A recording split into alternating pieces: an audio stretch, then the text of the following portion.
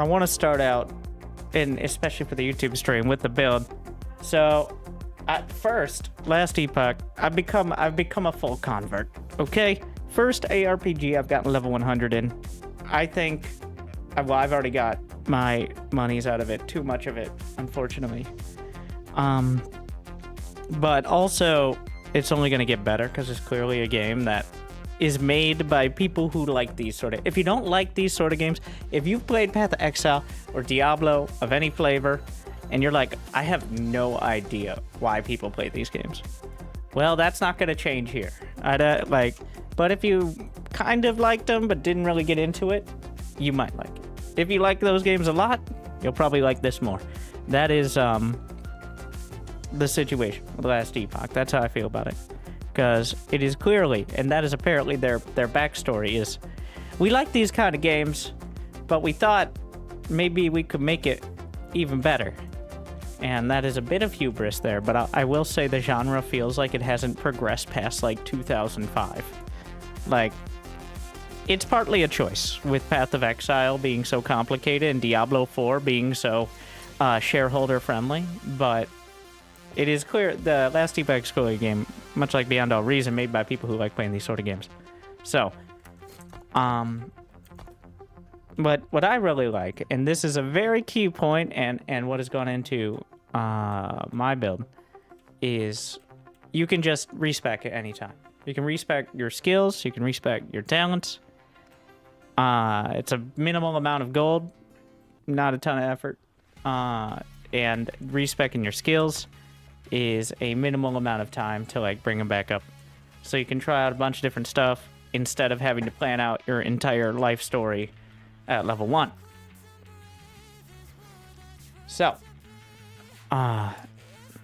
the summary of my build, though, is flame explosions. We're using the Hydrahedron. So the basic mechanic of I gotta go somewhere I can cast some spells. So, I think at the Champion's Gate, you actually have, like, a training dummy for some... What you do with Runemaster is you create runes based on the elements. You got lightning, you got fire, you got frost. This build has no frost because I've essentially picked the talents that remove it from the rotation because we're focusing... Unfortunately, focusing on a single spell is usually better than multiple because the Runemaster combines runes via runic invocation into... There are actually 40 different spells because one rune can technically cast a spell. Like, you've got Twin Embers kind of deal. 2 runes, you got other spells. So there are 40 combinations. But if you remove the frost, you've got less combinations. And we're specifically focused on the Hydrahedron, which is a big-ass turret. Or not really that big. It's a turret, though. That part is true. You can see here. It conjures a fiery octohedron, which is a thing, apparently. Which is a turret. That's how it works. So, and then everything else goes into... Well, almost everything else goes into either defense or making that turret do more damage. Sometimes both. So the order in which you have those runes... I'm wondering... So it appears the Hydra doesn't actually target the training dummy, which is a bit annoying here, because it does so much damage. And increasing amounts of it. So a lot of my talents go into, for example, the Frost Wall. It's clearly not Frost. It's fire. And there's some important mechanics with that. So it turns Frostbite into Fire Resistance Shred. And Armor and Fire Resistance Shred, or like Resistance Shred, are some of the best ways to multiply your damage. Because it isn't like increasing I don't exactly understand the math, but it's really good. Okay? It's just really good. So, like, I have 4 points in the Frostbite chance. So instead of applying 1 stack of Fire Resistance Shred, it applies 2, for example. You can plop it down on the boss, shred their resistance. You see? Up there. Your dedication So it maxes will out be at 10, rewarded. which I'm not actually sure what percent that is, but it's a lot of percent. It's the max percents as quickly as possible. Thank you, Flapjack.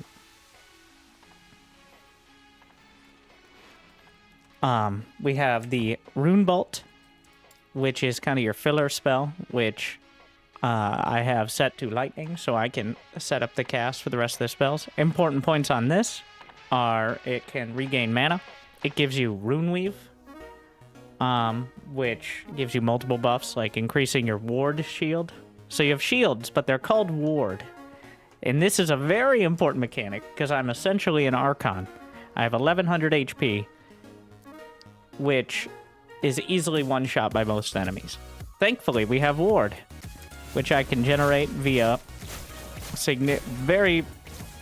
a lot of different ways, usually between 3 to 8,000 in a fight. And ward builds up through various mechanics. Like, for example, you get a certain amount of ward for casting certain spells. There's gear that gives you ward on kill. There's gear that gives you ward based on mana spent, etc., etc., etc., etc., etc. And ward retention. This stat. So there are two stats that get involved. Ward decay threshold and ward retention. So the decay threshold is essentially, instead of 0, it's like 100, 200, whatever the number is.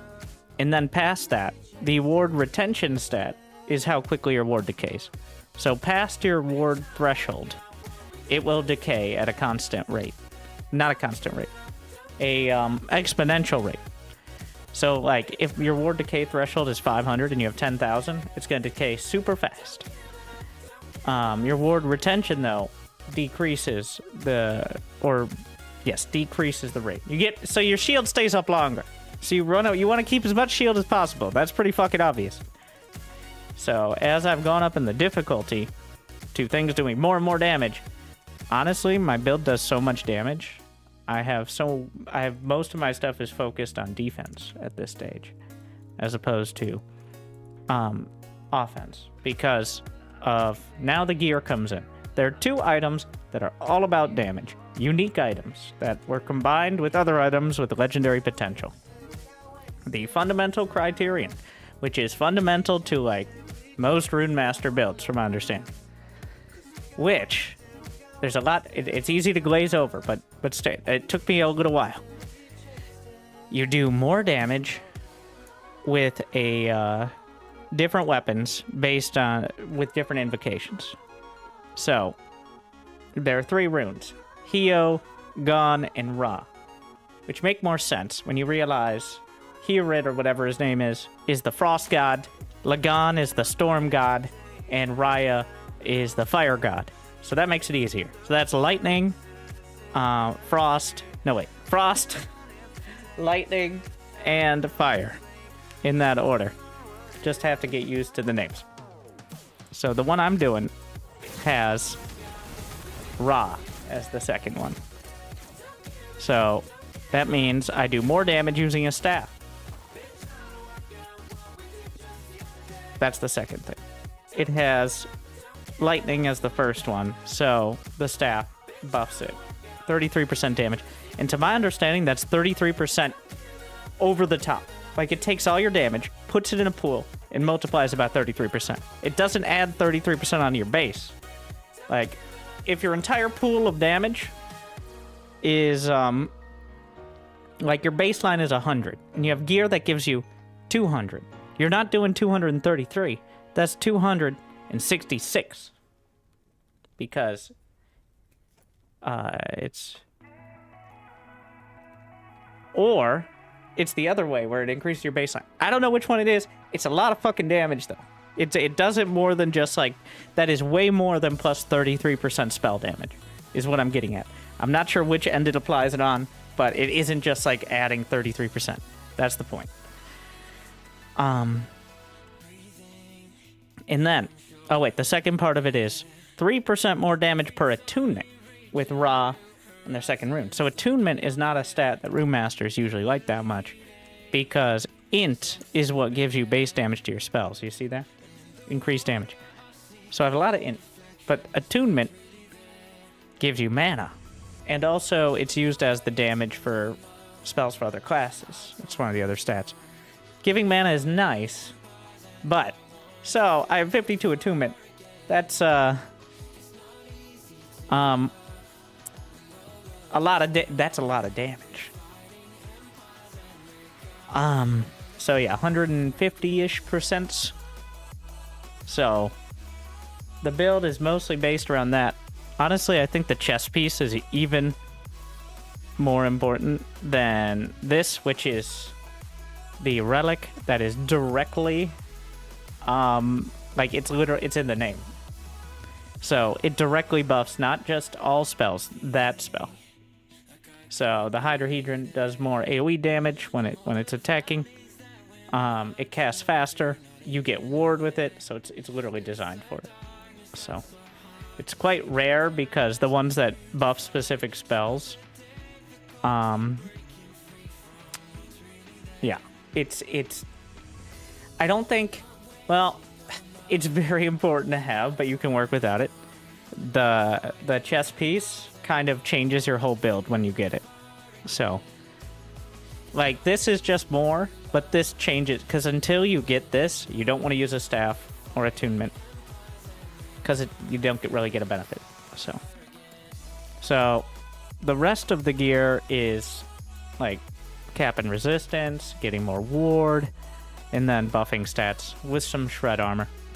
And then, now this one's my choice. This one is in the build guide that I originally used. In fact, the build guide I originally used is still the general base, but I have changed a whole bunch of the talents around, mostly for defense. Because I don't think it's designed for, like, high corruption stuff.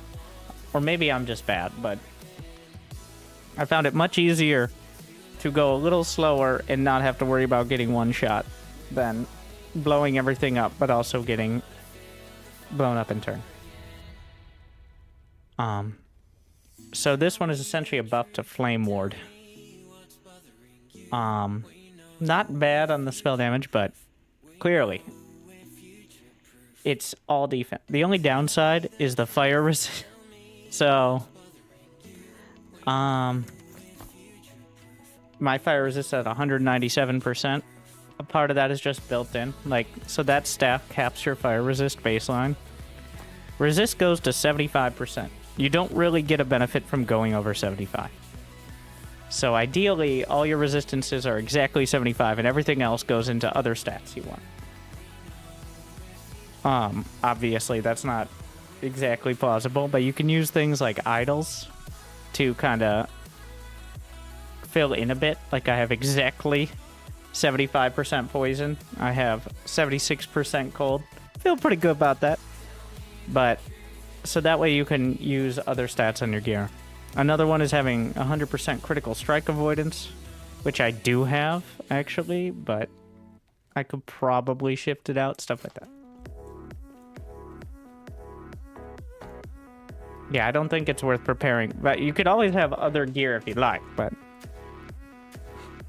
So, I'm looking for this belt, the Strand of Souls, but with legendary potential. This is still amazing without it. Legendary potential allows you to put exalted gear, at least some of the stats, onto it. So, that really, at this point, feels like the best thing to go for. So, I've been doing... Unfortunately, this timeline, the Fall of the Outcast with the Abomination, I've noticed that each timeline has somewhat different rotation of maps. Like, they're kind of themed. And it's annoying, because this one is like dark science labs and stuff. So I can't see shit. There's a lot of, like, I'm on very bright, I think. We're good. Bright. But you can't see shit in a lot of the, like... Was that a moose, man? No, probably just a moose. Classic. So we are currently at 313 corruption. Alright. And we're looking... So, very quick on this one, because I'm not doing another... For those uninitiated, and this is the map system. what happens is you go through stages called echoes. You get further out. Each stage has similar but sometimes differing objectives, and at the end, you'll get a certain type of loot. You also get loot in there, of course. You get loot everywhere. But you can target specific types of loot based on which timeline you're on. As you get further out the timeline, you get more stability. You can do the boss. And when you get far enough out, you can go to an echo... I don't even know what they're called. Like a shade stage. Essentially, you fight the Time Lord. The Shade of Oribus. I don't know who Oribus is. And it resets.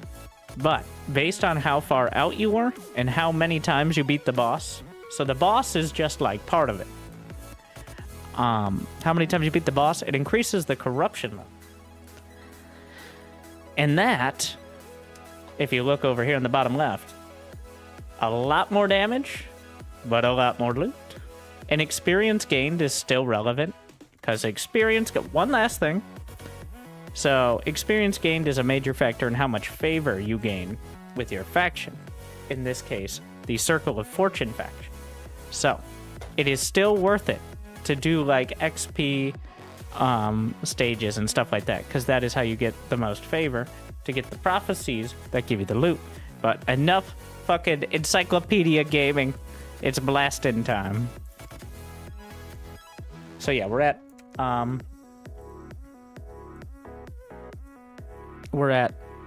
313 corruption. There is no max, apparently. You could just keep raising it, assuming you can survive enough stages to do so.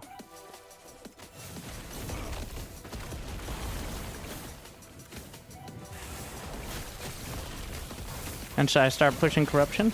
I mean, I think as soon as you're capable, right? Unless you're on hardcore, in which case, that's all on you. If you want to lower it, you can... There's a node right when you reset, like right near the center, that will lower it as well. So you can, if you're a bitch, decrease it. Which, of course, negates some of the progress, but if you literally can't do anything, then...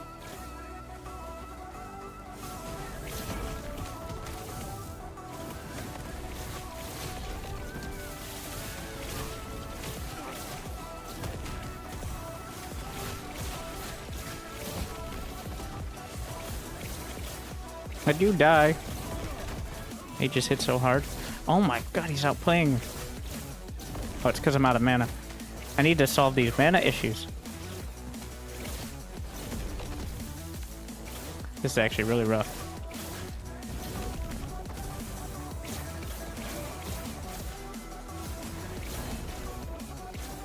So, that is actually something I want to work on. Like, I have a lot of mana, but the regen is terrible. I may have to respec Rune Bolt. A lot of my regen comes from Rune Bolt, which has a chance to restore significantly more mana. Well, it costs 0 mana, so. But it has a chance to restore mana on hit. So spamming it essentially gives you mana back. But not enough. I only have 2 points, I could have 4. Obviously, I could just be less spammy overall.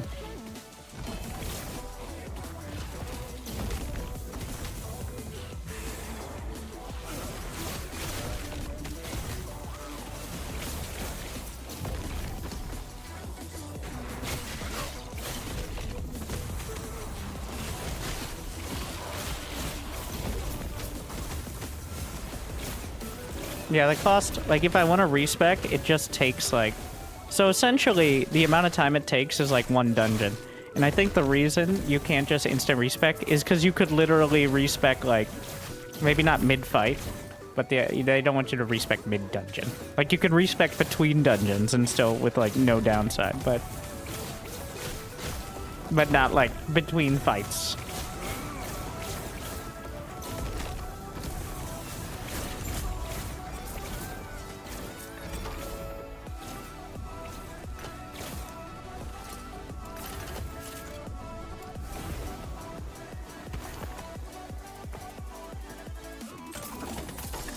Oh, you were also saying is having to click it.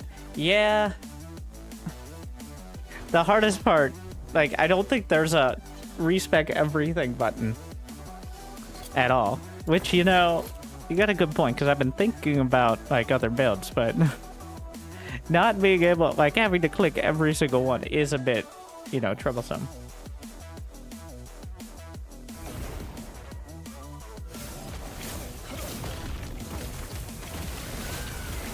I've usually only respec'd like 10 points at a time.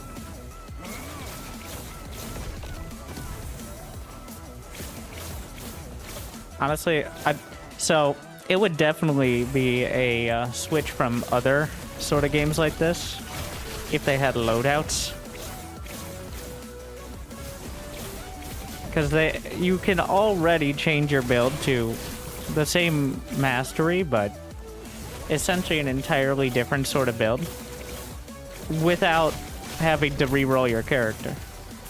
But with loadout, well, thing is, like, you don't really want to reroll the same mastery, right? That is a limiting factor significantly on other ARPGs. Is like Path of Exile. You could get 30 points into your tree and be like, well, now respecking is going to be a titanic effort.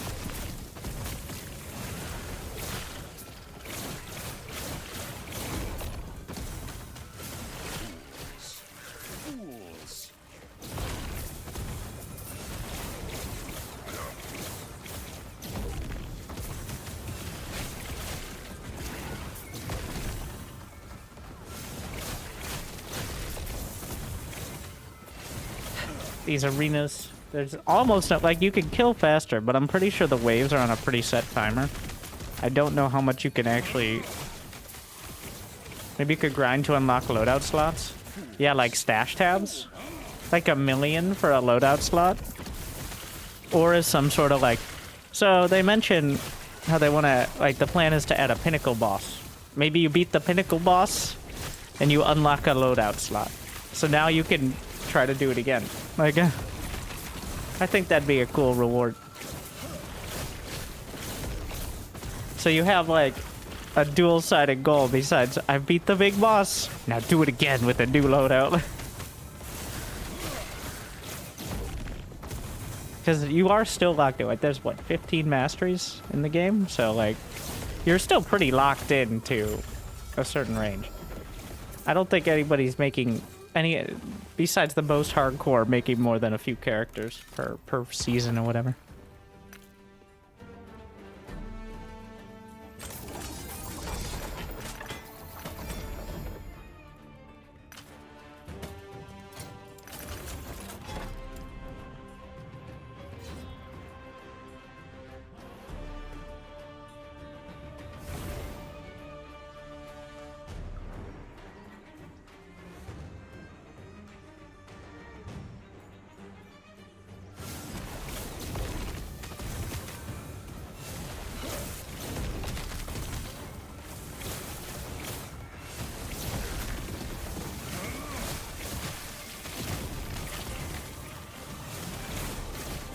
What I do really like is I may have to shift out of it, but the arcane momentum buff, which I always have anyways, so I could probably take a point or two out of it. Like, I'm min-maxing the points. And I think it's all stylistic at this stage. Like, how you want to play, what gear you have.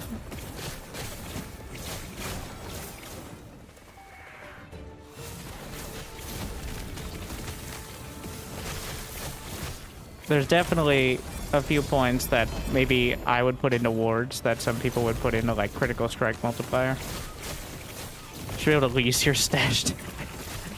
pay 1,000 gold per week, and you could get an extra stash tab.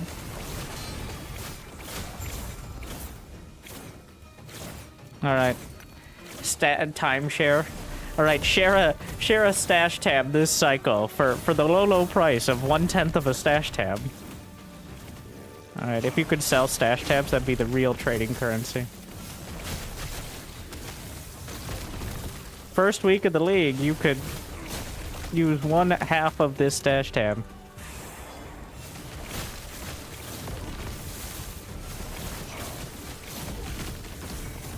Alright, we didn't find the mage.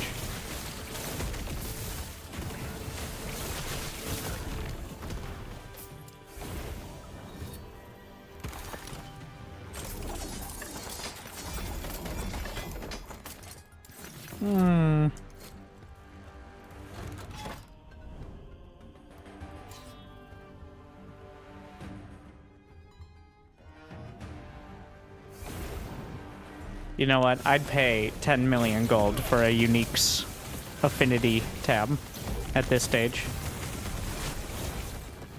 That's what my sanity is worth.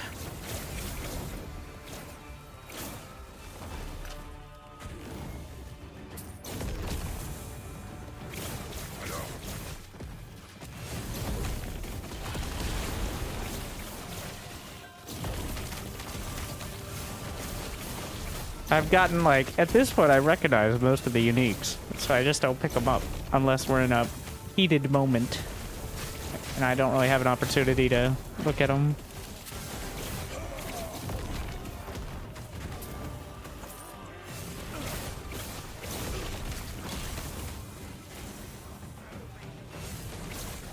What is this? Serpentine Desert indeed. This map layout.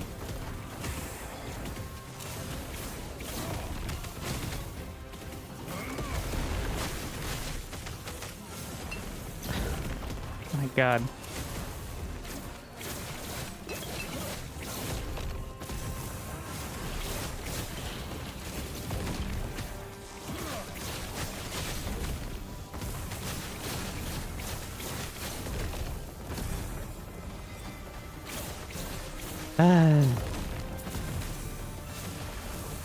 Can't go in there, I can't. There's the fucking damage over time effect. I want the loot! Can I click it from back here? Ah! Why does it last so long? Is it permanent? Jesus.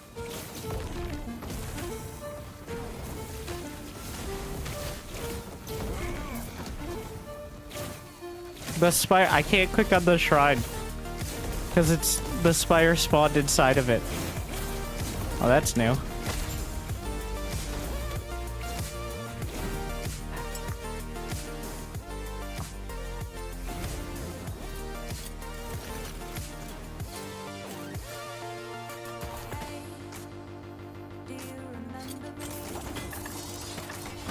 Does this even have potential? Shit, it has 2. I definitely already have some with 2.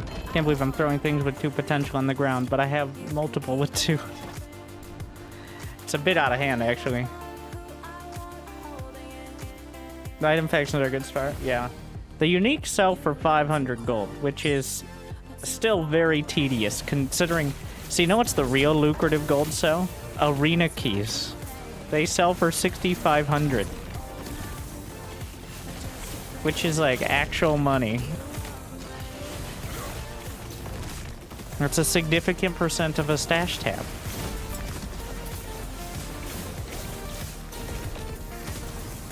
The other keys are only 200 though, kind of confusingly.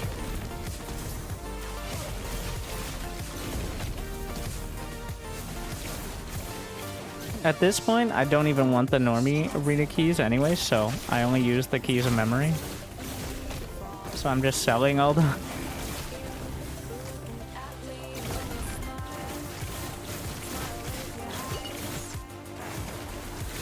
Real mana issues. Definitely gonna have to relook at it. I need to shift the points into it. I'm gonna need 4 out of 4 in the mana regain.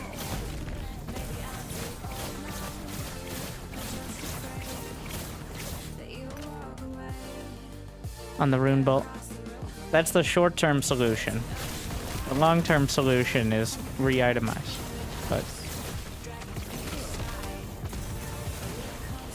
Or... Wait. I wonder if my mana issues are because I have the rune bolt firing. So I have the talent that lets rune bolt fire off of my wall.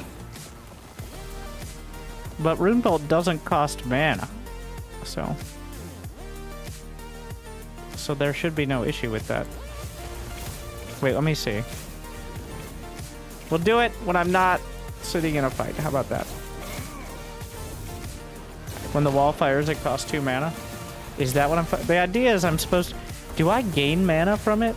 So I'm not... I wanted to try it out, but I'm still not sure if it applies the effects. Like I have the Rune Bolt that restores mana. I'm not sure if it's firing that Rune Bolt, right? Like, if that makes sense. Or if it's just firing a Rune Bolt. Because if it's just firing a Rune Bolt, that's what's burning my mana.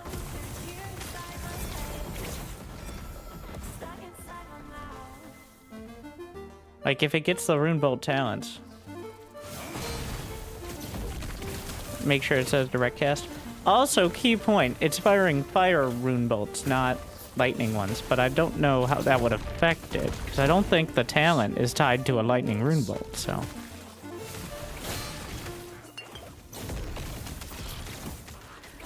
Maybe I could just remove it and see if I have mana issues, right? Like... Oh my god. So much damage. Like, even if I won't be able to tell.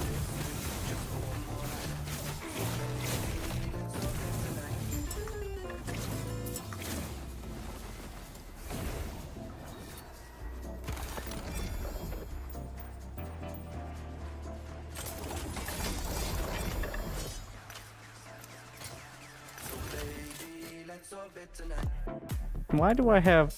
So, now cast Rune Bolt. The element matches the bolt of the element of the wall. Does not cast a negative mana, but it says regardless of the bolts, but it doesn't say...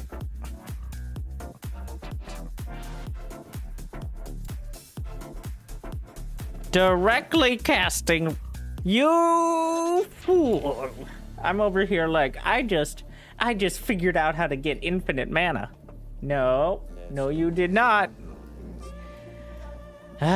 Your illiteracy has drained your mana to near zero. If it did do the mana restore, that'd be sick, but... Alright, get that shit out of my face. We'll regain the points. I'll figure out where to put that point in a moment. So now I don't have to respec.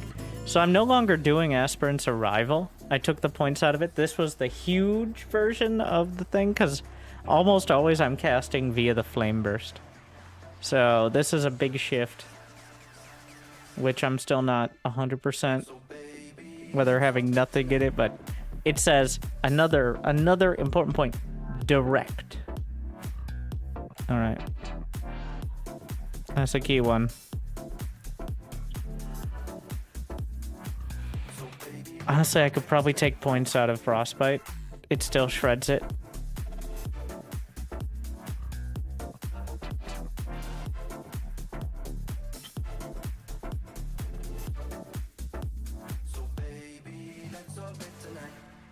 Almost instant, really. Like every 0.25 seconds, 2.5 seconds in order to get maxed out fire resistance shred. I'm just gonna stop respecking for now, though. There's, of course, ward on enemy pass-through, but that's not super reliable. Area and duration are safe bets. Oh yeah, just the haste for now. We'll get 1 point back. Well, yeah, I'm not gonna shift my Rune Bolt tree then, because that was the issue.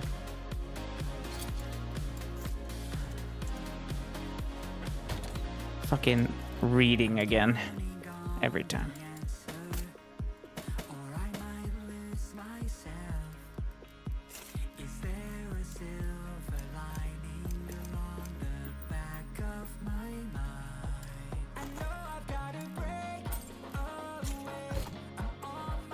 No.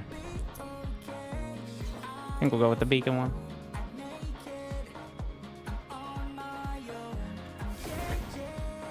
Is this the best map? Yes. This map is best. You get a ton of stability. And so, I'm gonna give away why game designers shouldn't let players design things.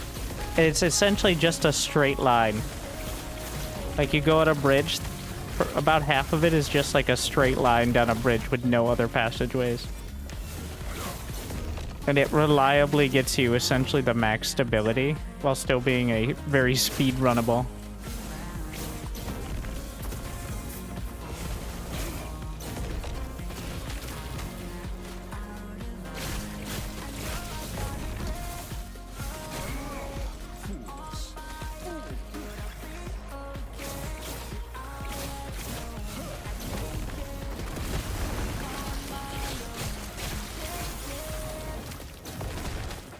I think we still have mana issues. But you could see the rune bolt returning it, but if it was returning it guaranteed, better.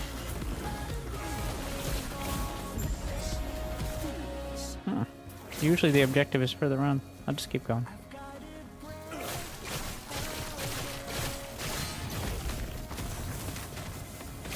Yeah, I'm gonna have to shift it.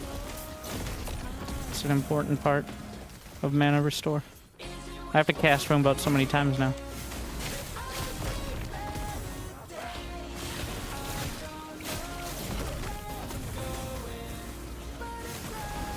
I don't think there are any, like, exiled mages. I think that is one quirk of the map, is it doesn't really have any of the bonus objectives. Like, you just go straight, send it down mid. That's it.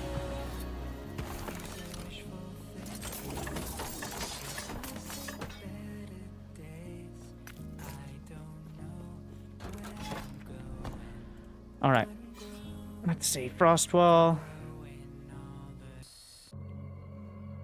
More damage per point, freeze rate multiplier. So frostbite chance. I don't know if freeze rate is related to frostbite chance.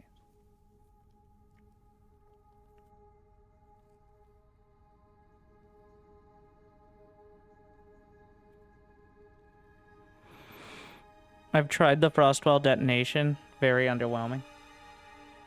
Damage over time per point of existence. There is a mana regain on wall replacement as well. Which I could... Wait, you need 4 points. Which I could find. Honestly, I think... Therefore I am. But also, the ward gain is boring, but effective. Boring... because it's just basic stats.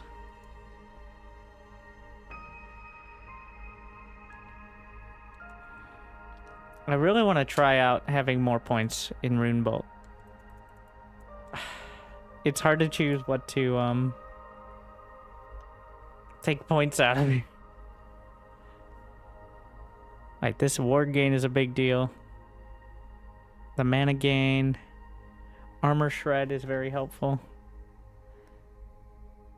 If I had 4 more points, so there's a modifier that gives you 4 points for Rune Bolt,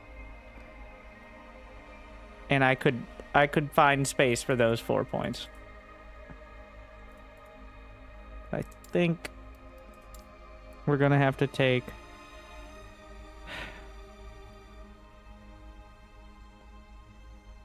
Yeah. It's at least 1 enemy, and I have heat seeking, so I don't need to hit multiple. Unless I have more hit modifiers, so.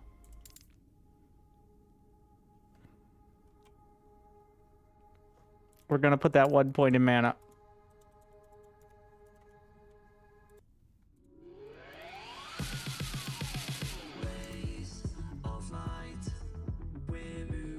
Cold Tread ailment. Frostbite. Frostbite and freezing are not a... I don't know if they're exactly the same thing. There's chill, and then there's freezing. I'm not sure if frostbite is a different modifier overall.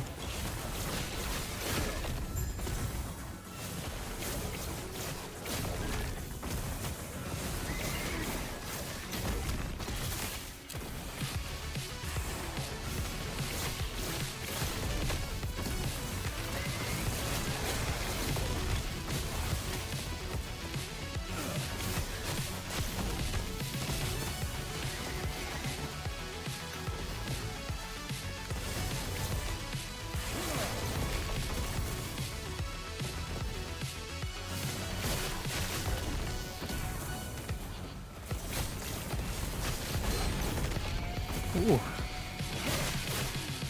I'll be real careful. It's pretty cramped in here.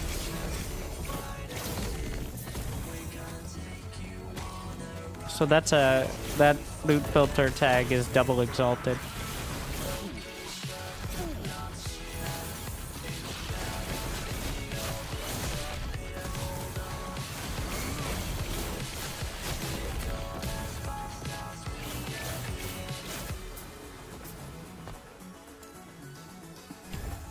One more point in mana gain.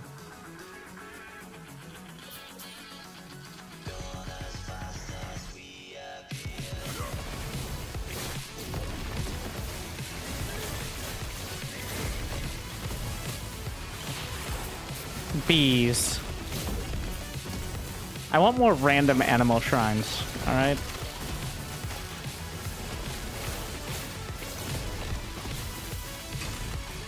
Not just bees. Let's get like, I don't know, hedgehogs. And then like, I mean, there's already falcon, seagulls. Crabs. Yeah.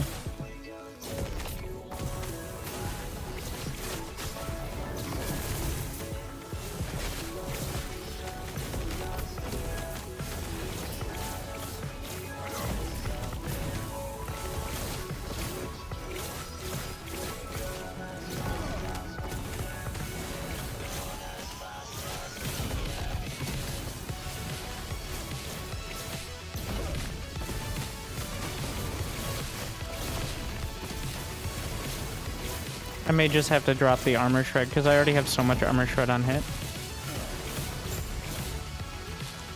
I don't think the 20% from Rune Bolt balances out potential mana gain.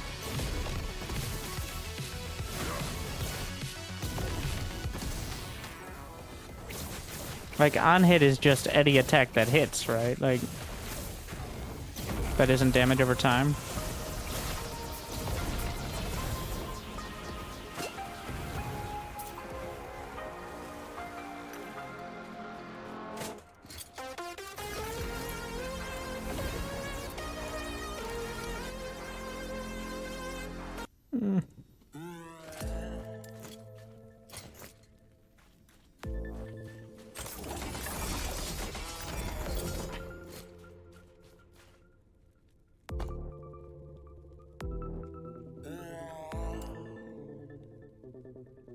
We're going to respec. No more armor shred chance. I need the points in mana. I'm taking the tome. Wait, how much favor? Save it for the boss. At this point, most of my prophecies cost like 24k favor. So, ah, yes. Lightless pits, forlorn streets. Yeah, great time.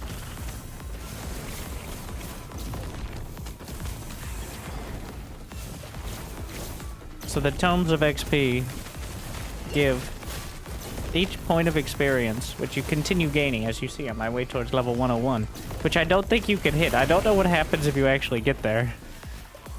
I seriously doubt you get more points. Maybe it's just EPing levels. Like, technically, you could just keep going. Even though getting from 100 to 101 costs more XP than getting from 0 to 100.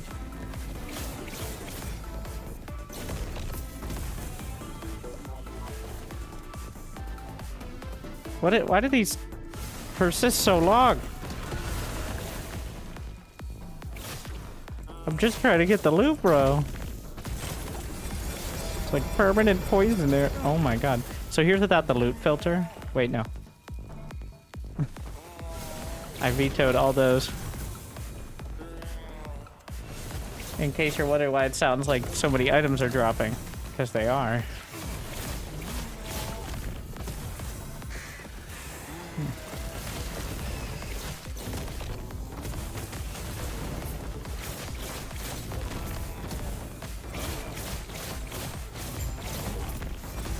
Did I fight the mage?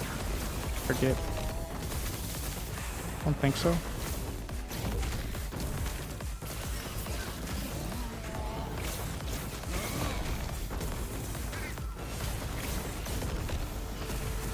Oh, there one. Go a little further. The artillery maps, yeah, you gotta be careful with your loot. Also, sometimes, like, there's a pretty wide range on them. Like, sometimes there's one and it's right there. Sometimes there's 3 in different directions. It's kind of rare. Usually it's 2, and they're easy enough. So yeah. I got 5k favor. Mostly from the tomes. Average is about 1k otherwise. So...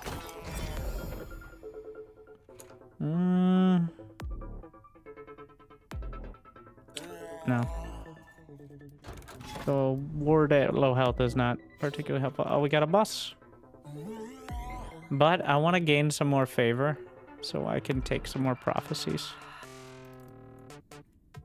There's a echo. There's a thingy there, but the best way to do it would be hit another XP. So we gotta do 2 more.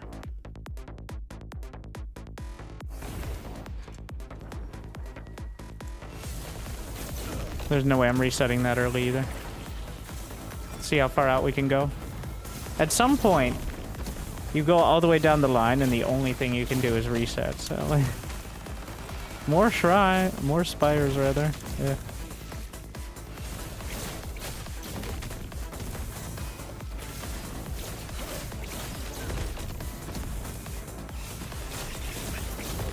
Yeah.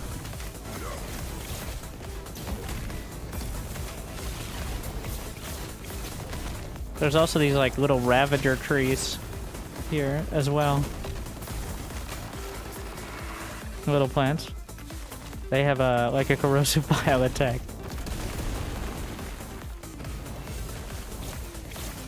And they move like Ravagers too.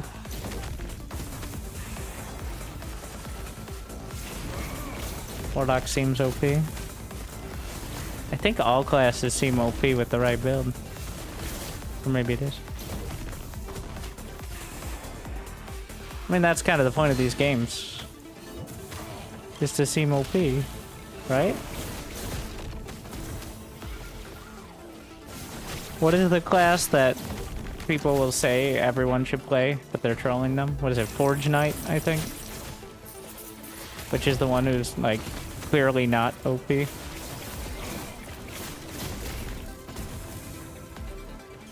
The Ward Gen.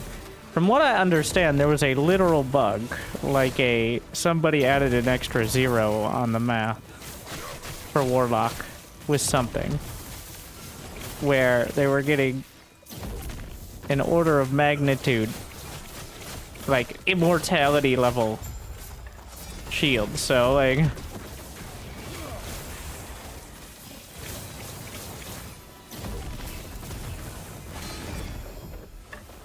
those are the 2 new classes, which I imagine have the most bugs.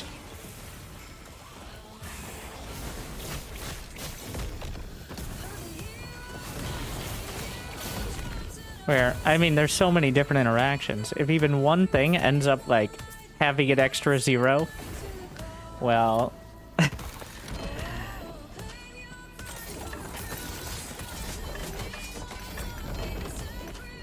This whole drop in the whole set thing is not... If only the sets didn't suck.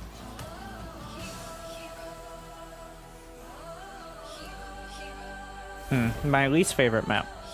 Because the entire place, I just run into walls and interrupt everything.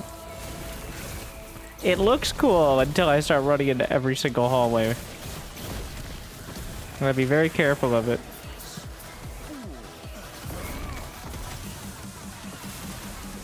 It's just a grid.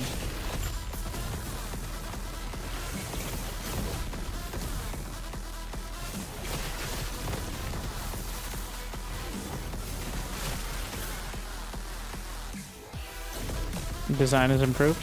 The Runemaster. I can't even complain, because the Runemaster still has, even if you only focus on one spell, still has more skills and interactions than, well, I don't know, I've not tried anything else. But it seems like it has more, like, skills and interaction than pretty much any other class. Technically, they have 40 invokes. Of course, they don't have their own talent trees, but There's like a ton of different interactions on that point too.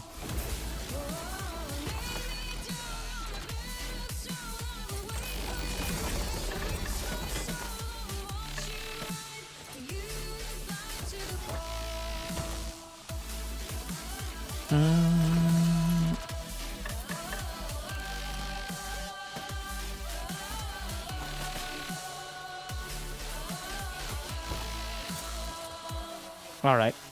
That's as much favor as we're gonna get. Wait, is there another XP connected? There's one over there. Yeah. There's no real downside because I'm getting more. You can go up to 1600 stability.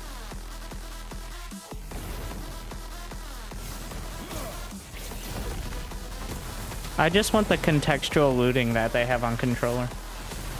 On PC. Where you can loot and move. Instead of having to like click on it specifically. I actually pick up all the shards. Which really should just be auto-looted anyways.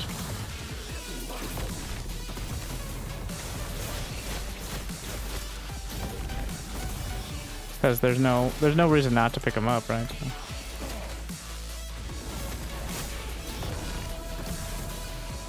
I've debated using controller and then just mouse and keyboard for inventory management, but honestly it's not too bad on controller either.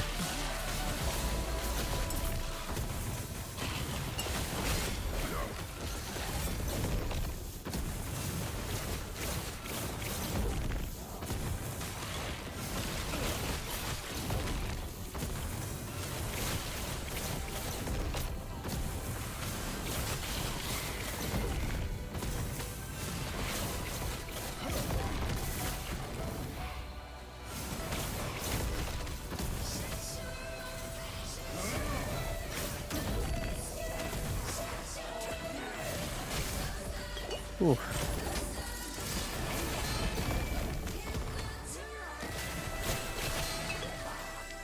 Oh, why are they dying? I ran out of mana and I wasn't casting. Wait, did I replace my point?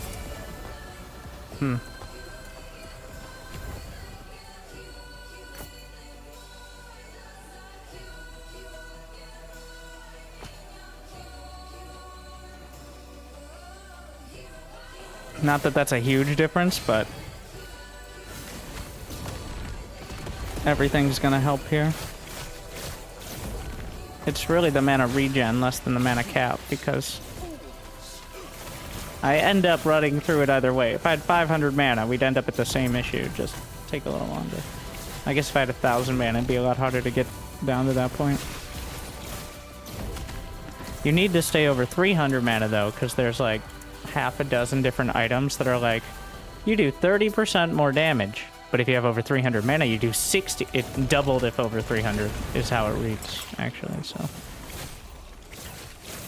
I do feel like my damage against this level of corruption has dropped to the point that, like, I'm not insta-killing average mobs, so something to we may need to reallocate. At some point, you're just not going to be able to, but I definitely can put more into... I already have so many of those. Damage. Isn't it double?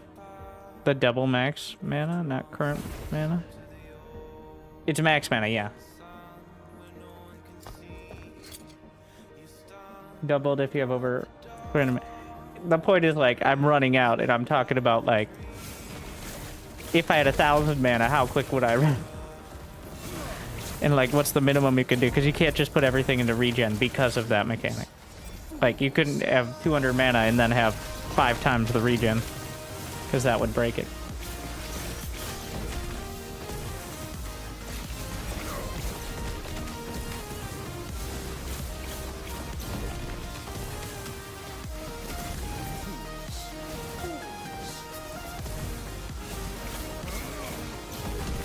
Does that mean over 300? It's max man.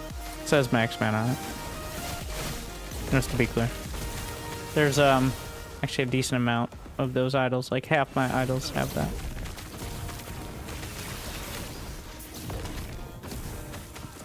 The damage ones, at least. I'm gonna get ambushed, eh? If the stability here goes over 20, and it doesn't show me where the objective is, yeah, then it's an ambush. Which, you know, kind of defeats the purpose of the ambush, but, like, yeah. I do like how it can change up the objective on you, so you can't, like, just AFK blast. Near AFK blast, but not quite. Especially if you're not paying attention, you're just wandering, and then suddenly...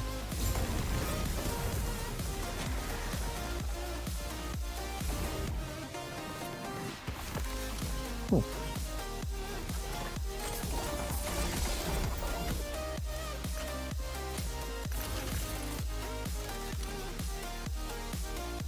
$31K, so any more XP? One over there. Already at 1200 stability. I'm gonna go spend my favor. I don't want to max that. 1600 stability is max.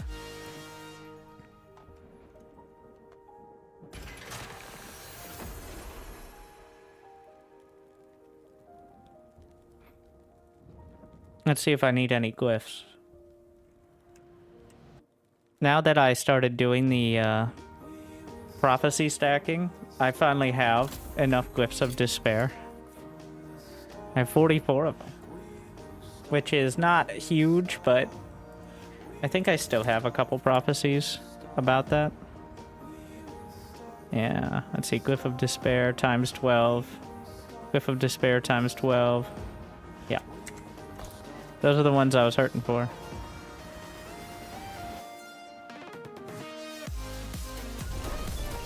We'll see if there are any coming up.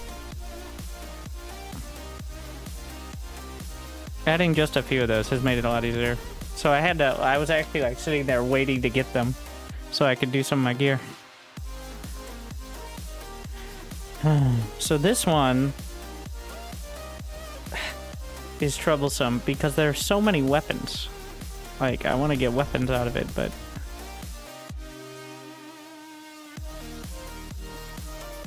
it's hard to narrow it down.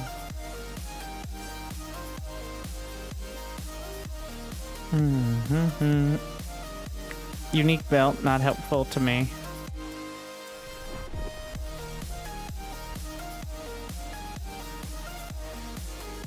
You gotta be careful because the body armor might not be body armor. This is just any armor. So I gotta think. Yeah, these are all unique, it's not exalted.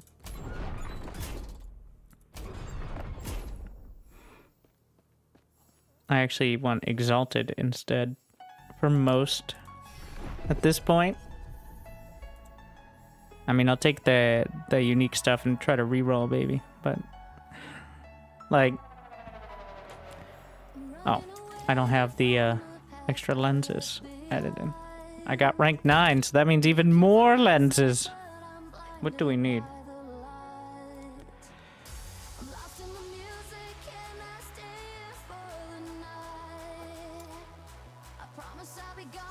Honestly, I think I'm just gonna grab some more of the, I could, if you really were hurting, you could take the lenses out of the other things and put them in, but they're relatively cheap. So this doubles the rewards, and this gives you twice as many uses. So what's gonna happen is it's going to be super expensive. And it's going to be very rare that I actually get something I want. But when I do... I don't think I've unlocked them. Well, you unlock the lenses over here. You unlock the slots over time. Is what happens. Which one is this? Yes, campaign. I'm just reducing. So you can't even necessarily... like, I'd like it to be Monolith events, but that's narrowing it down to non-campaign events at least. Because maybe a dungeon event is something I can do. But I don't want to go do the campaign or arena events, really. I'd rather, like, unless it was... I wish it was Endless Arena. So, Exalted Relic is definitely a Unique relic X12. So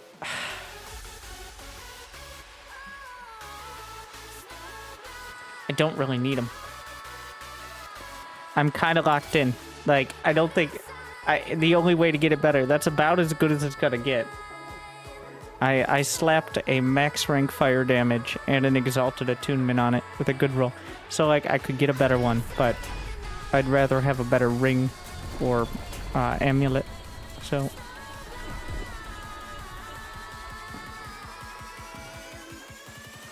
unique ring doesn't necessarily... I don't think there are any unique rings that I would necessarily add in either, is the thing.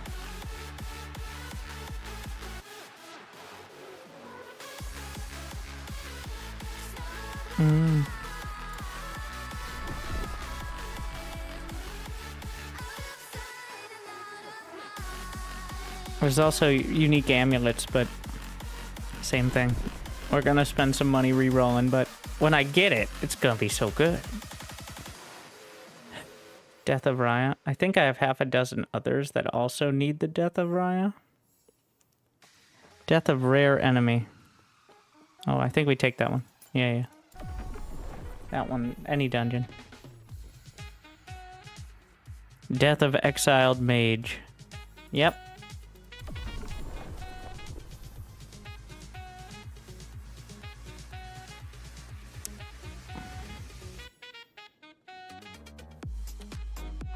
I don't think I'll be doing that timeline anytime soon. The Frost Lich. Already did that one so many times.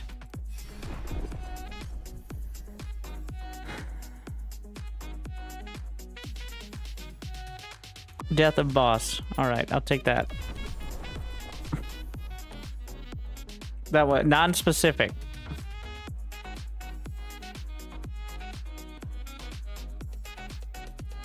Alright, we're going back to the armor.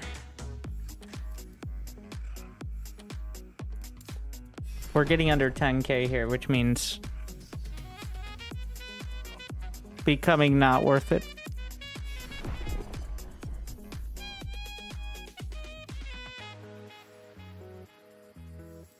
As long as I have over 9,000.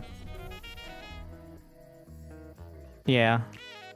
You know, I'd actually take that too. I don't know if they reroll every time I come back to the... They don't reroll, but I don't know if they reroll like every certain amount of time. Because if that stays locked in, for only 25,000 favor, I can get 24 sets of boots twice. 48 sets of boots. That's honestly not too... Considering... So that would actually work out to... like, less than 500 favor per boots. Of course, the vast, overwhelming majority of those boots would probably be filtered out, but... Yeah, I get the entire warehouse. But the numbers actually get kind of insane on it.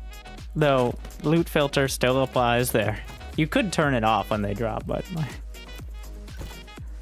I would kind of like if they didn't drop in the arena, but instead, like, you came back to the observatory or you went somewhere to pick them up. Because of the few times that I've missed the drop or even died, like, trying to loot it. Would be nice, but small complaint.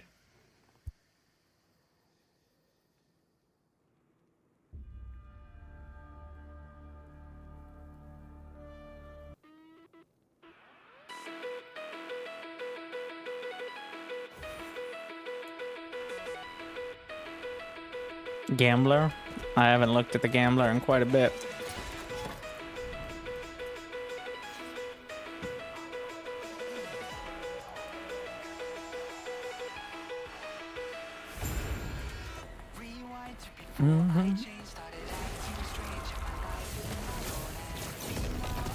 Oh my, I got stuck.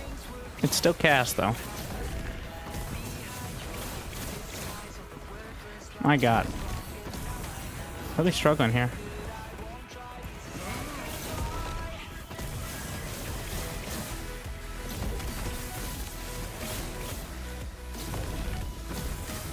So you can click the direction you want to go, but you will just keep rushing until you either hit something or it gets to the end of its momentum.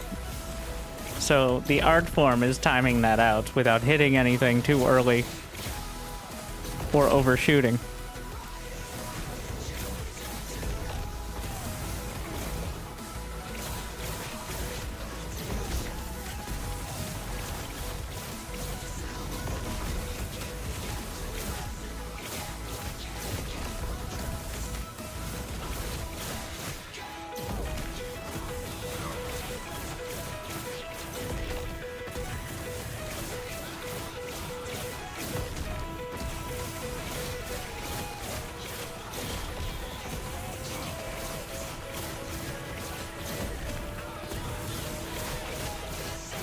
Ooh. Getting a little spicy.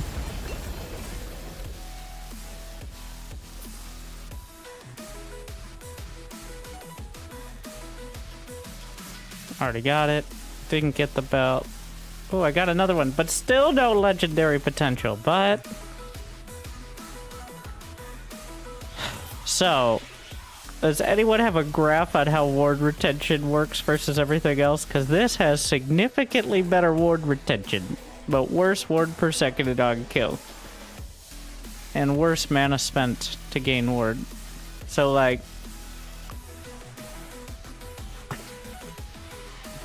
There's a lot of math involved on figuring out whether this is better, because every part of, like, active ward gain is worse, but retention is better. Like, by a lot.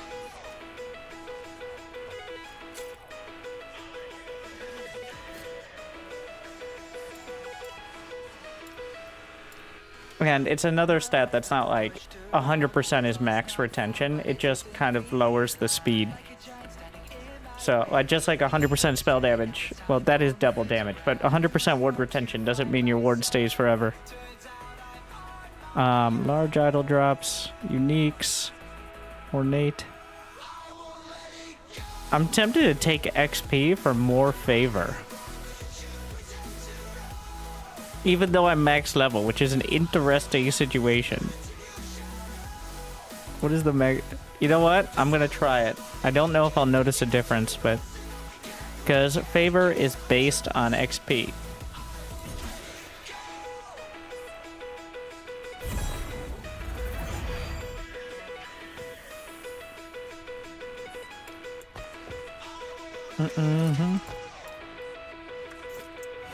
Alright. Wonder what my equilibrium... I'm gonna switch it out. That's not how that works. And we'll see. I'm gonna go till... I'm just gonna spam until it's clear that my ward won't go up anymore.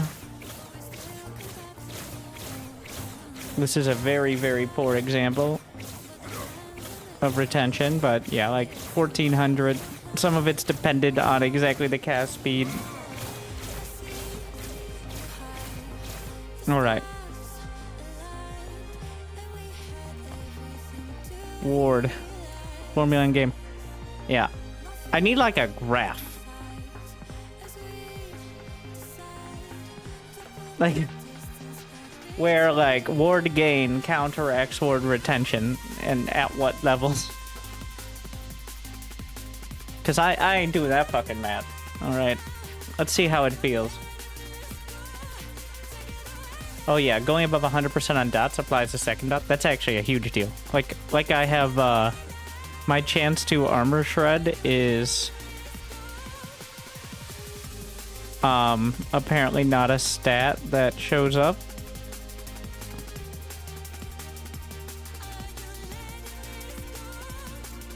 But it's up there, and it definitely happens. Yeah, I have like 85, like 132, so sometimes you get the double stack of it, which is really nice. That's another one I definitely need a graph on, but it feels like armor shred is like the best stat for damage increase. Yeah, give me the give me the graph. I wasn't joking about the graph. I'm gonna use it to justify whatever my thinking is.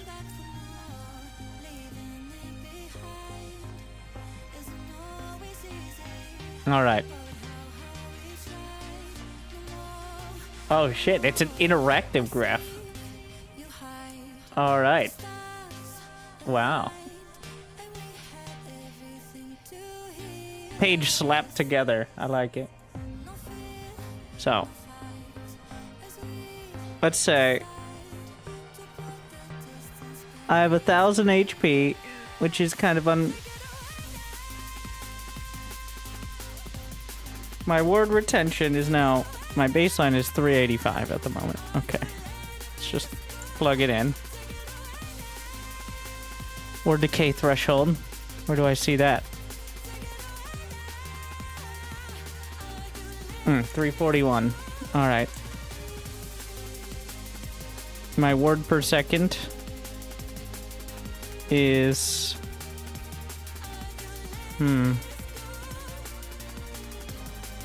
I don't see that one in game. Do I just have to... How am I supposed to know my word per second?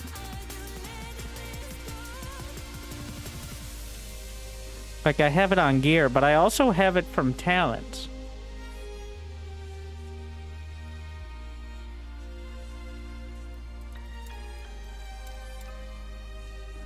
Yeah, there's nothing in others. Minions are unrelated.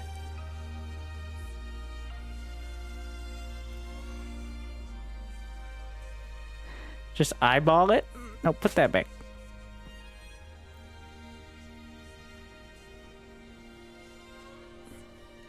So this is plus 12.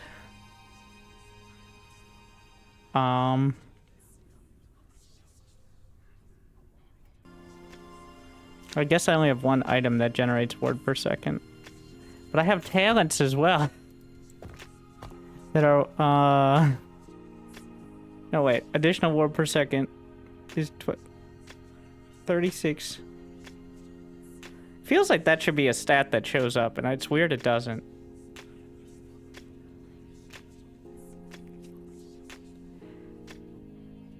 $36.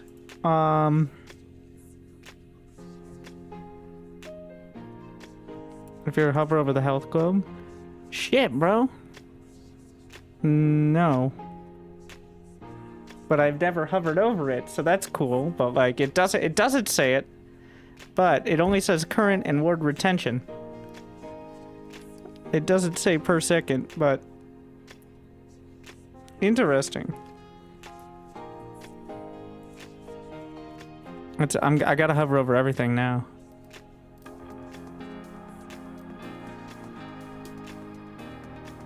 Yeah, 719 current word, 385 word retention.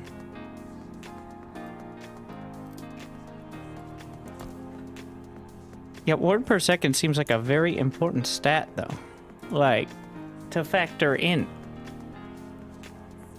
And...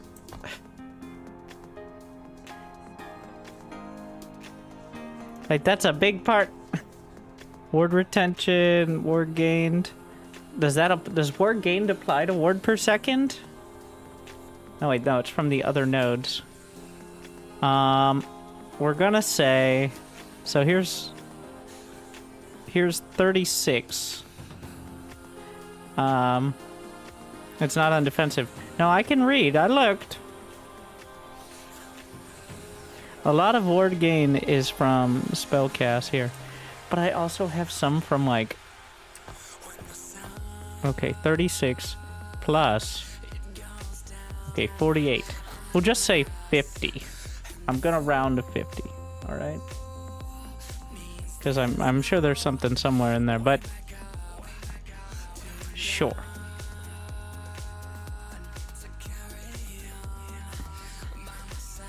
Stable ward is 706. So obviously that's not the number.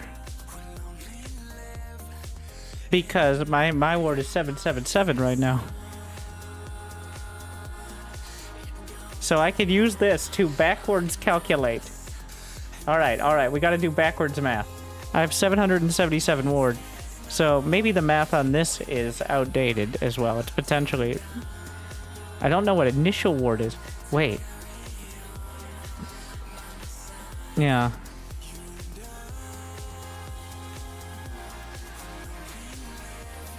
Gain per second is trivial compared to retention. Yeah.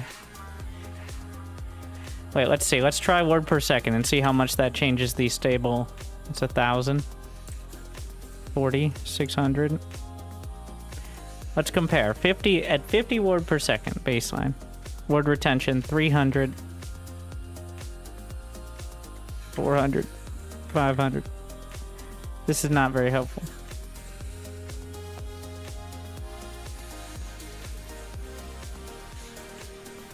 This doesn't help it. This just makes things more confusing. I'm back to... I like that I have the graph, so that way it proves that none of that is going to help me figure out whether it's better. Okay. So, we're gonna cast until my... Like, I'm just gonna cast like there's enemies, except there's no enemies, but... Alright. So like 2k to 3k. More towards 2k while casting, but like... But if we do this one, which increases ward retention by 30%.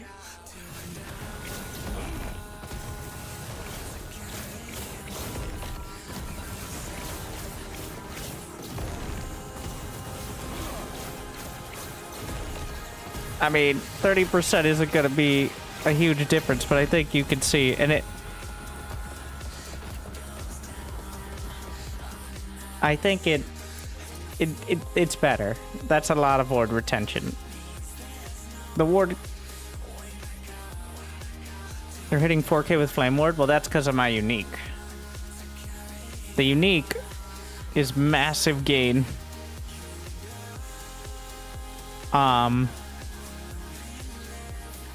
And 10% like it's so the ward itself gives a bunch of ward, flame ward, and then I have the unique, which it's like 15.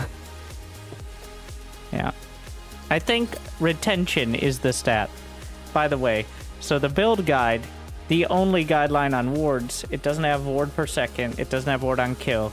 The only guideline is 400% ward retention plus, like plus. So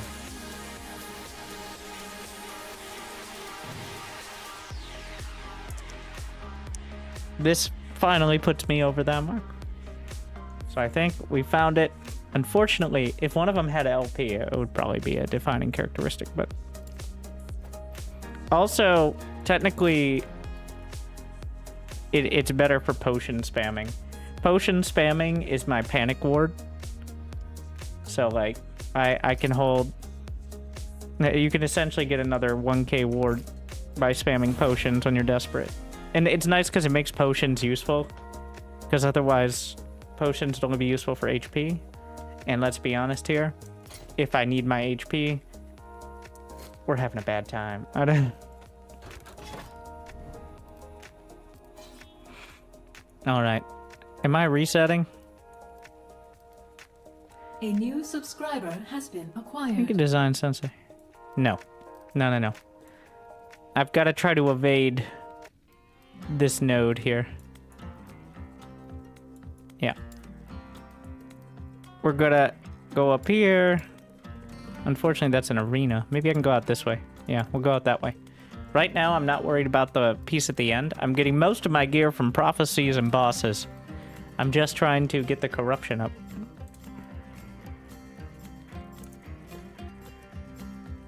I want to be as corrupt as possible.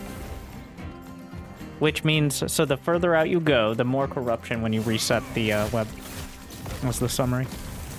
Maybe I can finally get 10k. My goal has been to get, you know, now that I see other classes have like 50k, makes it a little less impressive, but I've been trying to get to like 10k ward while still having damage. And ideally without spamming flame ward, because that's like the big one, but...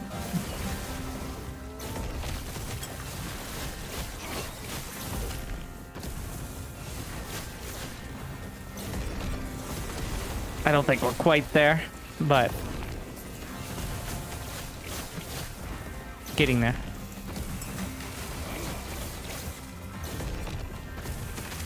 That's also one of the only ways I'm going to survive. Higher corruption levels. Ambush it is, eh?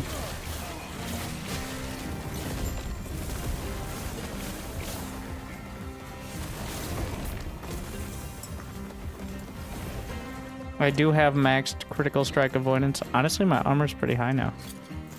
We're getting there. So, a lot of my armor comes from... Well, the problem is the armor per raw rune. Well, that's just kind of built in. What is it? Every raw rune I use is another, like, 4% damage mitigation. I don't always have them, though. Because a lot of the time it's the flame burst. So we're trying to evade. There's no changing up that node. Those nodes can't get reset, or they'll reset the entire web there. Which I don't think is worth for less than, like, I want to try to get 350. I think going up by 50 each round is a decent goal. You start to get over 100 stability per stage, so get the boss. Each of those is 10, adds up. So fucking dark.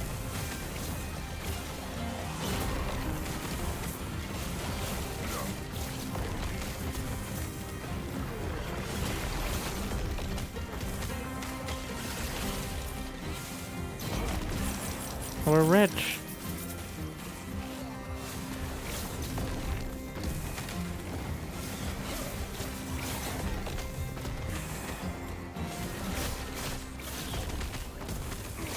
The mana, though.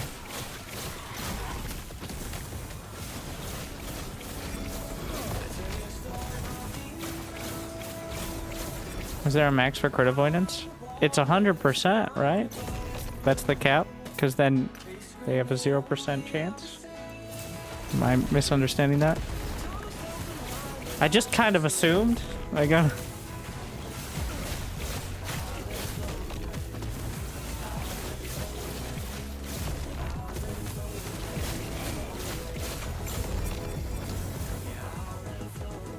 How long did it take to get geared?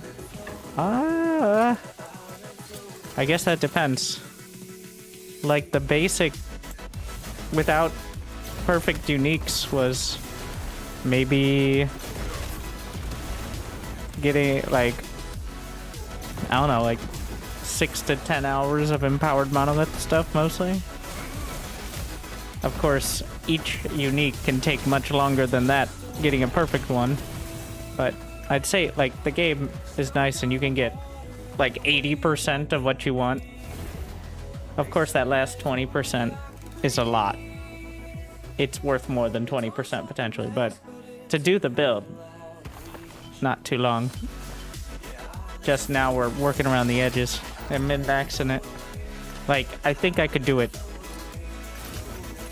in a third of the time now that I know how it works.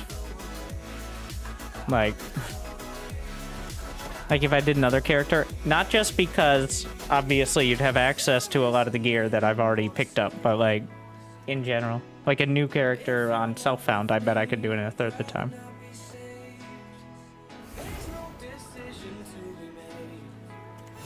Just understanding like how crafting works and how prophecies work and stuff.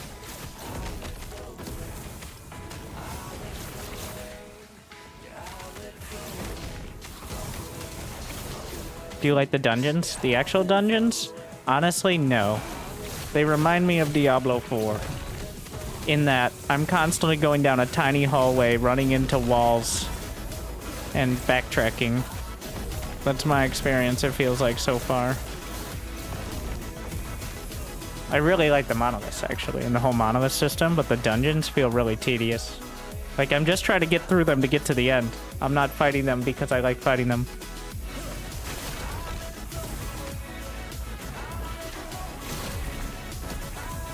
Like, because I want to do the big gear thing. Like, the time travel for the Chronomancer was fun, like, the first couple times. But now it feels very tedious. Like, having to shift between timelines and see if there's a door. Like,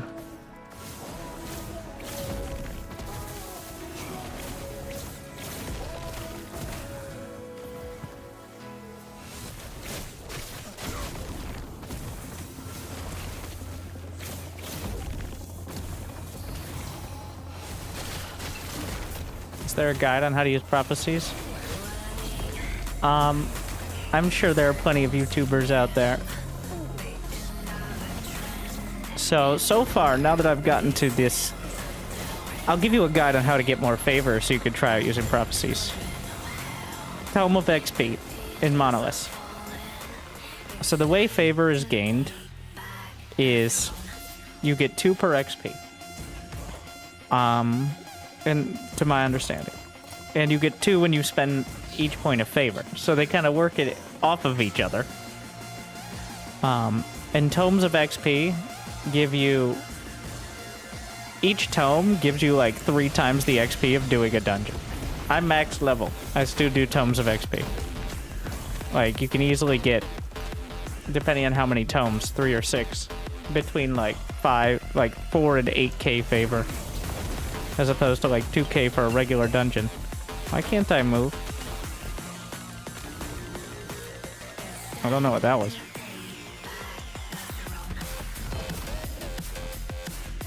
I already have several. And then another one is being discerning about the prophecies. Like, there are multiple lenses that you can use on the prophecies. And I think another tip is just be careful. Because if you see the ring icon, or you see the armor icon, like the chest piece, those don't necessarily mean ring or armor. You have to hover over and see if they mean ring or armor.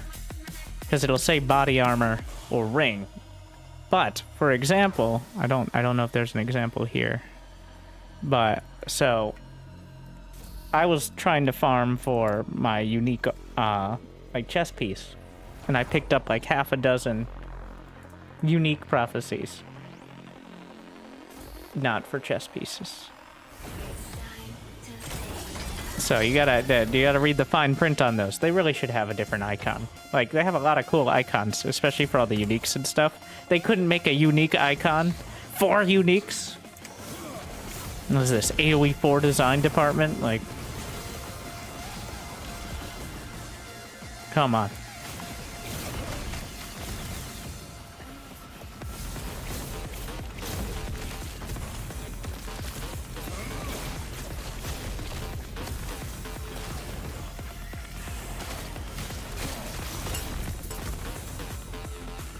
I'm just changing things. I want to see and why.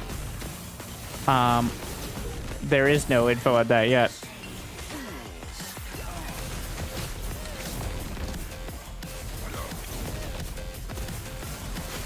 So I changed, well, is there a way to export your build? Like, because there's no like Twitch extension or something. I don't know if you can export a build. Oh my. I think I'm gonna have to restart the game. Memory leak issues are...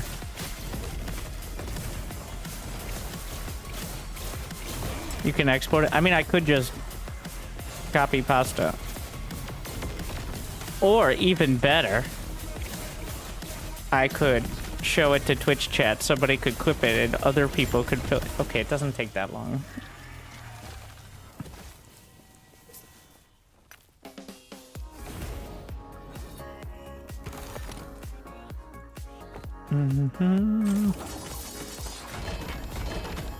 The hell? Unfortunately, I already have all those. Gotta restart the game anyway, so. So I found over time it starts using. So for reference, last Epoch for me uses, like when I loaded up about 5 gigs of RAM. It's when it starts getting over 8, I start having issues, which is still a small percentage of the total. But it seems to occasionally run into issues with that are usually fixed by restarting. So I'm trying to get it up, but I'm having slow progress so far. It's not about how much ward you have. It's about how you retain it.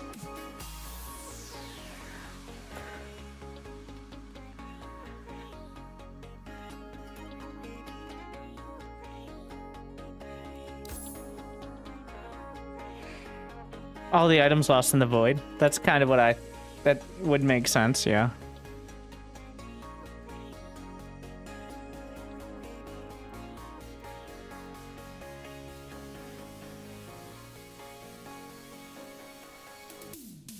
New subscriber detected. Thank you, Chucky.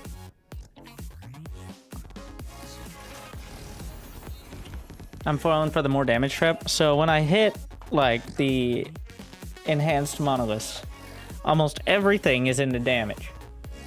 But essentially since then, I've, like, even my main weapon, which is usually your main damage, I have a defensive unique, which increases the ward and defense of flame ward.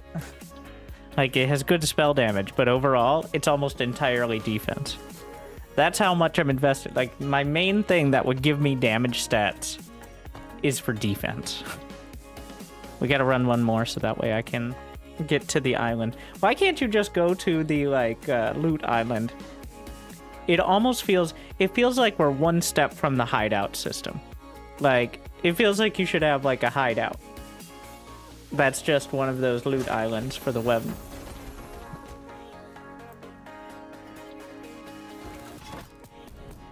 I don't know how to get there without actually going through one of these dungeons.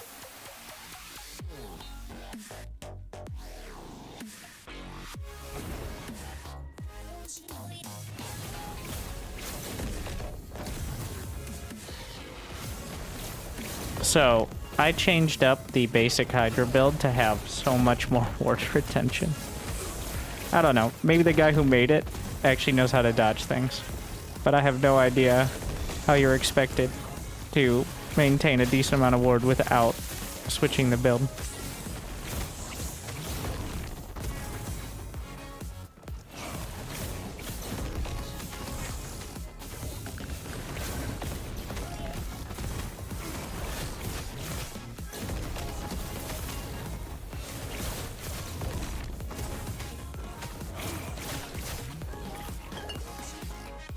Whew.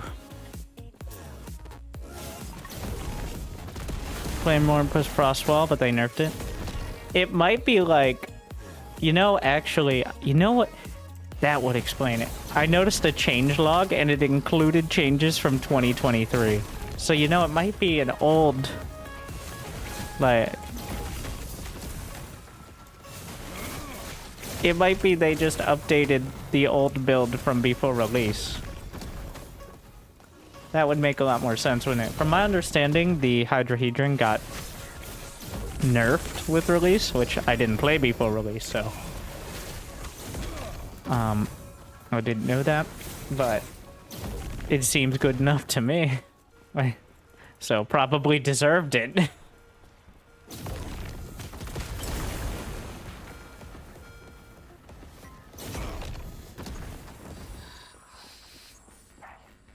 Because you don't want, obviously, one ability being so powerful. It's like such a clear...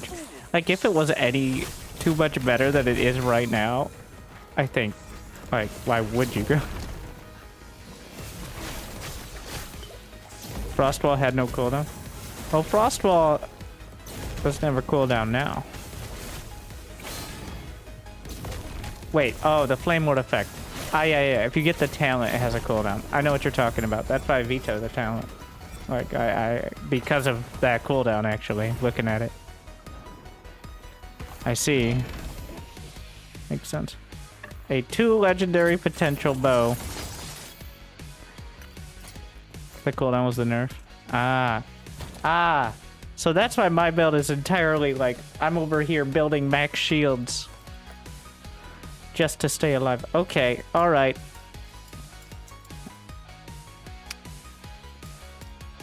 That makes more sense. Alright, let me put these away. And then...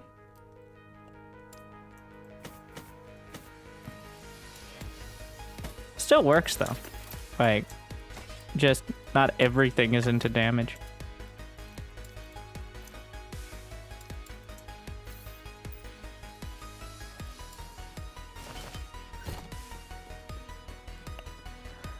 I'm just gonna buy this and sell it so it's not taking my brain power up. Take care.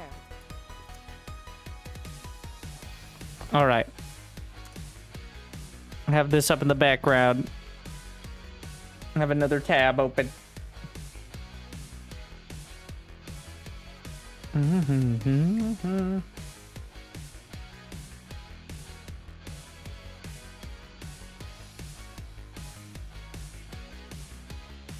So this save share. How do you import or export? Can you export from in-game?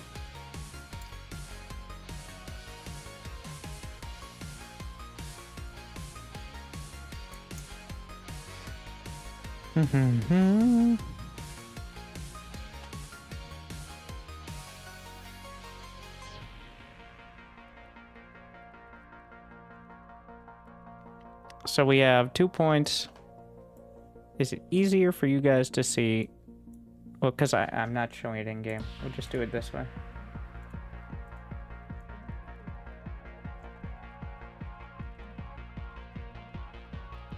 So I have these 2 points in increased cold damage, or increased damage because you need to get 10 points to get to the next stage. So, and then Arcanist is fire and lightning resist, which is nice, but also having int. Now, reactive ward is to unlock the rest. Ignite, so you get more ignite, which builds off of everything. We take the 5-point bonus on that. And then ward retention, just baseline. A damage build would take crit and crit multiplier. But you're kind of strapped for the points. You also have Sun and Storms, which is ward gain for fire and lightning, which are the 2 types of spells. And you can... each point reduces... or not reduces, but like it switches between them. I don't know, like if I was going to switch something out, it would probably be this. It's not that necessary to have, but the key part on getting 3 points in this is minus 6 seconds on the cooldown. So that means every second, which I cast a lightning and a fire spell, gets 35 ward gain. Wait, I don't know if that's actually showing the increase. So it's more like 50? And then 2 spells. So it's like 100 per second if I'm actively casting and like switching between the spells, or at least 50 for the lightning. So that's pretty good. That's right? There you go. Alright, Runemaster. To go to the in-game one so I can see. 1 point just to unlock it here. Though I'd probably like to have more points. Interesting. I didn't look at the 5-point bonus. Like, Rune Bolt costs 0 mana, so you could potentially get the burst, but Sphere of Protection, you know,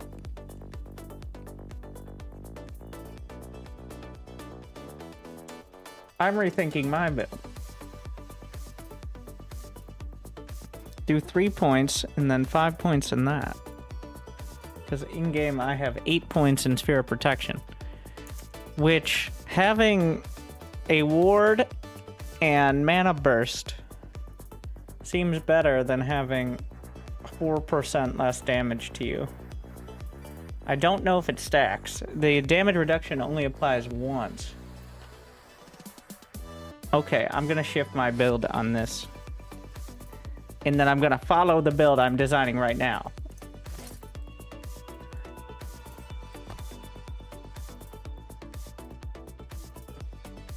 In game. Yeah, you need 3 points, but I'm not going any further with it, so. So you need to have, so this tree is just flat spell damage. but it is just the additive spell damage.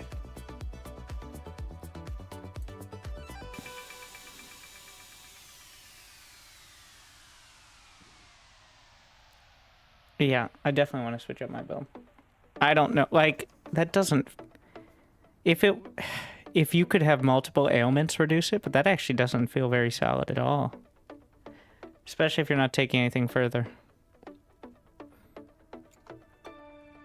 And then Arcane Focus, which is just more ward per spell cast. And it has an int built in, so that's nice. And then we go for the 6-point bonus, which is ward per second. And then you get a bonus if you have at least 60 int, which you should, I think, right? And since we're using a staff with the fundamental criterion, I'm skipping the catalyst one. And 6 out of 6 on area and ward per rune. So essentially when you cast the turret, or Frostwall is also an area skill. So that's relevant there.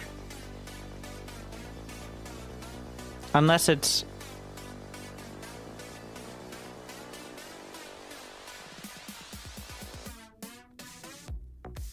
Your area skills have increased area when you directly use an area skill. Inward per active... Okay, so it doesn't have to be on Invoke. I'm understanding that correctly. I was making sure. Oh yes, down here we have 5 points for crit chance bonus. After using a traversal skill for none. So the key point here is my flame burst, or my flame rush, triggers my turret, which increases the crit chance, spell damage, and bonus when I trigger it via flame rush. So that essentially is a buff directly to the Hydrahedron. And then just 2 points to progress the tree here. Gives you cast and move speed after the flame rush, which is nice. And then filling in with damage. Effect is doubled if you have a raw rune or pass through a frost wall, which is most of the time. I don't know how recently it has to be, but... So 10%. And then 8 points for the cooldown recovery, which gives you scaling with int. And a lightning skill has a chance to do Rune Ward Hurricane, which I forget why we care about that, but I think it's coming up. And then Rune Ward Inferno, which gives you base. The reason you don't put all the points in it is it just like it's a chance that you'll likely get.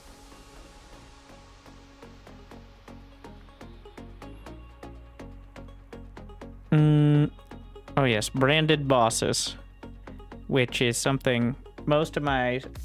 I know that I trigger it in certain ways, so that happens. I don't remember exactly what does it, but it definitely does. Which gives you ward gain and spell damage against bosses. Just trust me, bro. And then ward on crit.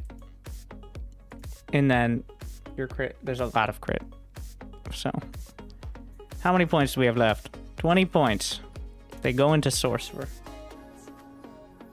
With Arcane Momentum. And, well, this is one of the most important. This is why you crit so much. This one. Calculated Destruction. Increase spell crit chance per int.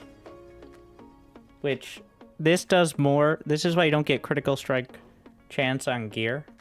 Because it pales in comparison to just getting more int and doing this. And int in general scales better. And then Arcane Momentum. Honestly, I could see myself rearranging some of these points here.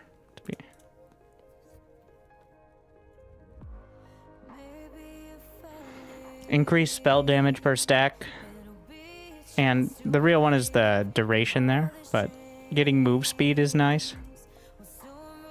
I'm moving some points around, alright.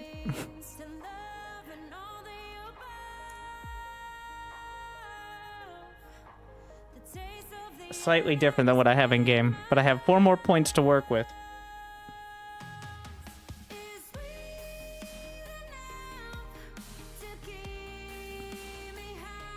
Ah, yes. The effects are doubled So, Afterglow is the effects are doubled. I have 1 point in this. It's just my filler point. If you have used a skill that costs 40 mana, or a skill that costs... So, Hydrahedron costs 60 mana, for reference. So...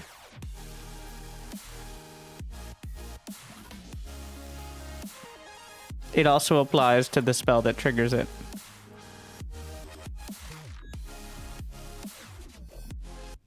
I'm looking to see if there's 1 point that would be better suited anywhere else, but... So there you go. Now do I have to do the, I'm gonna have to adjust my own build for what I've designed here. Because I did read through, like, I didn't just blindly pick all the talents, but... Skills. First one, Flame Rush. So, we have the Ember Wake, which gives you... You just spew out more fire, which mostly, I think, helps trigger Ignite, but... Okay, we're specializing. Flame Rush. I'm putting in the order I have it, because it's easier for my brain. Oh, they have the little indicators on it. They don't even have those in game. I'd like those, actually. Like, that show you what sort of it is, especially since you can switch it up so much. So we take Ember Wake. This one connects over here. This is just goes further. I've been tempted, but I don't actually usually want to go further with the Flame Rush. Now this is Fire Shred when you dash through, which also unlocks Fire Eater. Whenever you pass through, you gain ward. And so mostly for bosses, I think. Like if you need the HP in general, it's very nice for that. Ignite itself is not that much damage. It's mostly triggering a lot of different effects. And then we have cooldown recovery mostly. There's no way we're going to have uncapped fire res, but I think it's worth it either way. Fiery Overload, which unlocks Epilogue, which casts your Invoke. That's the big one. And then ward per second and after. And then here we have damage taken, which unlocks Celestial Guidance, which you get all these buffs, like the haste buff, and, well, ward burst, etc., etc. After Flame Rush.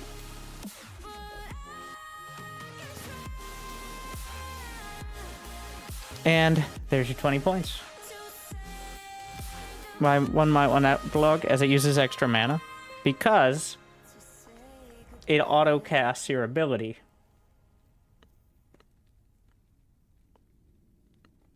That's the big one. It just casts more. And some abilities get a buff if they cost more mana. Like I get ward per mana consumed. So it's not necessarily a bad thing. But it's not about how much mana it costs. It's about the utility of not having to cast another spell actively. I don't even manually cast Invoke anymore. It's all Flame Rush. Occasionally, like there's no other spell to cast besides the Hydra, ideally. And then Rune Bolt. So, very key parts. First is converting to lightning. So, lightning tag. And then, so the Rune Bolt usually rotates through fire, frost, lightning. So this is just replacing all the bolts with the lightning bolts.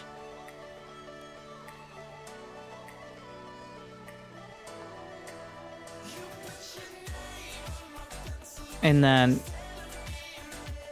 mana restoration, because Rune Bolt is not a damage ability. It's a filler ability. It's the glue that holds everything else together. You get mana gain, you get the lightning rune, it can stack other on-hit effects, etc., but it's not for doing damage itself. So, mana gain per cast, and since it doesn't cast anything with what I'm doing, Oh, I don't... It doesn't cost any mana because I have a staff that reduces spell cost by 3. So it starts with 3. It's 0 baseline. So it's all gain here for me. And there are multiple staffs. I don't think it's required to use them, but... here we go. Mana spent. When you have... This is what ties in with the epilogue. Is one of these talents on top of the gear. So when you have Rune Weave, which you usually do, especially when you take all 3 of this, mana spent gained as ward per stack. So 3 stacks of Rune Weave means that you have 120% mana spent. So whenever I finish Flame Rushing and I cast the Hydrahedron, I'm now getting a burst of extra ward as well. And most of your gear requires you to have at least 300 mana, so it is a struggle to always have enough mana, but between gaining mana from this and gaining ward... So, I spend a lot of mana casting my damage, and then I use Rune Weave to make sure it turns into defense and recharges my mana. That's how that works. So, it's the circle of life. Alright, Rune Bolt to recharge, and then Explosion, defense, recharge. And then Dissolve and Conquer is elemental damage per stack of armor shred, and you really should have a lot of armor shred if possible. Some builds will take this. I'm all about the utility and defense, not the damage, so. Cosmic Tapestry there. And then Arcane Overcharge, which is just extra projectiles. Then heat-seeking projectiles, in case you can't aim. Not naming names. And Attuned Recovery. So you are using Lightning Bolt. Alright, it's all lightning. So ward gain again. And it's that. There's your recharge. Mana and ward gain, as well as stacking up Rune Leaf. Alright, now to the big one. Invocation. Now, this is one that you could go up to 30 points with gear and stuff. There are some builds with it. Because it's such a complicated... It's actually 40 spells. So what you're trying to do with it may vary widely. But the first one, ward gain per rune consumed. So. And what I like... so not the elemental penetration, though I'm always a fan, is faster rune gain while channeling. If you're wondering how I channel it fast, it's this one. I kind of go back and forth between 2 and 3 on it, because sometimes if it's too fast, then I fuck it up more. And then down here, we have mana regen, ward gain, just like basic buffs, but this is just a connection to get runic energy. So you get extra damage per stack of runic energy.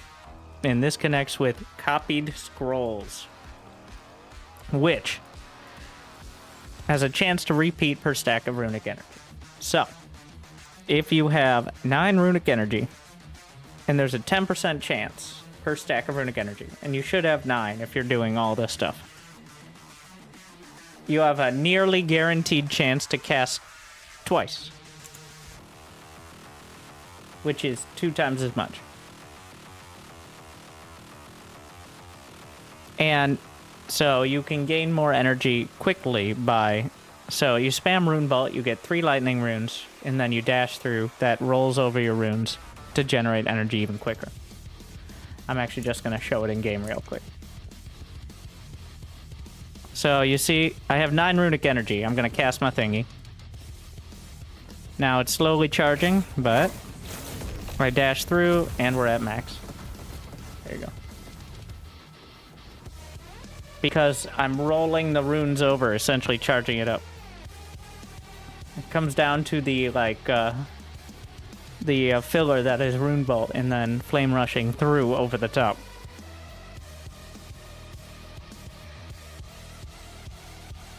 Gotta go back and consult myself. And then over here, I think you can go different directions.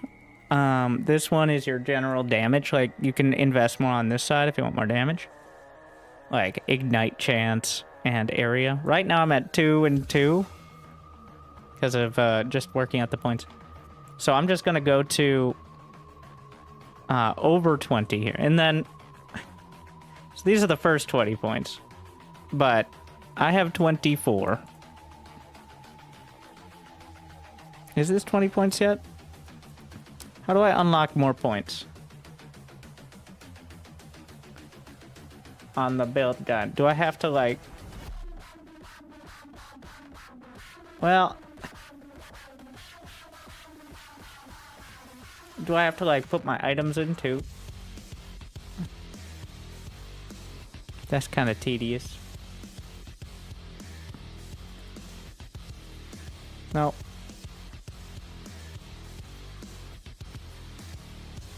Well, if I had 20 points, that would be it, I guess.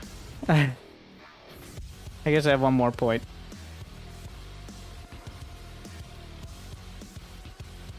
Can import your save. What, I could have just imported? I'm just filling it in here. I guess this is getting the whole explanation, but... So I was away. Then again, I think most people don't even know what a build is, so... The very marching winter.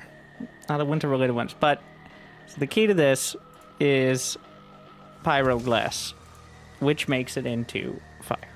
It's now a firewall. And there's Brand of Trespass, which works with that passive.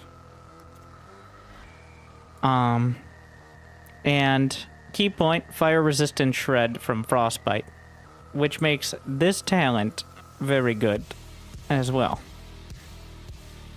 Frostbite chance at 100%. 1 point into protection. And I don't know why it's called Shelter of the Chef. But you get ward based on the HP of the enemies that pass through. So you get up to 200 ward for bosses. So that's quite nice. Another one is that you get ward and mana when you dash through. And like if you flame rush through from a long distance, you get double. I don't know what 2 meters is in game, but also haste and frenzy, which is cast speed. Here is cleanse negative ailments. That's another huge one.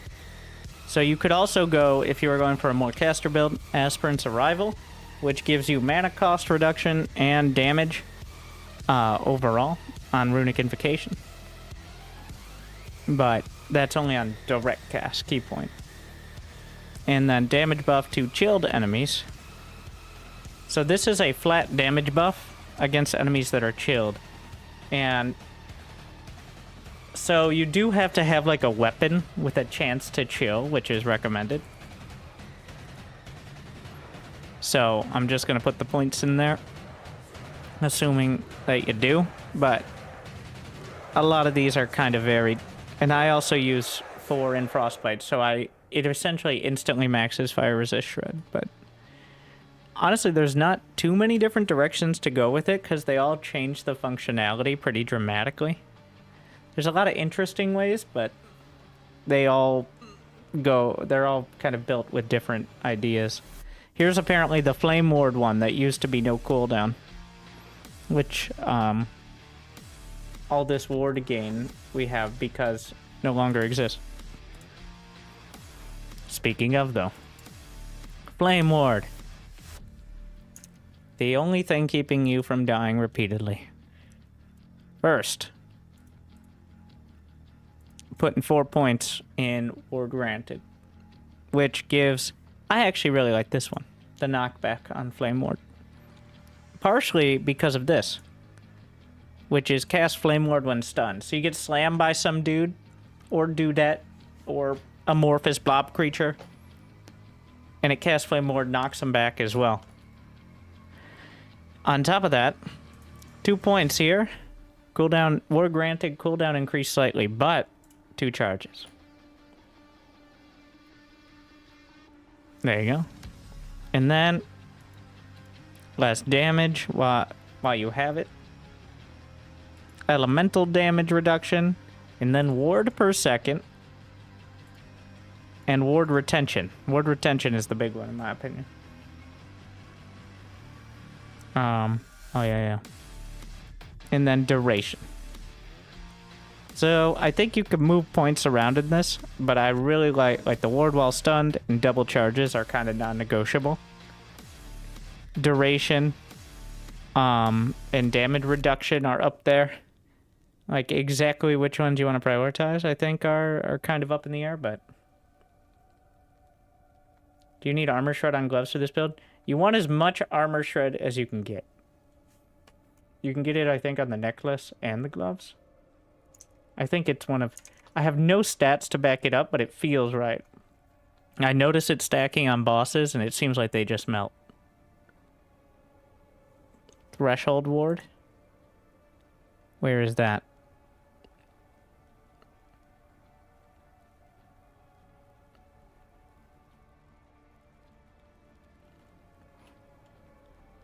I don't know the names of any of these things.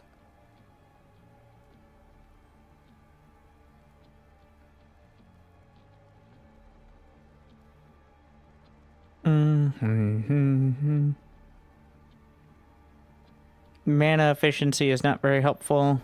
Oh, it's an affix on items. That's definitely a useful one. But yeah, there you go. All right. Full build.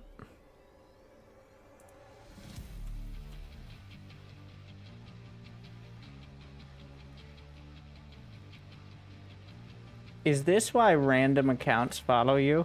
So they can use channel points to advertise games? The hell? I always wondered. New subscriber. Thank you, detected. King Ring.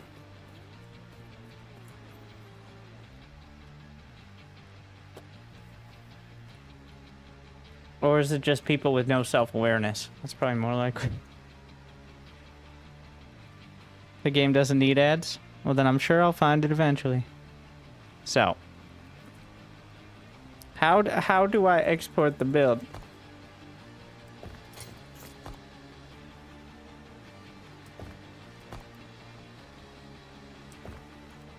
Or I can learn how to Google something.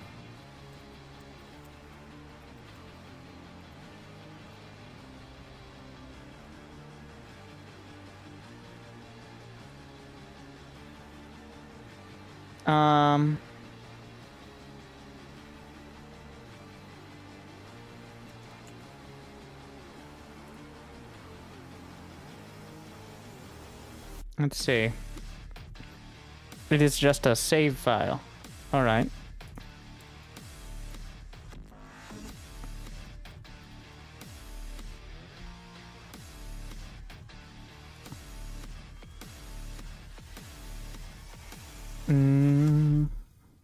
Almost, I'm getting there.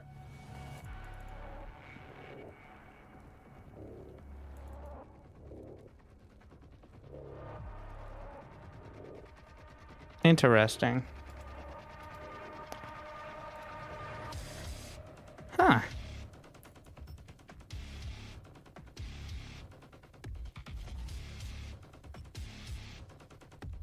How do I... Now, which one of these? I'm almost there. But...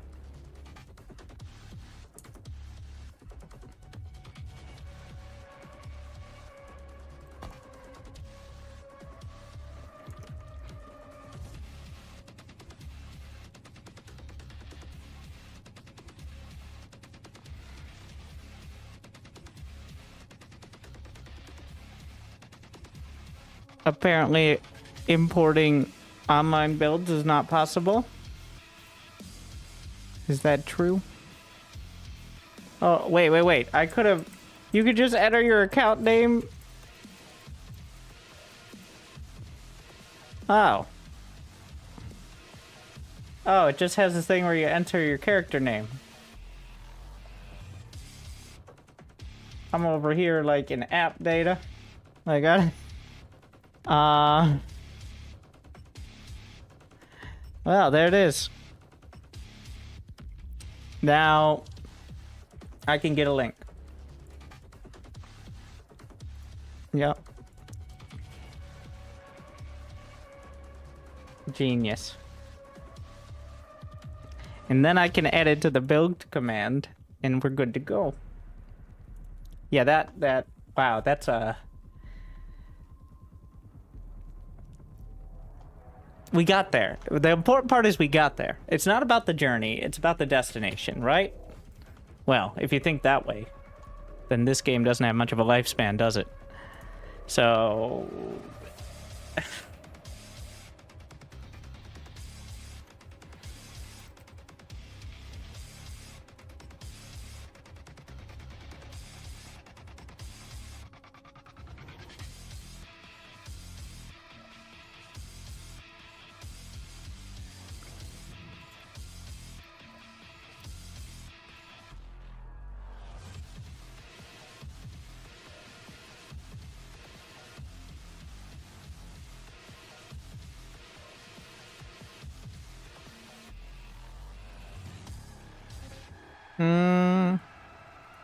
Alright.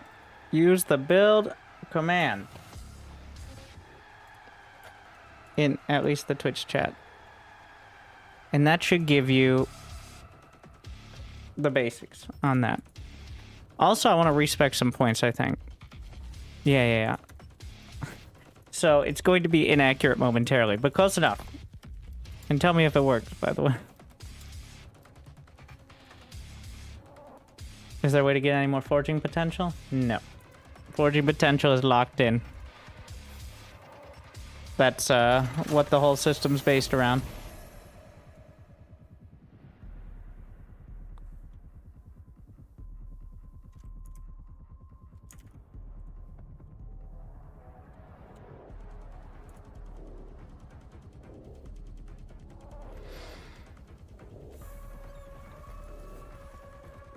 Alright.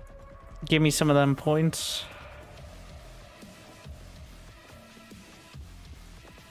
Hello, traveler. So, where are we dragging points out of? Oh yeah, sphere. Shit, it's one of those. In order to put it is a bit annoying. In order to put points in, I'm gonna have to respec points out of the end of the tree in order to put them at the front. Because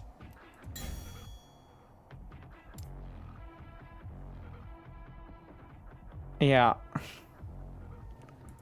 which is a bit annoying. Feel like, why is there no confirmation when you place them? But there's a confirmation for every single point that you remove.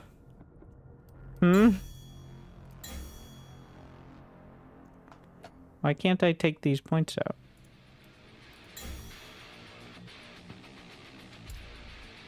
Oh, it just didn't register for a sec.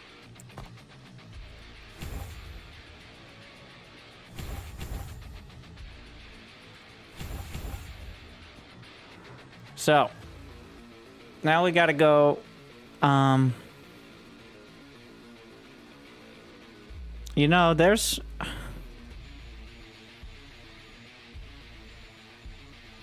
more current ward than the target has remaining health. No, that's dumb. Okay, so now I gotta go back, talk to Big Brain, Chronomancer, and respec here.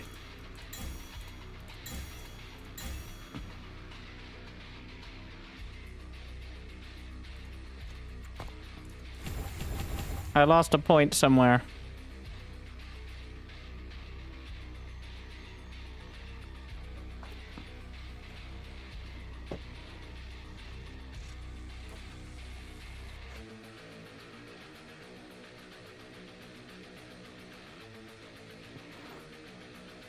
Where are we taking it from? That needs 5. This needs 5.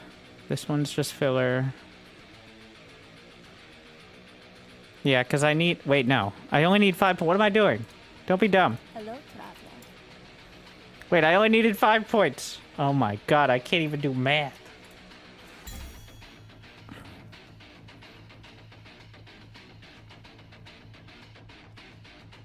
I'm taking them all. Who needs... Wait. Don't. Wait. Am I on the... Yeah, definitely like that. Wait. Armor while channeling. After 2 seconds... No, 2 seconds is too long.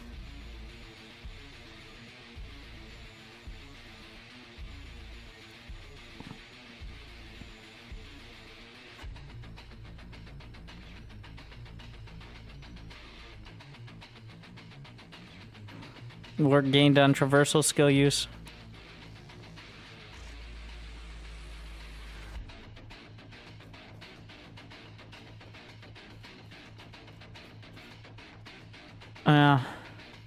Rune ward buffs don't need that. So I have 3 points that I'm willing to throw around, actually.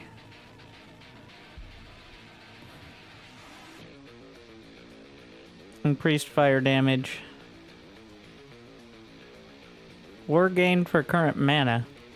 Use a skill that costs at least 40. That's not worth. Mana, armor.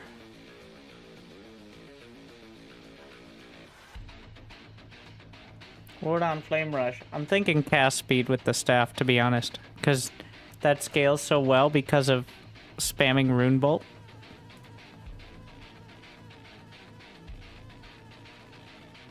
That would be up to 24% cast speed. There's also the spell crit as well, but...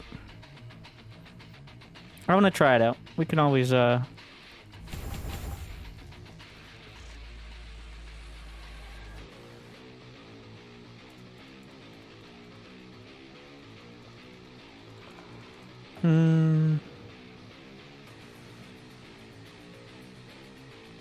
Yeah, it takes...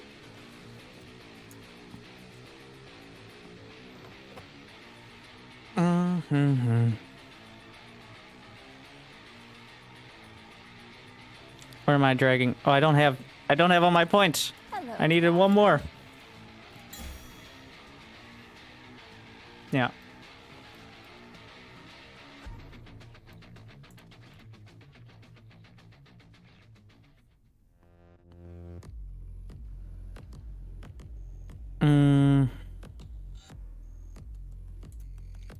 That'll do. That'll do. Back over there. Do not dwell on regrets. What could go wrong? What Runemaster build? Somebody use the build command so I can copy paste into YouTube chat. Or just paste into YouTube chat, either way.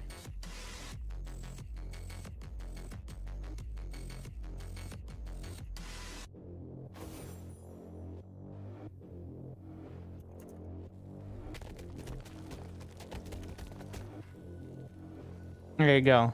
There's the build guide, which is... It seems a bit dated. And then just literally my loadout with it.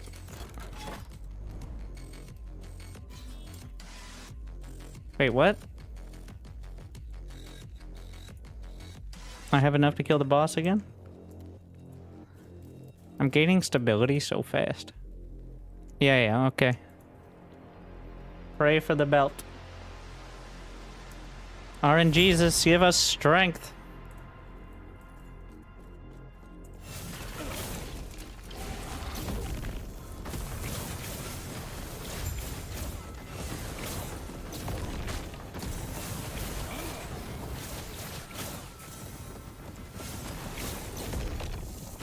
%1 less damage taken on every point.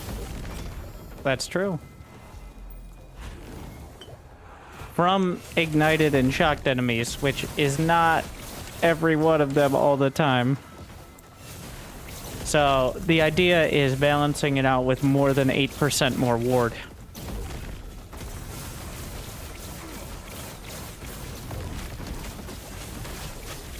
Especially since the bonus is only 1% per point.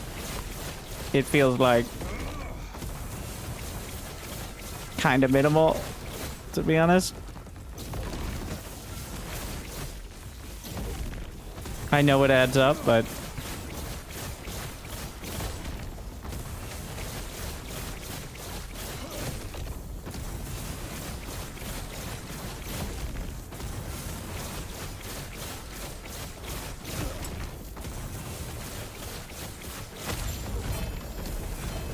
There's a belt. It's going to be that belt, but is it going to have legendary potential? No, it's not. I forgot there's 2 belts. Ah, I set myself up and I'm still disappointed. Oh, shielded 2.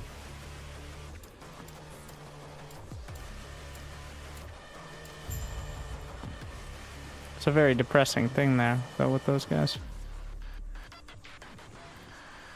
Unique. Yeah. Near maxed unique drop rate.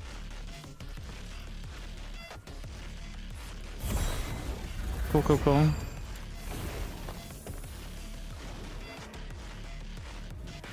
I really like the cast speed. I can feel it immediately.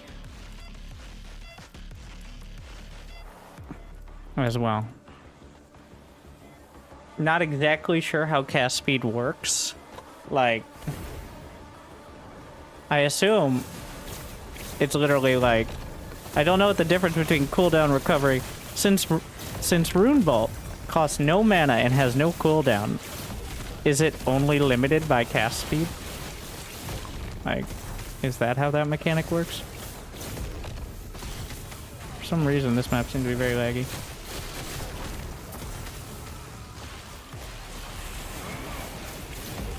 Pretty rough.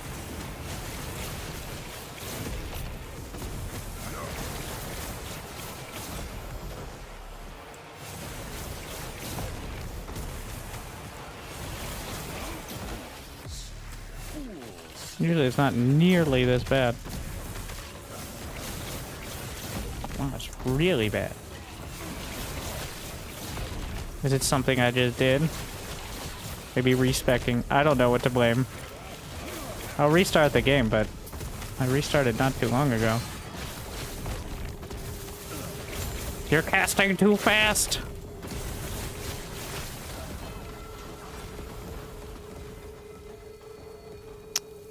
It has at least 2. I see. Like, I'm gonna keep picking up.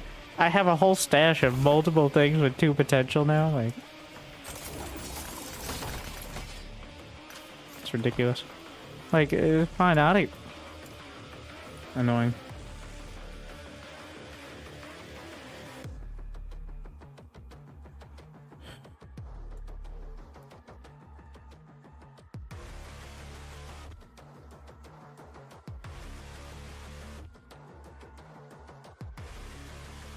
I kind of, well, Arcane Momentum is also increased cast speed, so I wouldn't take points out of that.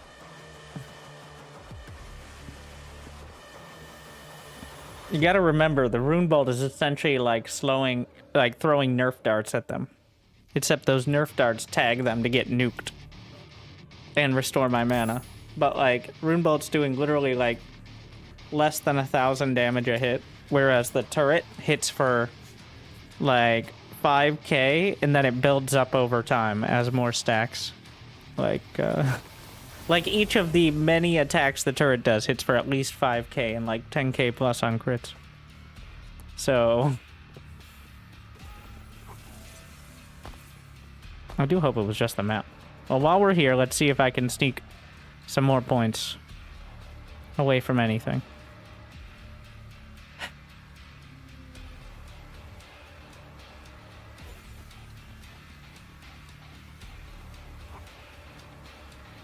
I've kind of squeezed him.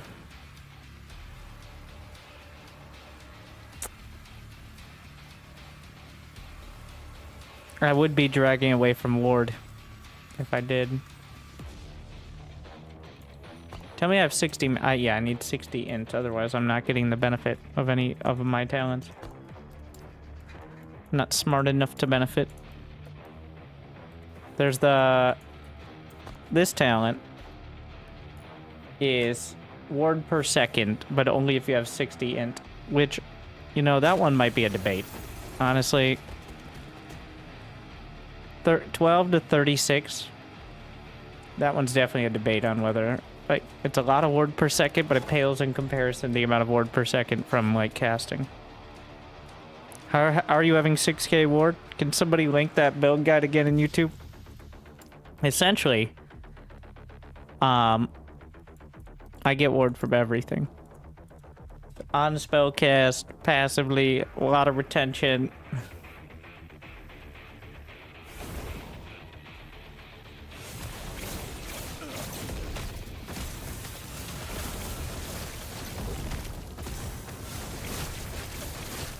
And let alone if I pop the flame ward, which in and of itself is going to add another 1500 or so.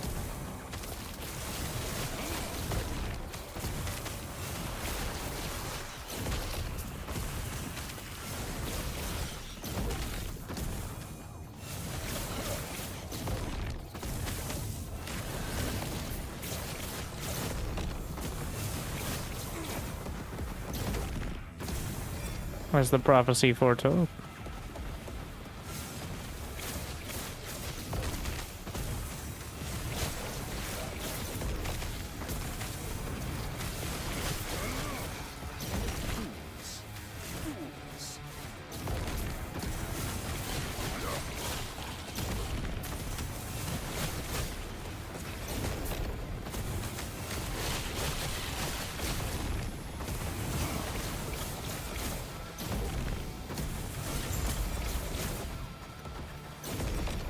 We're up to over 100 potential bonus stability per map.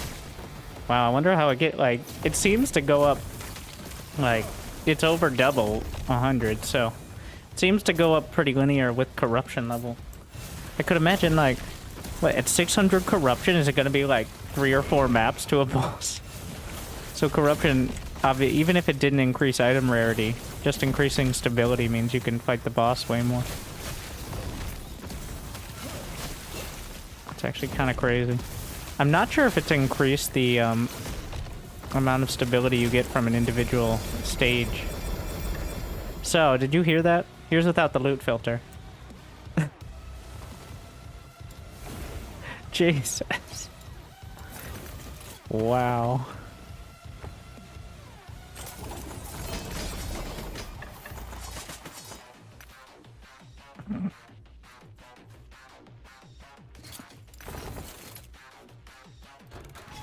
Looks like, yeah, it's increased the baseline for each stage as well. Definitely was lower. 53 timeline stability per... So, you're looking at 50 to 150 per stage.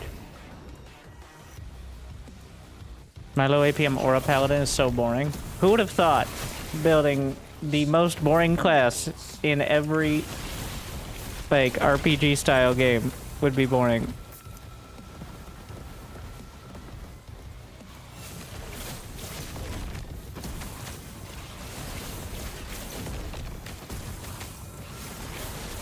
I also essentially saw some of the clips.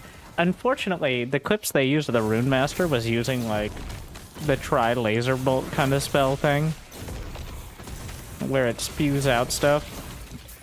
Unfortunately, that build is not very good or effective. So that's false advertising, but...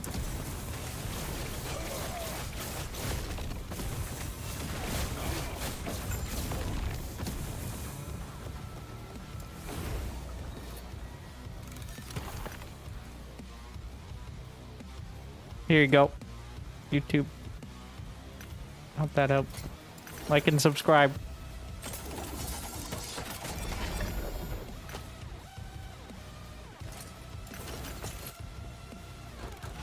Okay, that's gonna be... Why am I only getting... Does it degrade over time? Why am I only getting plus 27? I'm not that far out from the pylon.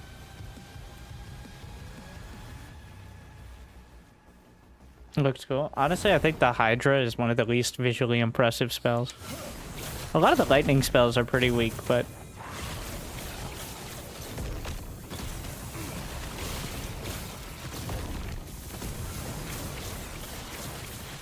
I guess compared to, like, watching a paladin beat on things. Like, I'm literally on fire while I dash as a fireball through a flame wall. sometimes exploding into yet another fireball. So, like... Which brings me back to the build I want to make, which is a full-on fireball build.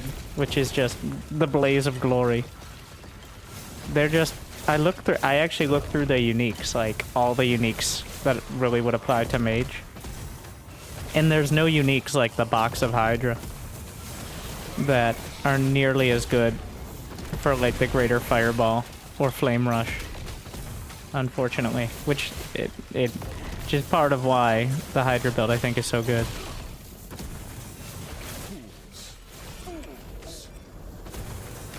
Wow, over 9,000 ward. It's pretty sick.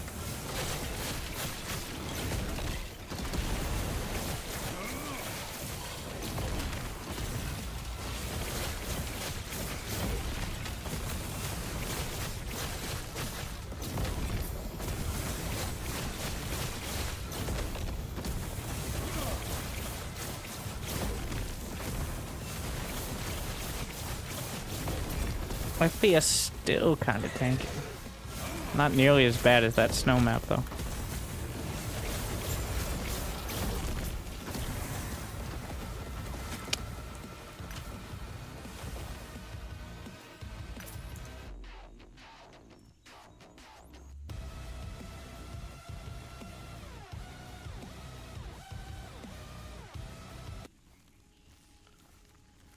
Did I already do? Oh. Plan on trying. Eventually.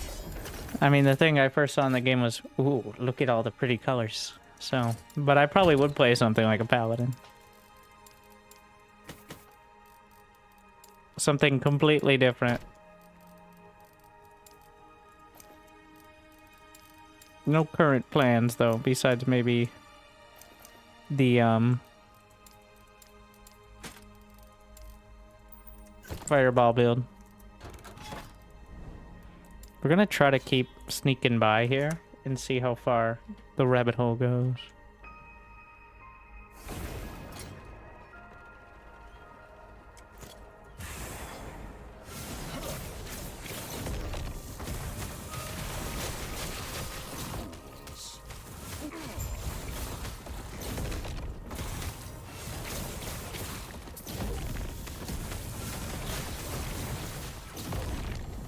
Oh yeah, I got more mana because I spec'd into the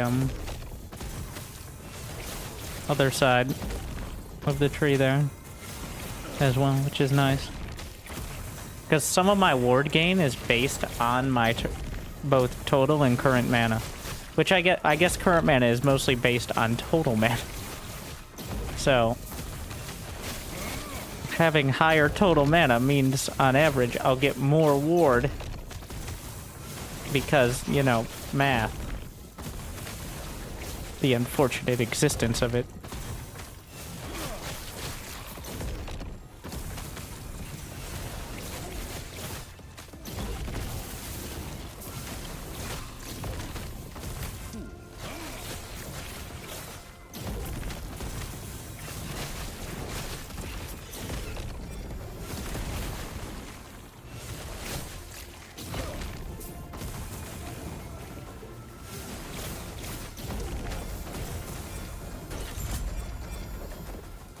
Was it a prophecy, or does it just keep dropping? I don't think it was a prophecy.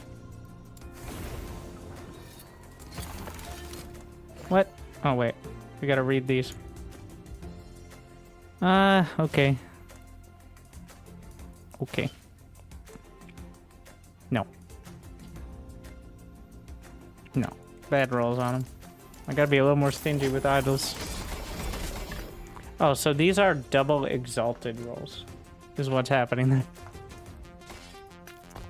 The big caps, I have it set to.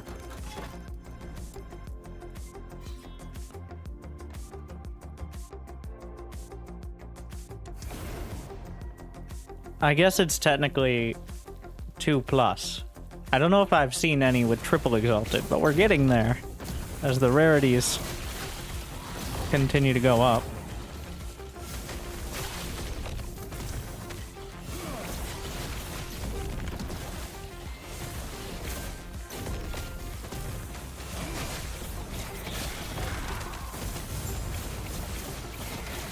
I will say it's thrown off my rhythm having more cast speed, because I'm used to like casting a certain amount of rune bolts and then dashing.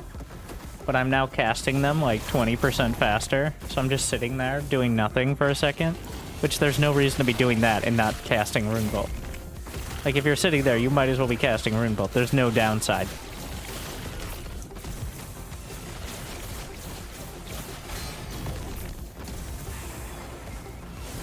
It costs no mana because of my staff.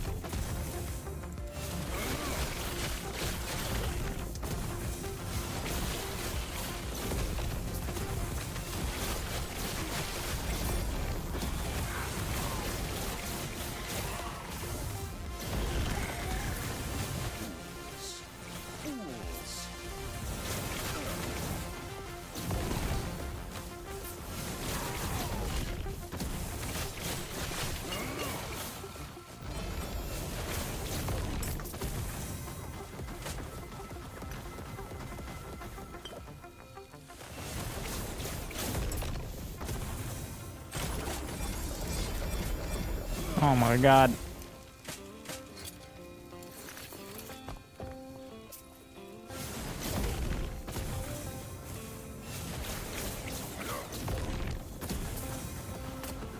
I feel like the rarity is causing more and more stuff to trigger my loot. We're gonna probably have to do another loot filter pass pretty soon. Ooh, shit.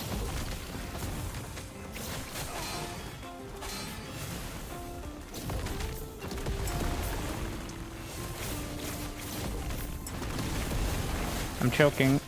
I haven't cast the Hydra at all. All it took was one to burn the entire boss. But I missed. Well, I got tripped up on like this pile of this. What the fucking. This shit. So many of those.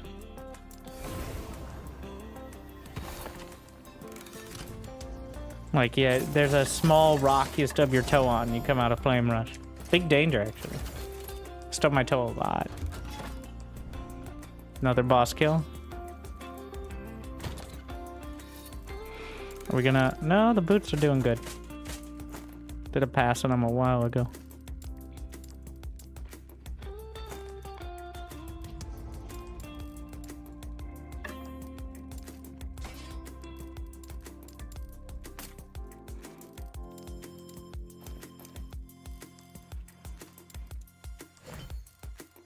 Oh no. I'm getting full again.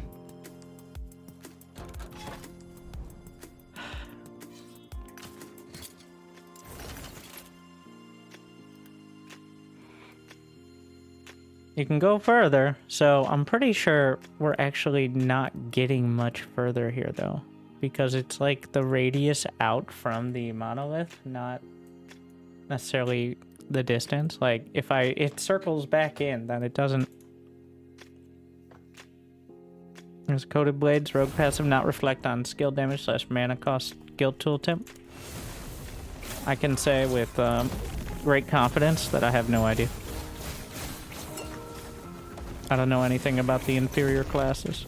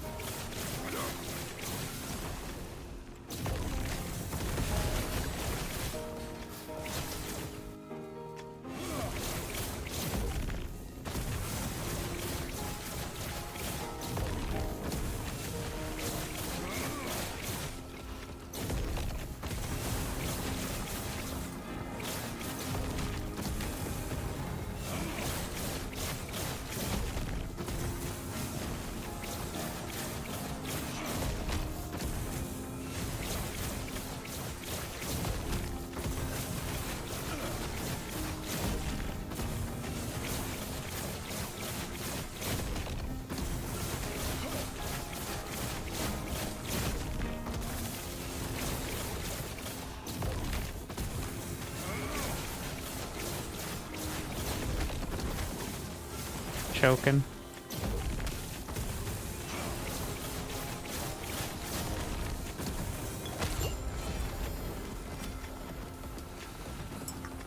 Nothing. Why does your storage look like this? Like what? Organized? Just no, well... Yeah, we're not going to be replacing the unique one. Probably ever. Unless I get 22 instead of 21%, which is the...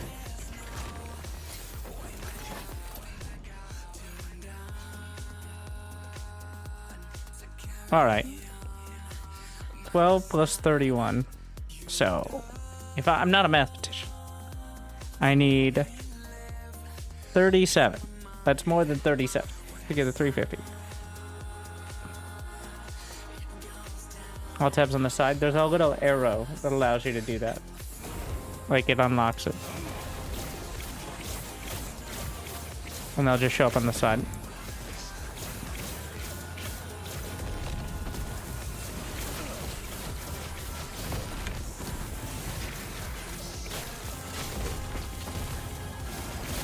I hate this because I can't even see his ability. Like, I guess that's the power of the void, but oh my god, I can't see shit. Fucking... Like, literally cannot see it.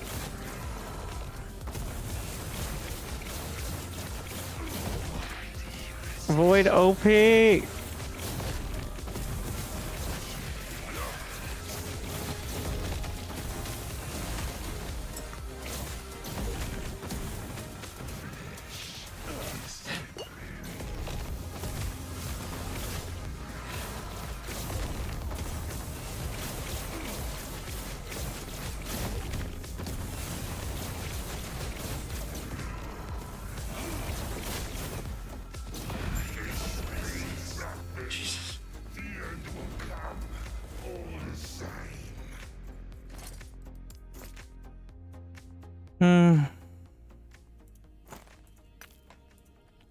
Anybody need an arena key? We're gonna sell them. My god. I'm gonna disable the loot filter. That's not too bad.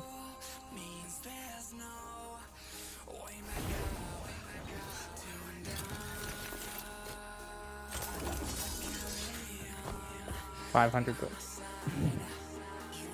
Yes. So, these keys are 7,200. At this point, I don't really need gold anymore. When I came up with the arena key selling thing, I was hurting to buy my next stash tab, but no longer. But still. Arena keys and arena keys of memory. I think it's 65 and 7,200. The other keys, for some reason, are only 200. Which I don't know why. In fact, it's time to sell my regular arena keys because there's no reason to have them when I have so many keys of memory. Waiting patiently for, like, keys to be, like, crafting materials because why not, right? Like... And do I need that many keys of memory? I don't think so.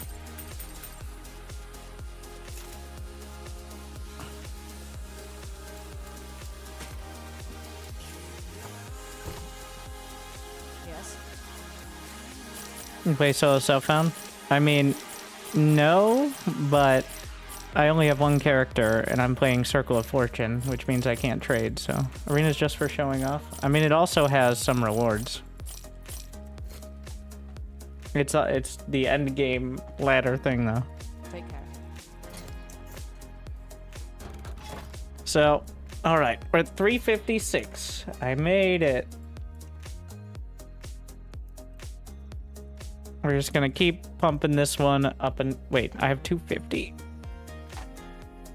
Do you get extra stability for the shade? Maybe. We're gonna go north this time. Wait. Is there an arena nearby? I don't want to do an arena. They slow me down. Give relatively little stability and rewards compared to the speed at which you do them. Ah, the storm gate. Alright. Here we go.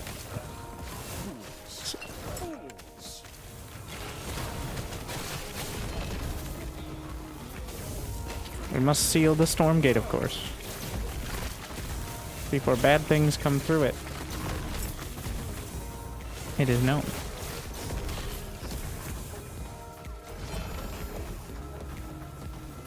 Another one of those.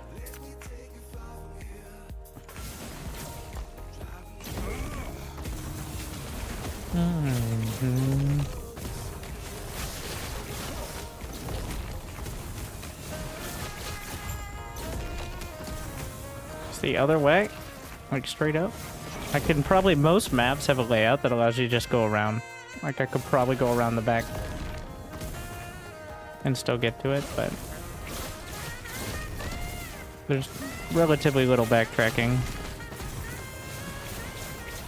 Also, it feels like it gives you the objective in the direction you're going most of the time. Like, because it doesn't reveal. There's probably 20 spots it could generate on the map. And it's quite nice in that. That it's not always like the same place. Or even certainly the same distance. It isn't required. I like how it makes it feel like you're not doing the same map 50 times. That and the time of day different. So maps can generate at different times of day with different lighting. It's less obvious on the indoor ones, which is part of why I don't like the lightless pits kind of maps, obviously.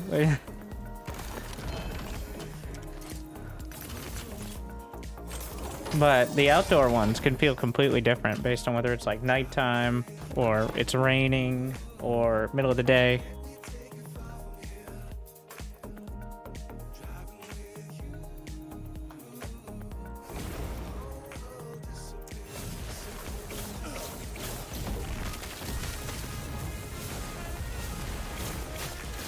What's Cycle and Legacy? So, Cycle is like seasons or leagues, I believe. I don't know if Legacy is like not. Or maybe it's like beta. I don't know what that means, but I know the Cycle is like the seasons.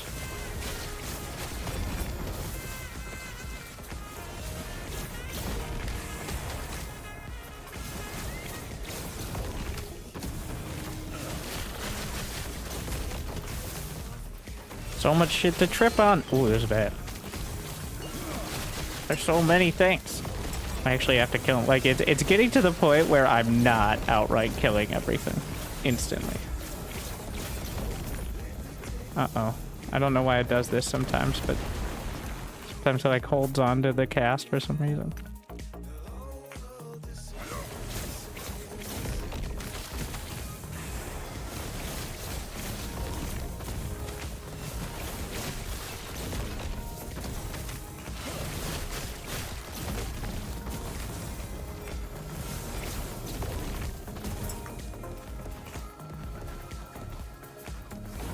What do they have? 350%?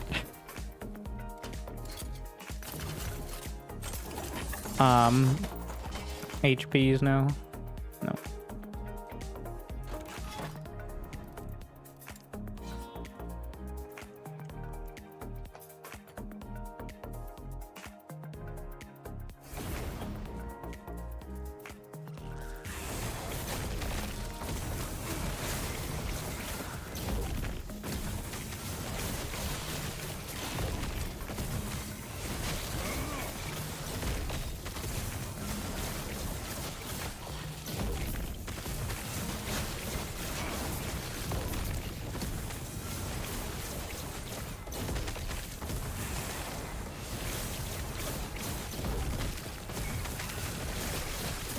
It's gonna be an ambush.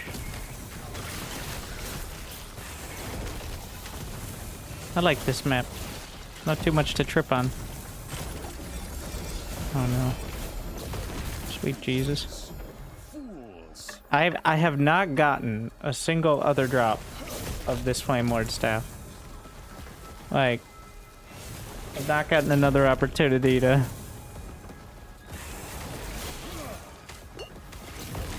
It seems super rare.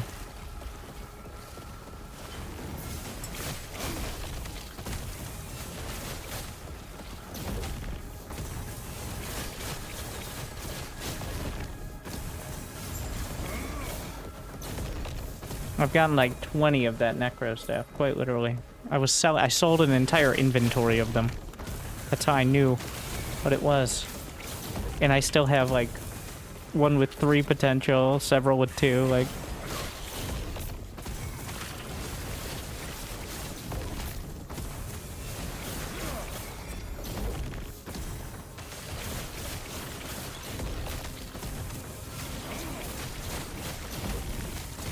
There's the mage.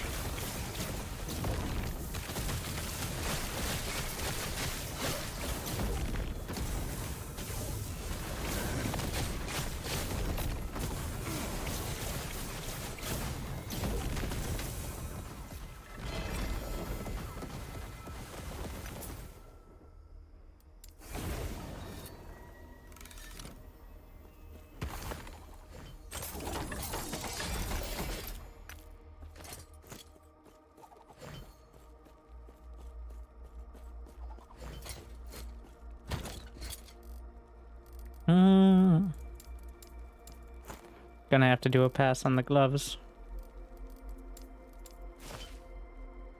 Oh yeah, we're just selling it. I don't know why I picked it up. Sometimes I end up picking him up because you don't want to spend too much time looting.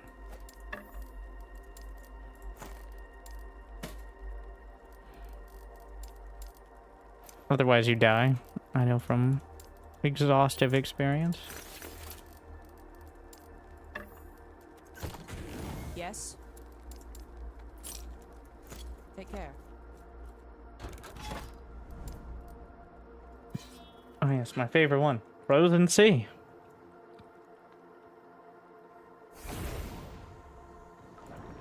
I love the look.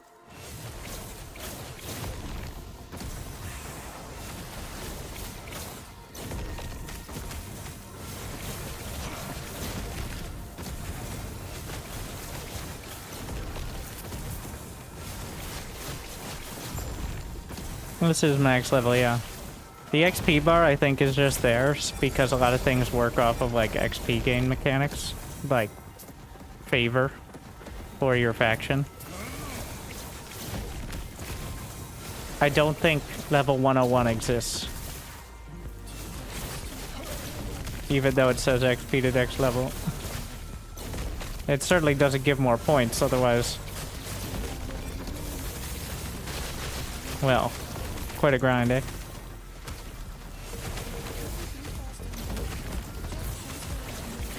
Because, according... I think it's 999 million. Yeah. It's 999,999 to get to the next level, it says. Which is more than level 1 to 100 combined. I don't know, maybe. I have my doubts.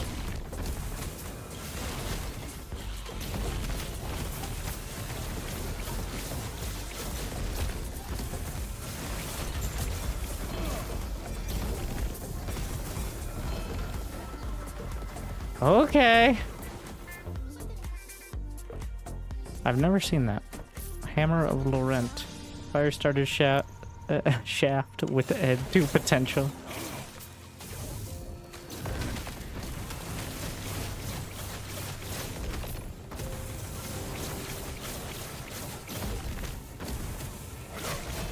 Oh no. Here we go again.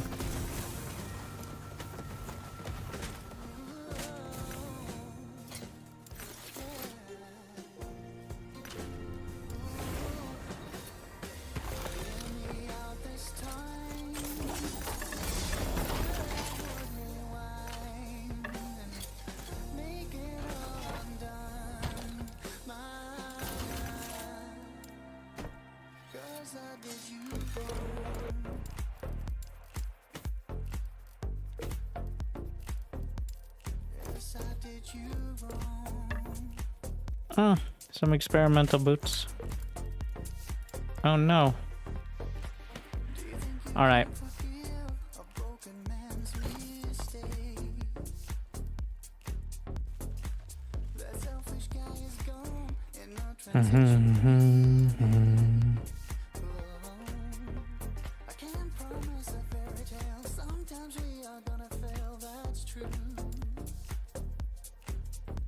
we're adding the cold resist one to being filtered.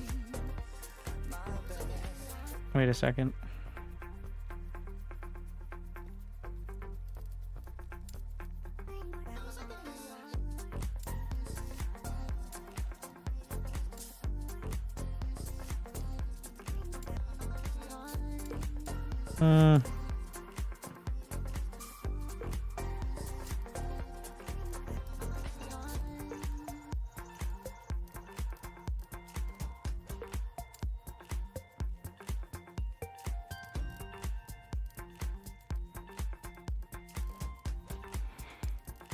We don't have any cold skills, so that one's kind of useless.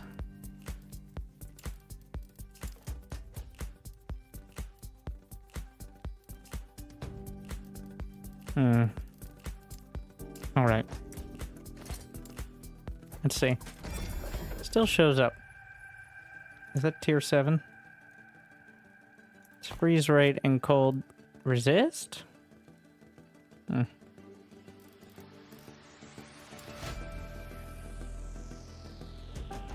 Freeze.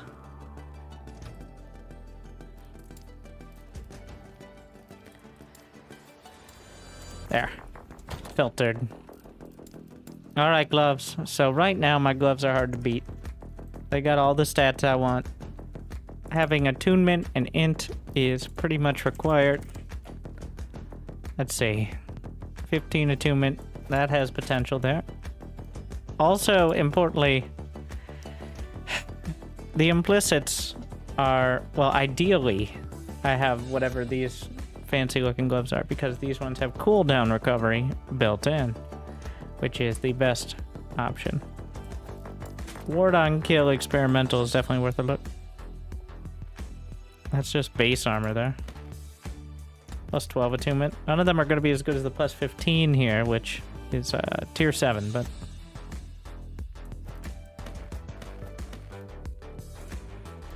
see if there are any we can just outright veto. Like low tier 6, not gonna be it. At some point I'm gonna have to distinguish between tier 6 and tier 7, I feel. Ward gained on potion use is not gonna do it for me. Cast speed, that's interesting. And it has all the other stats built in too. That's really interesting. I haven't seen too many of those types. Ward gain on kill. That's unlikely, but we'll see. Ward gain on kill. Ward gain on kill. Ward gain on kill. Armor.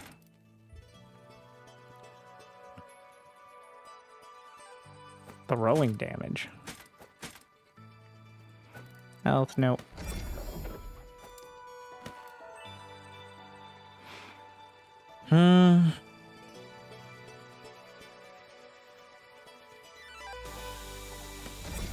Throw him on the ground.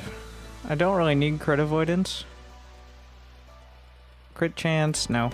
Crit chance and critical strike multiplier are two very different things. 10 strength and point, no.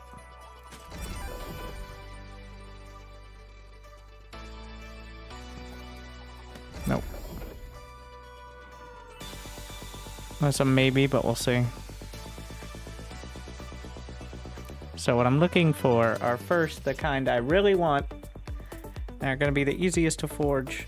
I'm throwing out the ones that have stats that I've kind of vetoed or no longer need on the gloves. Like, for example, this one has... I'm only looking for the exalted modifiers, which are the purple ones. The rest I can craft. So ideally you get something with an exalted modifier with all the stats you want. So that way you're pretty much locked into a great item. But first thing first is, like, if the exalted is something that I don't want or won't need. Like, this one has 2 exalted, but endurance is how much damage you take below a certain level of health. And you need to be taking damage to your health. So, unfortunately, automatically relaying thanks.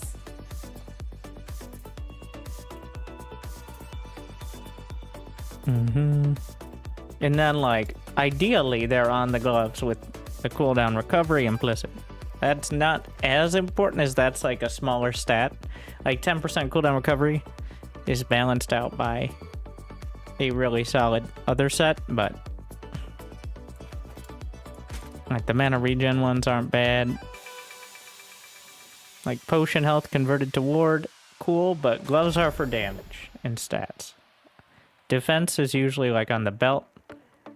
And to an extent, the boots and like chest piece and stuff, but necklace, and gloves are definitely damage. Amulet, sorry.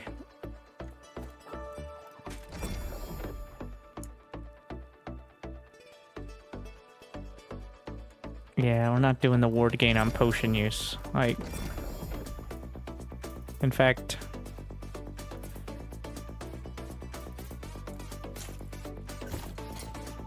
ignore this.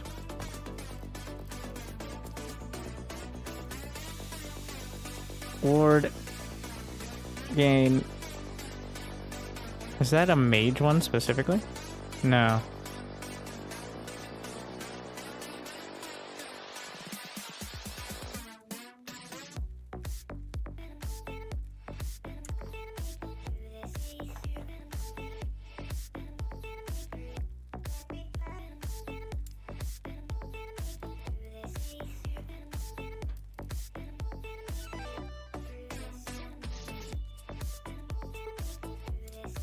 Oh yeah. Alright. And why do I have these ones? Oh yeah, potion health converted to ward.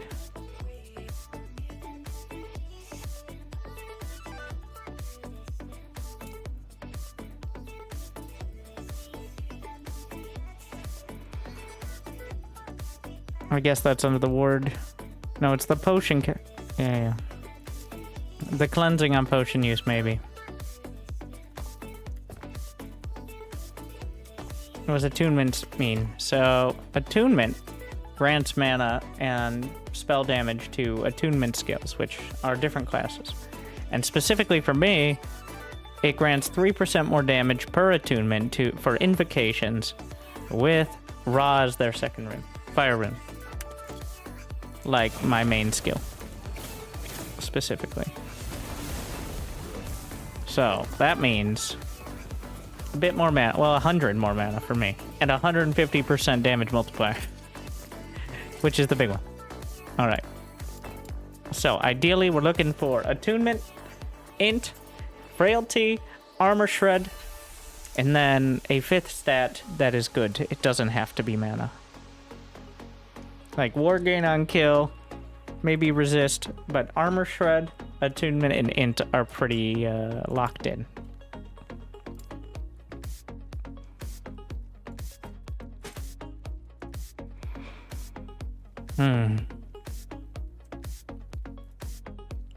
Let's see if there are any resistances I can afford to replace some. My current gloves have no resist on them. So having resist would mean I can take it away from other parts, but we'll see. First things first, re-roll it.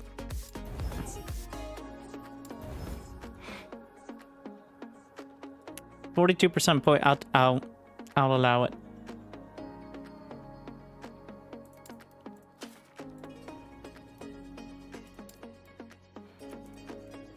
Unfortunately, the forge potential is quite low now.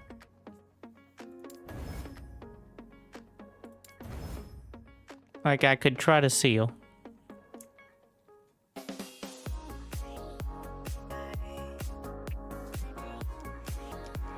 I'm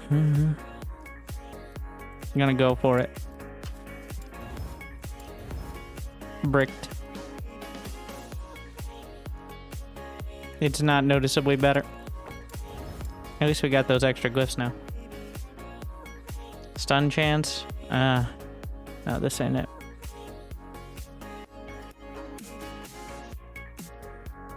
We'll keep that in the... Don't throw it on the ground, but still useful.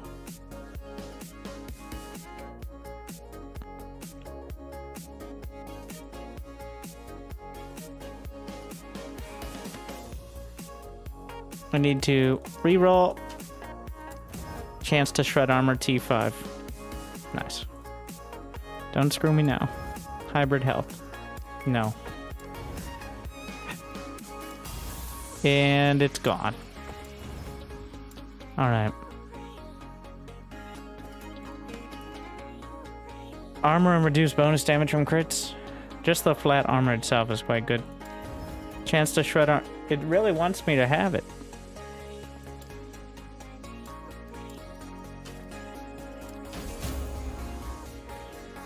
Critical success. I'm gonna try to seal it.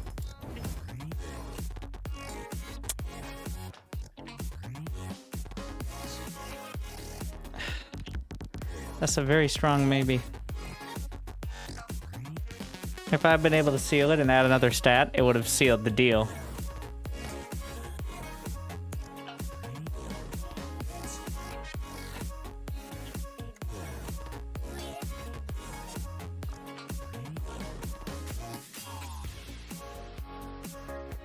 All right.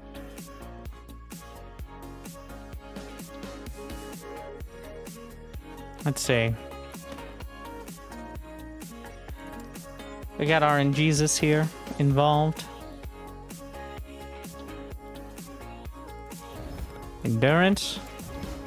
Necrotic resist. Lightning resist. This ain't it, but it's bricked. Too much used. Cast speed, so we're gonna try the rest and then we can seal the ward on kill.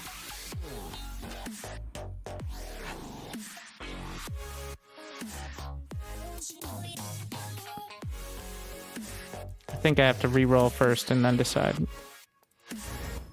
Because if this doesn't work out, yeah, there was no forge potential. That's part of the thing, like rare items have less forge potential in general. You're much less likely to hit what you want.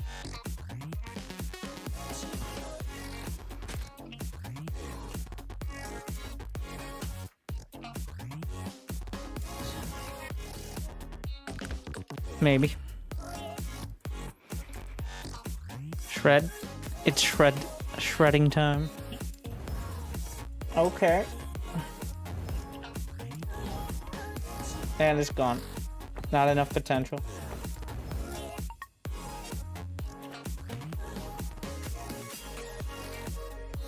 Re-rolling time. I'll keep the frailty. I don't want attack speed. It is critically improving the only stats I don't. Okay. It's very unlikely for there to be, like, it takes a lot of RNG to make a rare item come through, but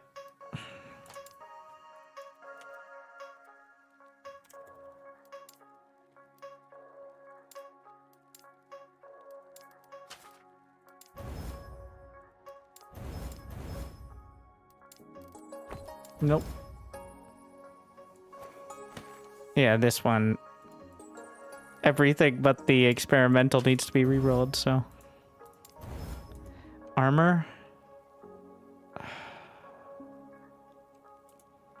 Damage over time is well, Glyph of Hope into removal.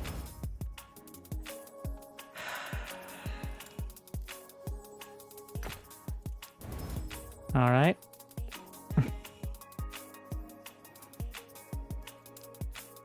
Now RNG, this just has to come through.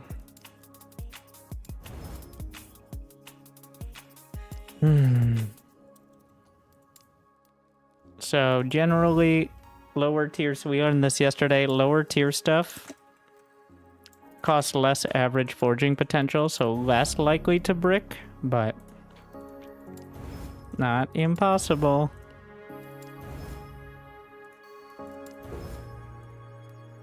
And it's gone. I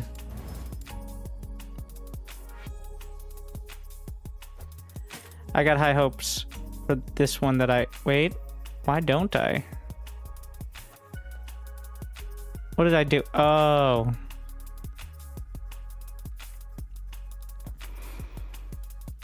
It has 0 forging potential. It's a tier 21, which is quite nice, but there's no I can't drop 15 attunement like that. That breaks everything. Well, it doesn't break everything, but it certainly is not good. All I need is for this stat to no longer be... Okay, so here's the deal. Maybe I seal it. Is seal a higher chance to work here?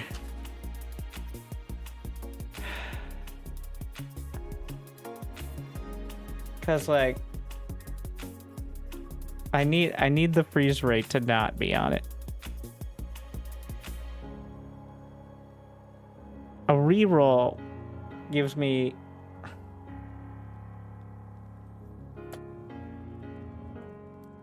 Nope.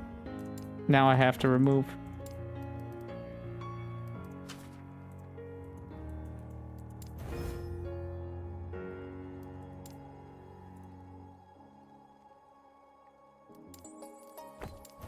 He's dead, Jim.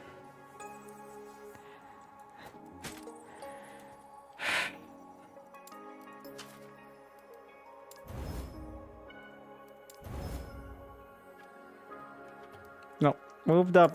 Tooltip. Sometimes that tooltip feels like it gets locked in. Nope, needs armor shred.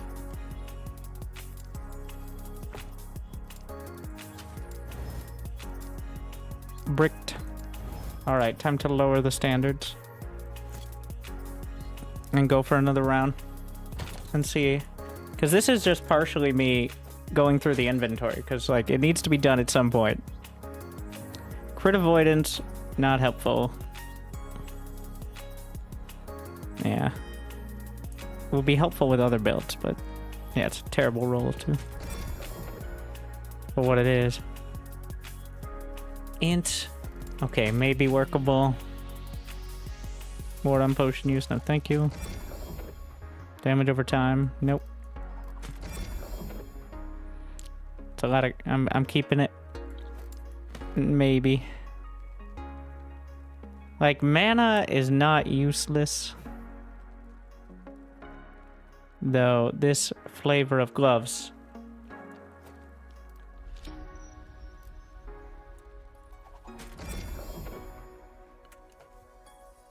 These gloves have necrotic resist? Interesting.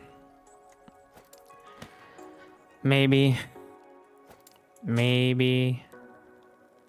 Not crit avoidance. Well, where else is crit avoidance coming from? My helm. And my boots. Like, it's workable. I just don't want it to be coming from here, but... Because there's... This is where you get your armor shred stat.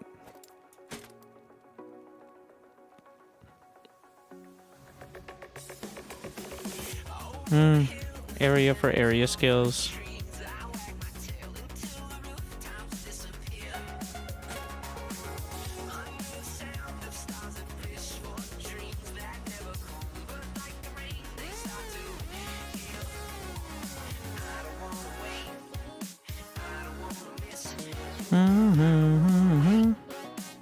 This one isn't happening. This one gonna go into alternate gear. All right.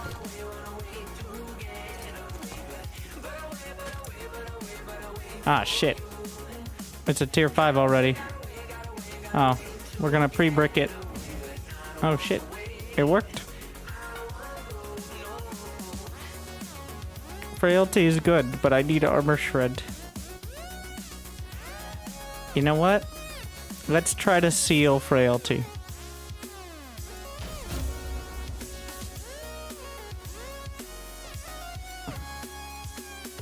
It's apparently a higher percent chance. And then we need attunement. And we'll just go back and forth. In order to try to get the crits.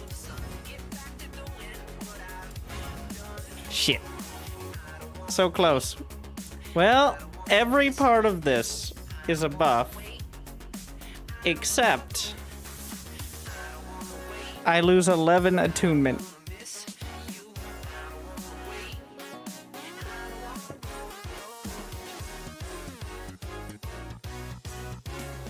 And they're all marginal buffs.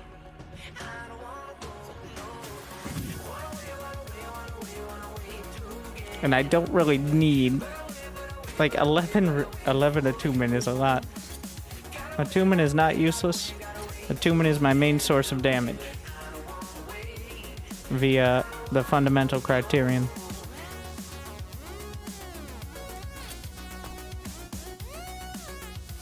That's 33% damage multiplier on my main spell.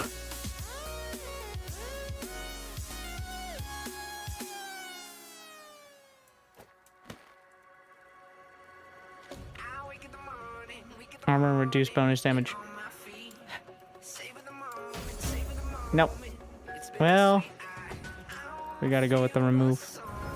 Nope. Break.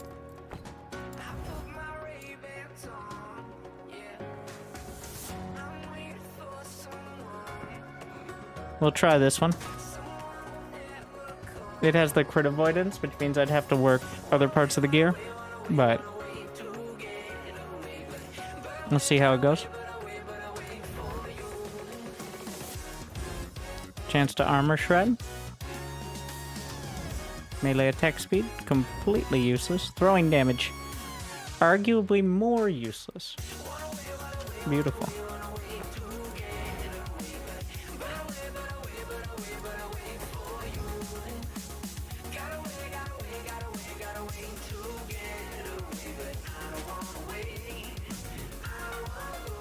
Can I seal cast speed? No.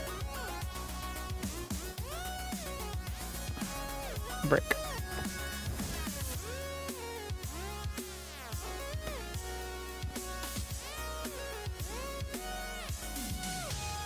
This isn't a bad stat. I'd rather try to seal it than reroll it, but...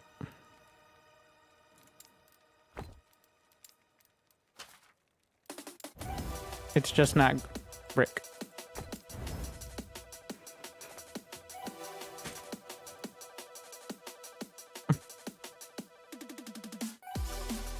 Ah.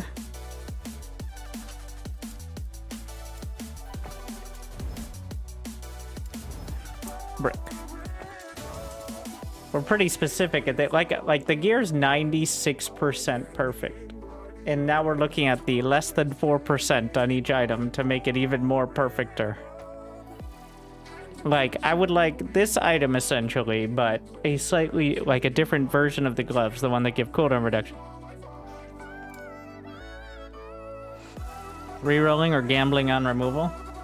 It's always better to reroll, I think, at first, because it's essentially the same thing. I guess you can potentially use more forge potential.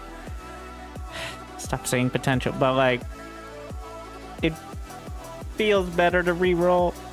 Though, I guess if you're looking for something specific, you might as well just gamble and hope you hit, and then you can work from there.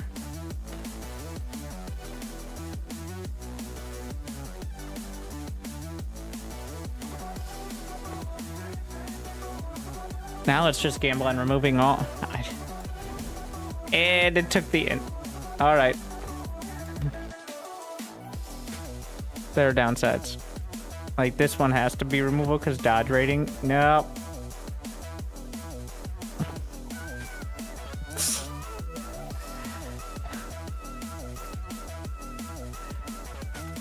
No, not those. I can't even cook up my stash anymore. The floor is so much good gear. No. It's telling me the loot filter is not good enough. That's what it's telling me.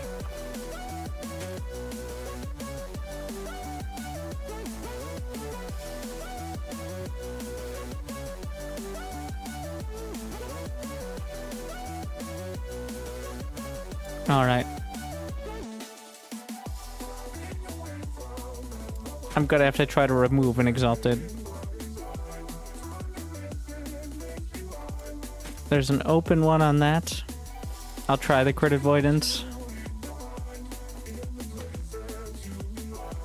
This one isn't happening.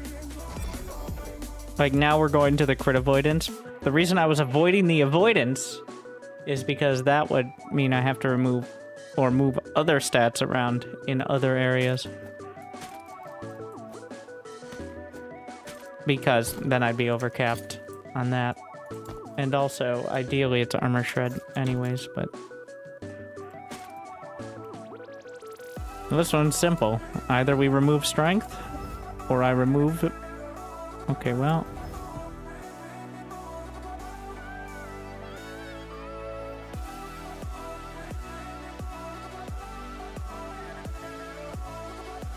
Like, I could accept lightning resist, that's fine.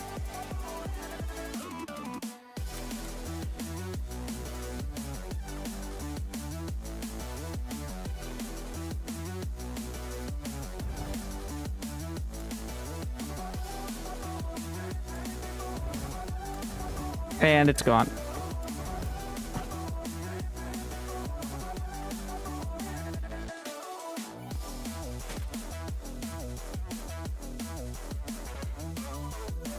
We're gonna re-roll. No! I hate when that's the worst. Like, no, not yet! Oh no! Now I'm locked into health. Because it crit and I... That's also a big risk. Ah!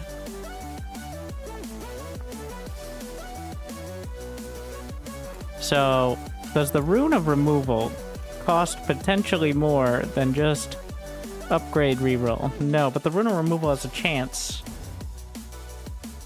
A dream.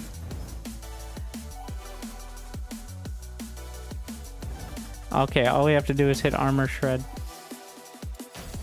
I maybe could have seen... No.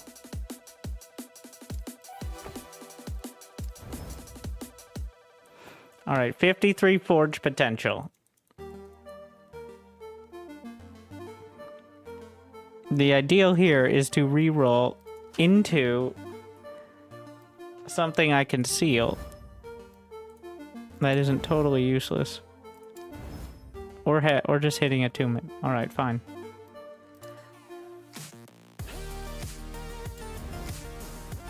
I'm just gonna seal necrotic resist and then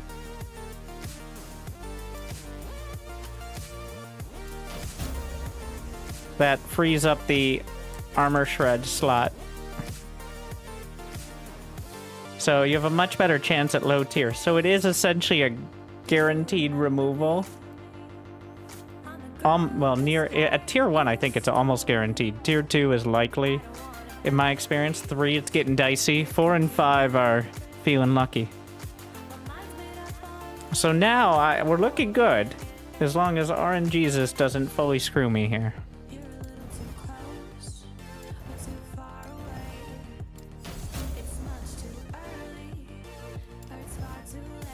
Okay, now we still have 20 potential. I'm still down 8 attunement on this. Like I said, it's gonna be very hard to replace that.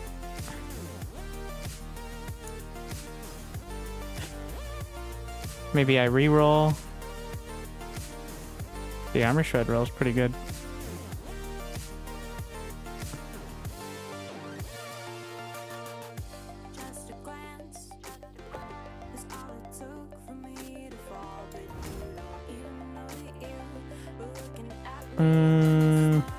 Nope.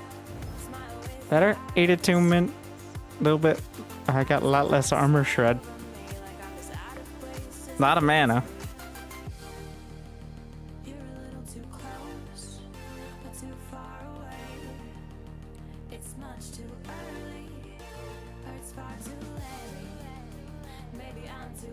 I have how many rolls left?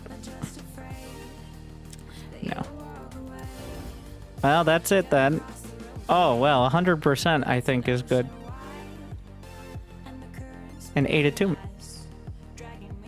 Alright. Well. Gotta at least try it, I guess. Oh no. I'm about to drop under 60 int. Which breaks my other talent.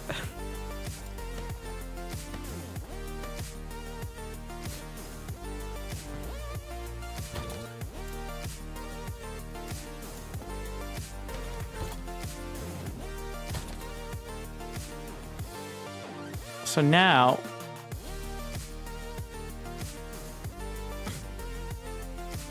we need to find in, but I haven't looked at my this in a bit.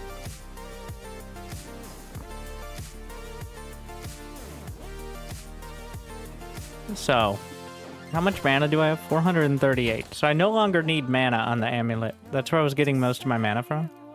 Also, I could get int from talents and such, but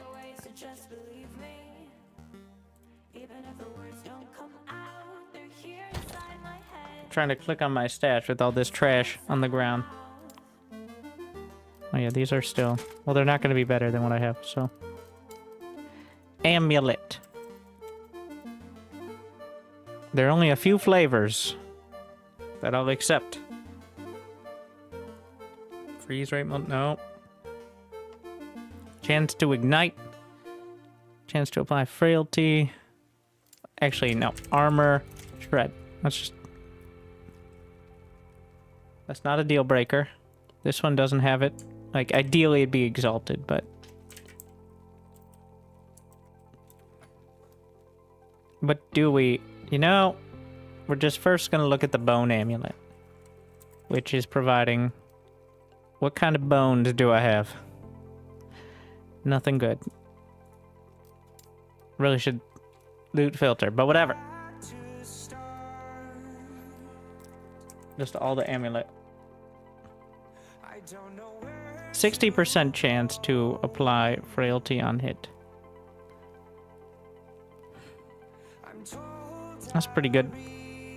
Let's see if there are any with open... Oh, here we are. 63. 100% spell damage. What I don't need is fire. 71%. Frailty reduces the damage frail things do to you, which is quite important. So, especially for like bosses and such, which is why you usually want some of it. Because, yeah. Oh, crit multiplier. That's definitely a good one. Ideally, it's critical strike multiplier, but is this the only one? Multiply. Can I spell it right? These ones are a little harder. What is my necrotic resist? Oh, I have plenty. I think it kind of snuck in on other gear. Physical penetration is too high in my opinion.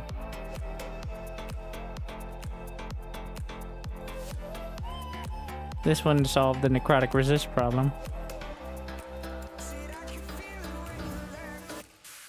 Chance to... Wow.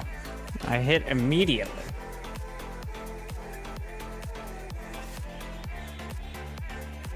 That's so much shredding. Now, ideally, we reroll into something that's not completely useless. And then... Oh, no. I mean, it's not the end of the world if that's what I get. Ah, it worked. Okay, I didn't expect it.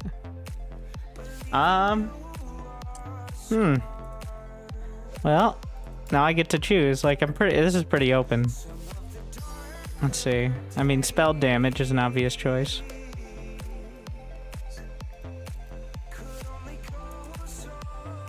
Ward gain on kill is a recommended stat.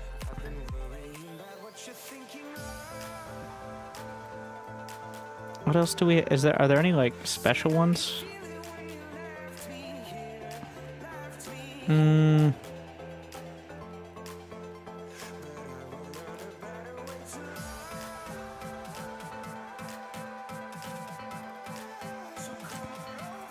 Obviously, there's mana.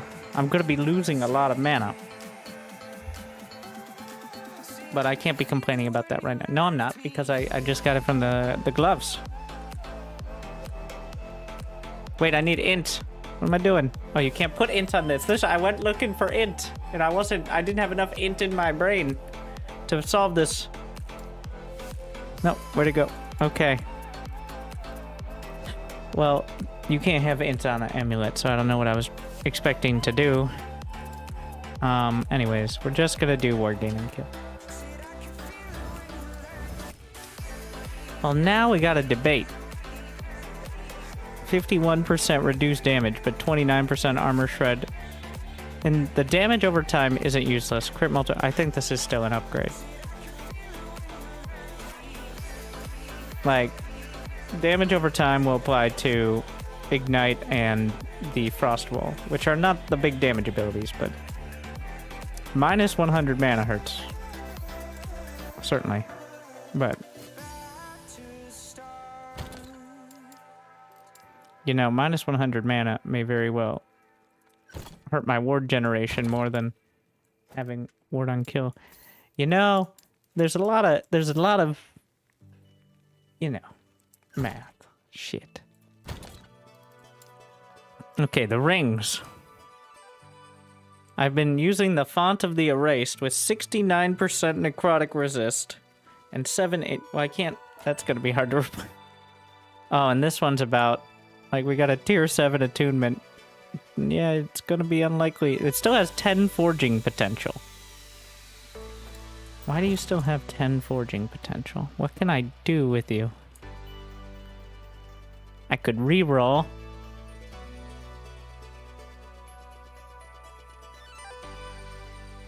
And potentially, I could reroll the implicit. Reroll for one more int, but I could drop 2 attunement. The poison resist roll is pretty bad as well. Copy it and use both. Can you do? I do have the copy thing, which I think only really has value for ring.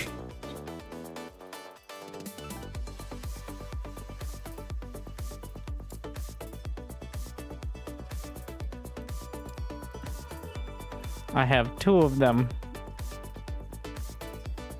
Let me add up the... No. I need a ring that has 5 on it. If I'm gonna do that.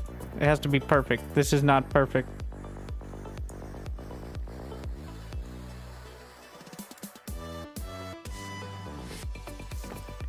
The implicits could be better. I could get 3, you know, I'm just a coward. +1, worse. 9%. What? Okay, well.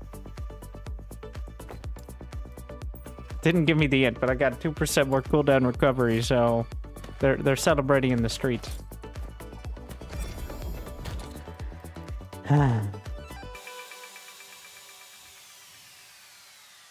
I didn't actually look at what rings I have. It's just going to be hard to... +12 int. Once again, dropping 15 attunement is very unlikely. God, I'm kind of locked into so much gear. How about the boots? The boots have always been a sticking point. Any attunement boots? So the easiest ones to lock in are the ones with the, like, experimental. Because you can guarantee it.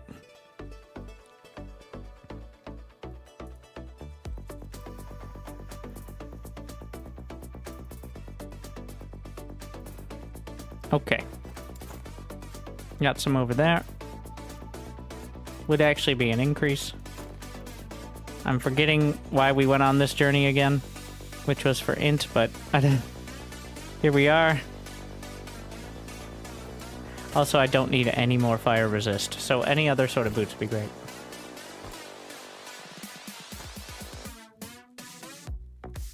It's the real game, by the way. Alright. Let's hope we don't brick it immediately, but... like...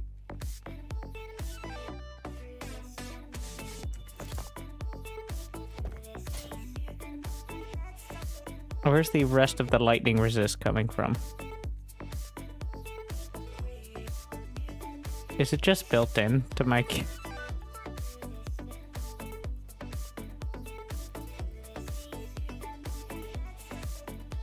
The only...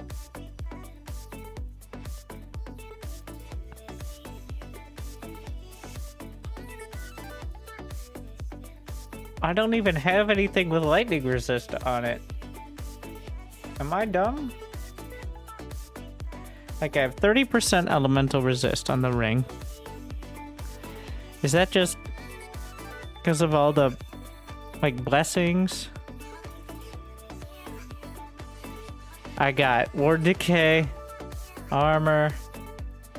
I got 19% to all resist, which is quite nice. Near perfect roll. Void resist, so 20, or 19 plus the 30 is 49.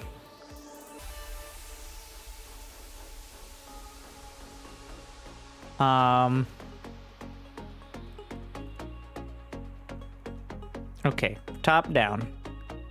Nothing. Nothing.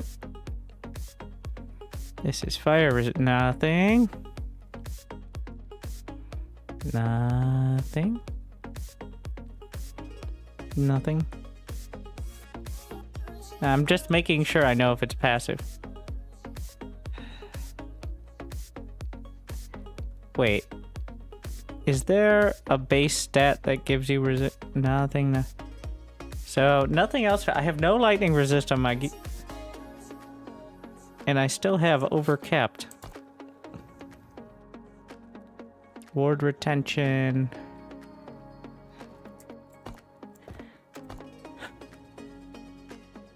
How did we get here?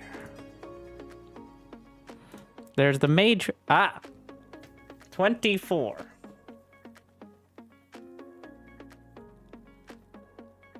Wait, that still doesn't explain it all.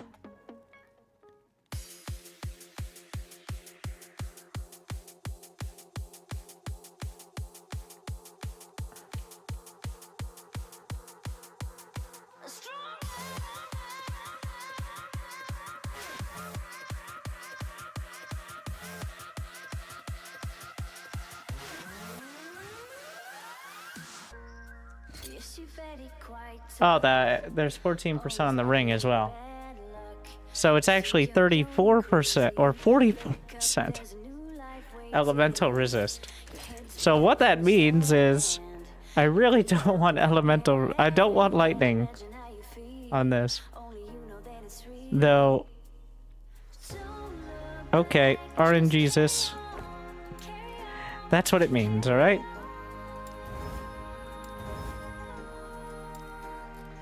Get this shit out of my face.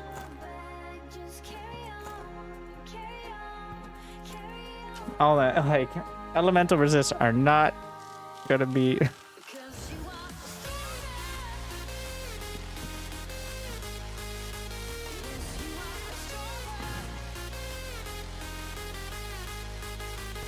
It's not a useless stat.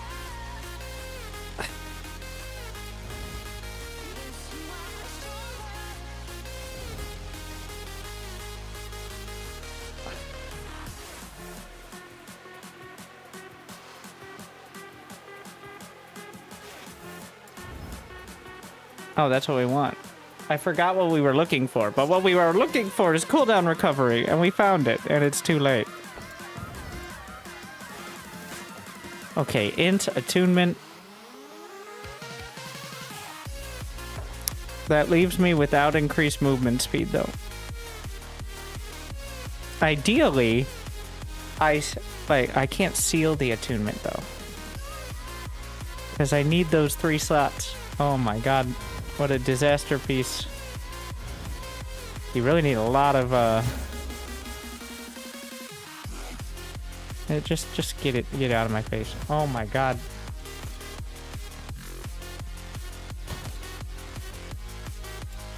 How about cooldown recovery boots? How about that? What are these fancy looking...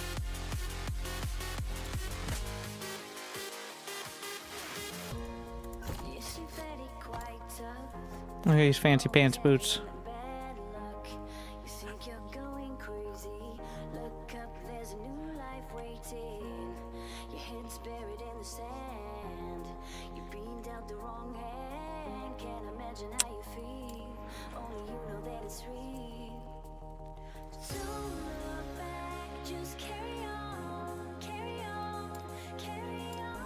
Movement speed. And then we try to seal it at 3. Perfect. And then... Yes, I'm looking at that health regen per second with the side eye, but first...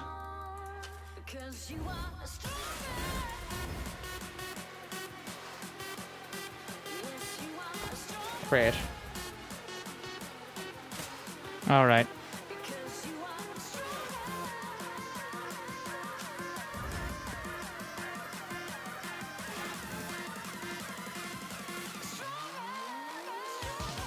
Don't fuck it up.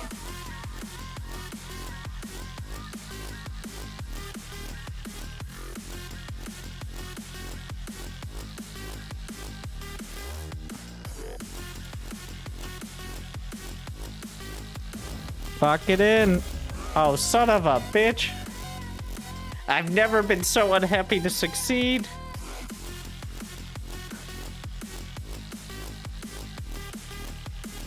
I'm trying to...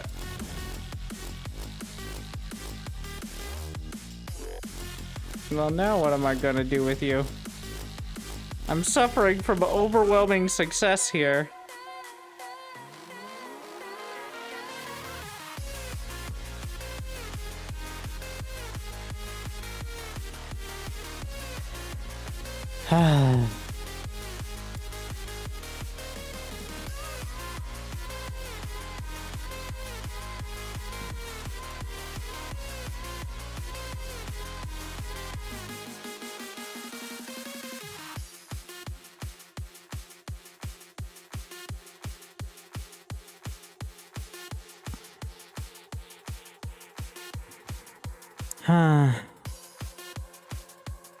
Well, let's look at the roll. I guess we just keep re-rolling it within this range. We got a lot of re-rolls till it's near perfect. So the highest, 20% cooldown recovery, 12 int. You can re-roll and still seal it? What do you mean? There's no more sealing to be done unless I want to risk removing one. And I don't think there's enough potential necessarily.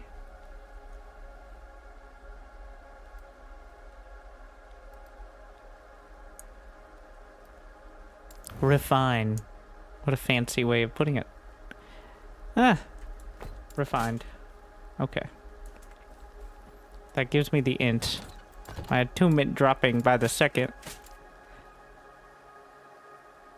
Reroll the percent works? Oh yeah.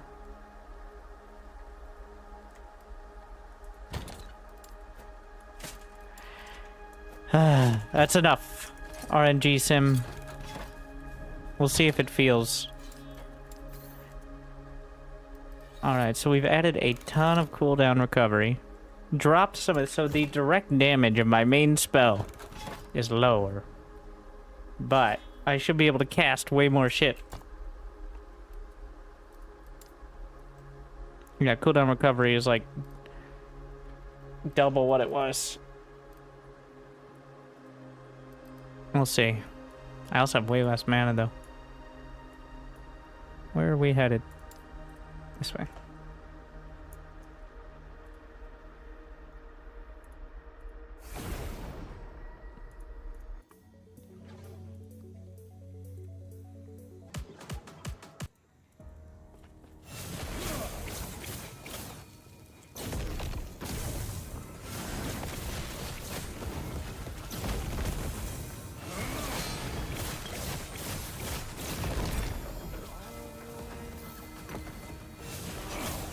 I'm at, oh my god, I'm only at 303 mana.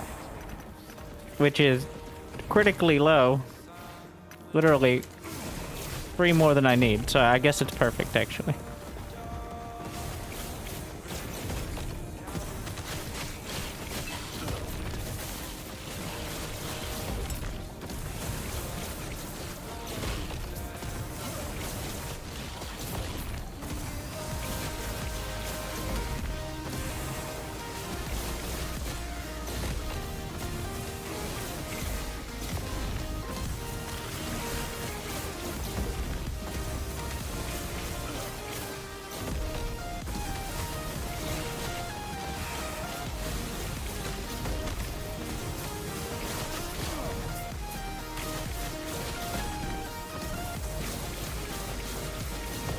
Wow, that armor shred. So, it's balanced out somewhat by the sheer amount of armor shred, ideally. Yeah, hitting for 13k. Yeah, the build command should have the gear. Though, I'm not exactly clear on how armor shred works. But it very much seems to help against the large targets. It's unclear against the small ones.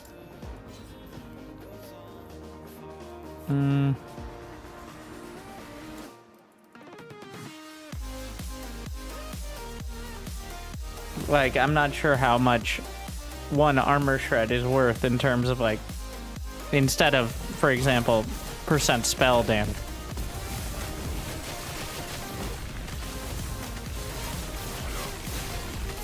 But it seems very good. I've been investing very heavily in it and not regretting it.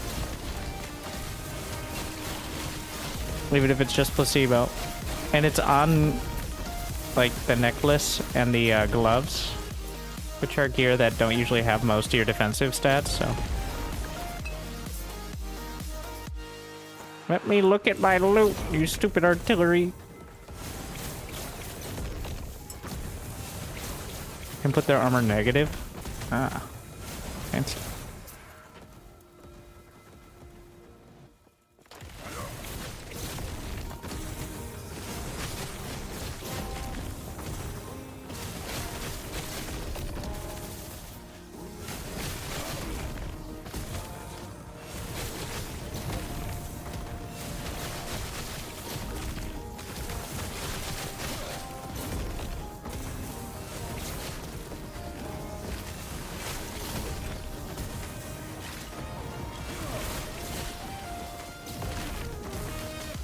They're regularly hitting.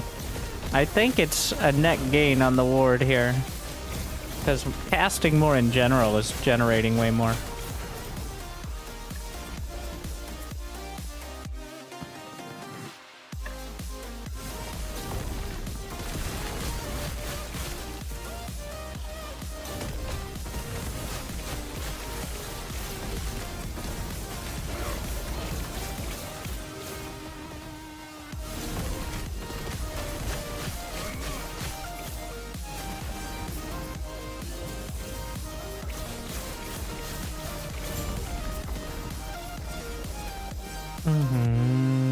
Already have plenty.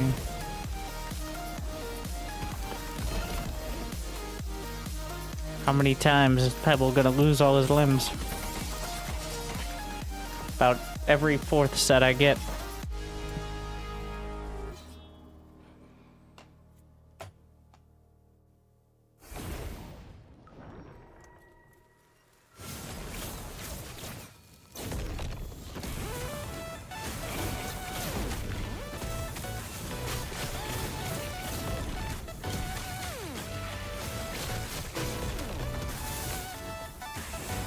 Gotta go fast.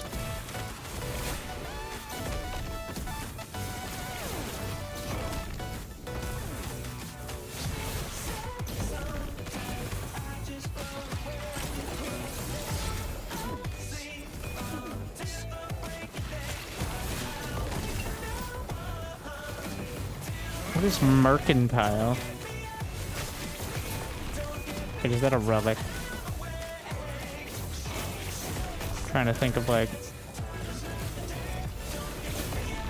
maybe a ring.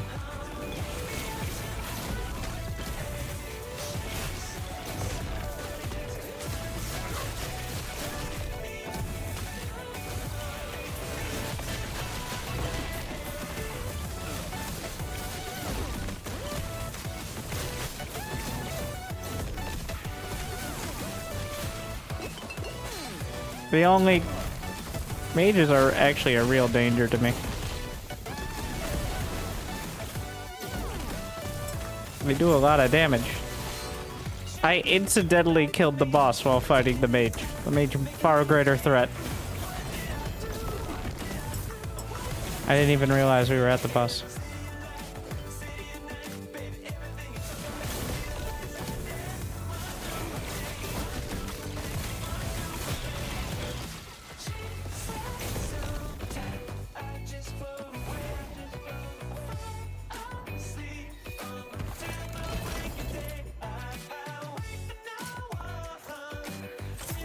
So many of them.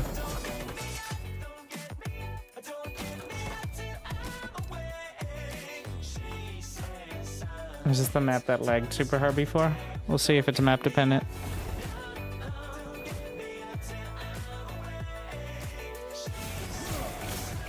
I believe it was, but maybe it was like a weather effect.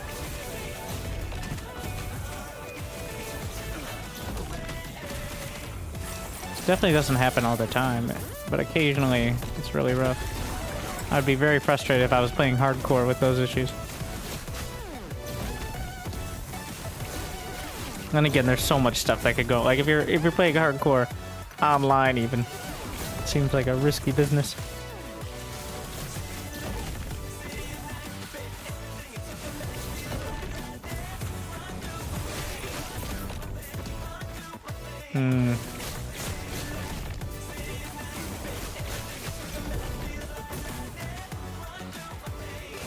Seems to be a specific part of the map, actually.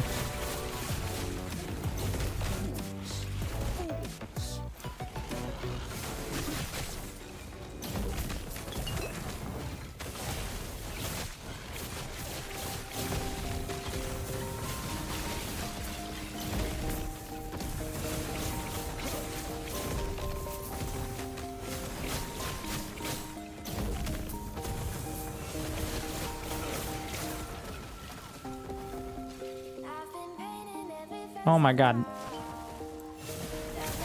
I need to like make the loot boxes 3 times more large clicking thing. And also vacuum shards.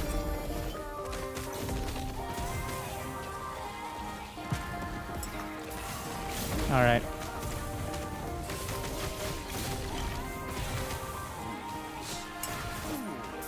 So potato.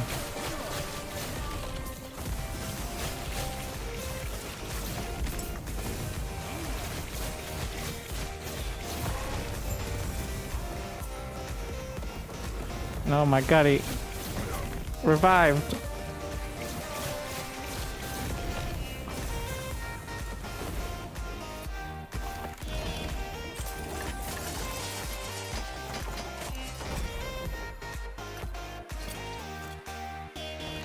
Oh, I got enough for the boss.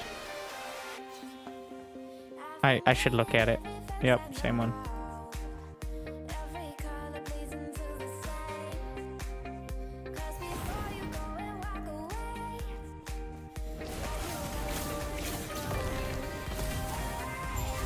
Let's see.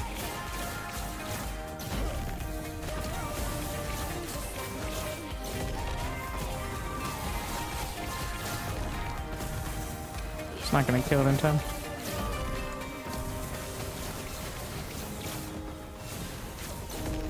We just gotta keep moving.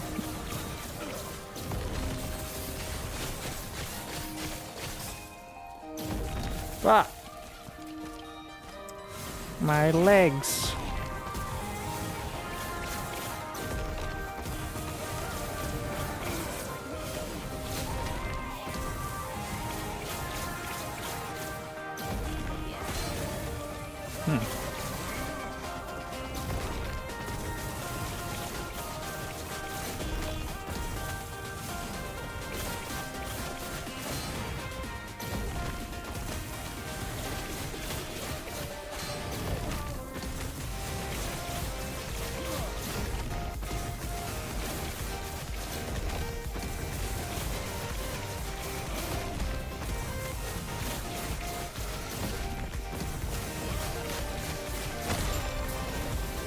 There's a belt. Alright, disappointment time. No, strand of souls. Can this thing even have legendary potential? Is this a better version?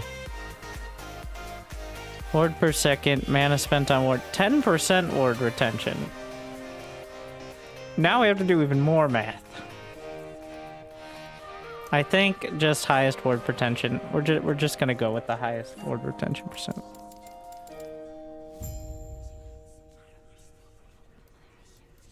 Nope, we're not gonna beat unique. Drop right here. Confirm. Too much stuff happened too fast. Have you tried Paladin?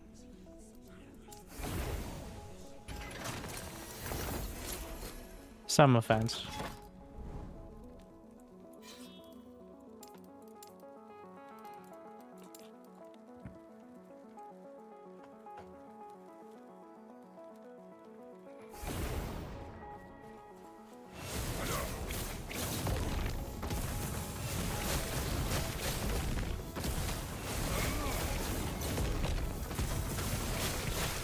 So, I can definitely feel how much less well, remember, the corruption keeps going. So it's hard to tell because I keep upping the corruption. And each time I do it, monsters get like 30-40% more health and damage. So, like, if I change my build, and I do it alongside that, it's gonna feel a little worse. I should really stop changing my build every time I reset. Because that's not giving me... I need to change my build like halfway through. I guess I did kind of do it halfway through, but... Like halfway through kind of adjusting to a corruption level, so you actually can gauge it. As opposed to like, when the enemies are getting more health, so like, everything's going to be weaker.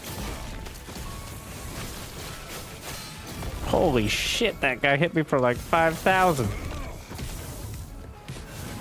He knocked out half the ward. If I didn't have the ward, I would have died 5 times over. I only have 1,000 HP.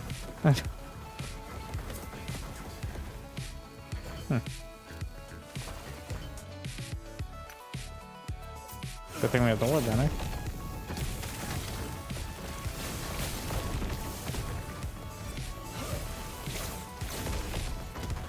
Average ward seems to be quite a bit higher.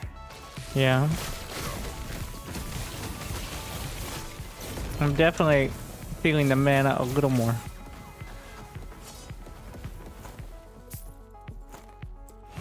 Like there are a few times when the hell did I hit?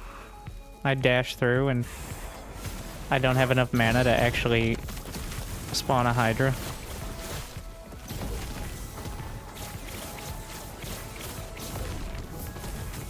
It's obviously not ideal.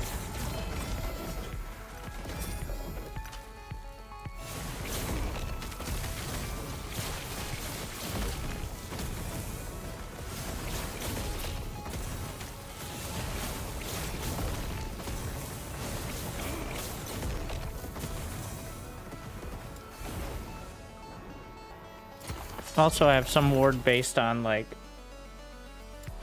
how much mana I have left, so it's kind of a give and take on that one.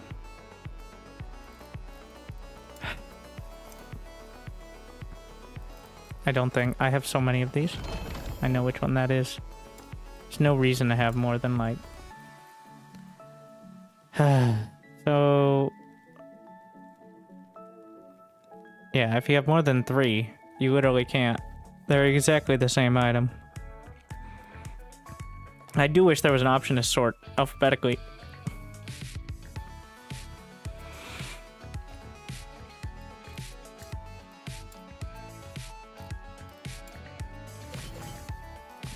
Don't judge.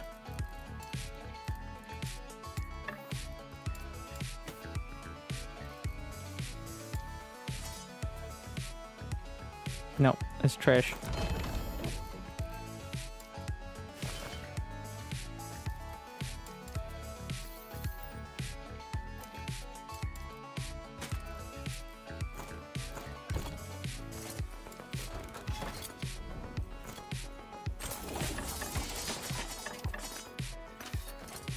I can buy some more stash tabs now, though.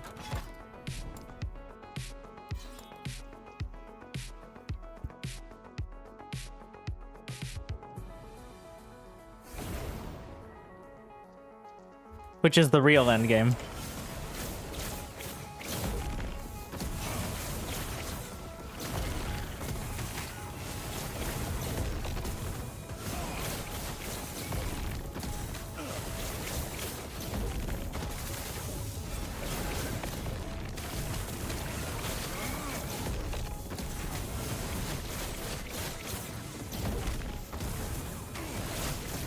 Damn, it gets up to like 20k. Nope. I think I have every set now. I don't know how many there are. It doesn't seem to be that many at the moment. And they don't really scale. And you can't craft on them, so.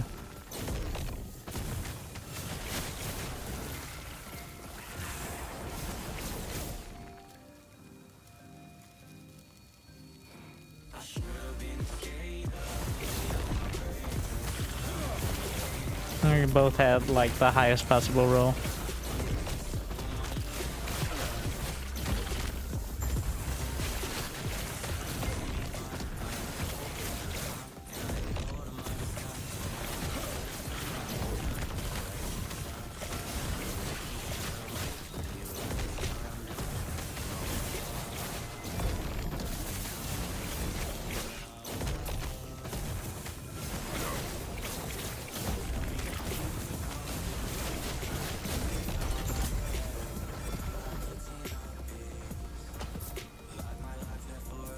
I already did the mage.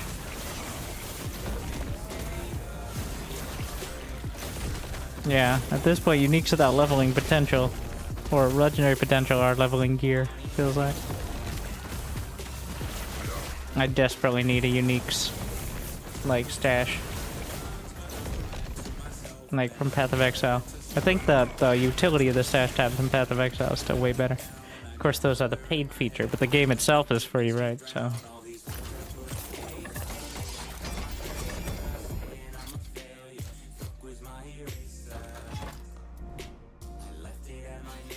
Of course, it'd be pretty much unplayable with some of those stash tabs.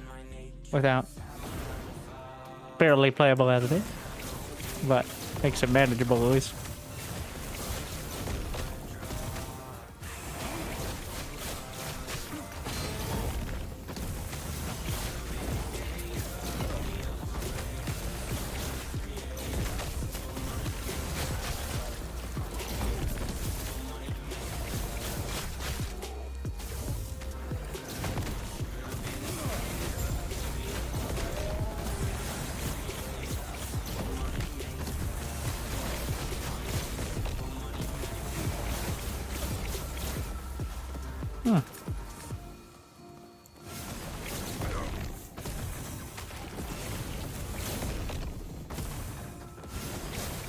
That bear just teleport.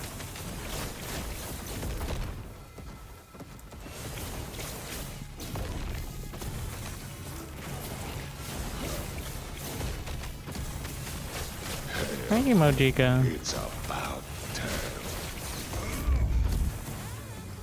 I just don't enjoy.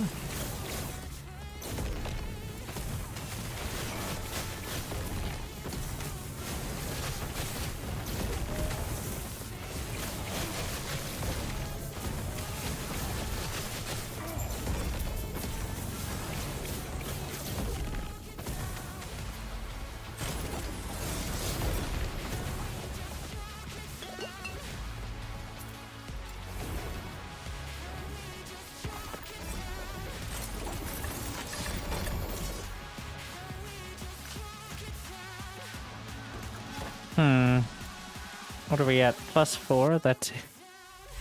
It's not enough. Then +10. Trying to get 50 per reset, but it's pretty difficult.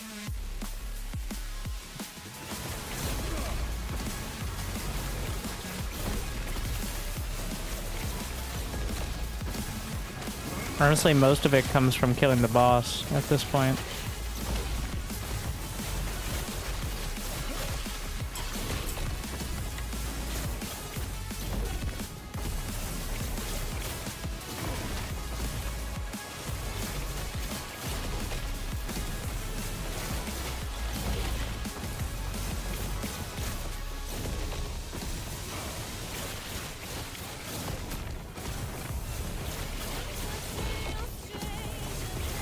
This is the map that every speedrunner would design. The map that is so great when it comes up. And also a definition of why you don't let gamers design games. Alright. Lest they squeeze every Like, but this game was designed by gamers. You know what? Not, you know what I meant. Literally a studio made because they like these kind of games, so they wanted to make one. Not even, well, they're generally...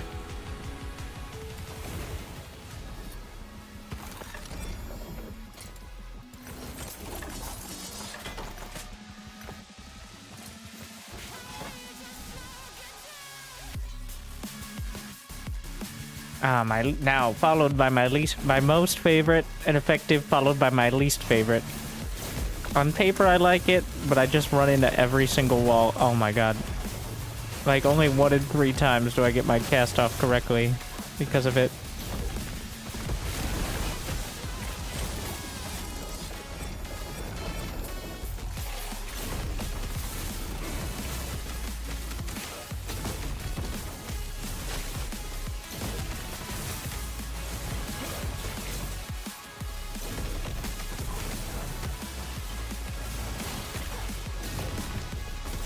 Gotta be very careful, because otherwise I run into a random wall.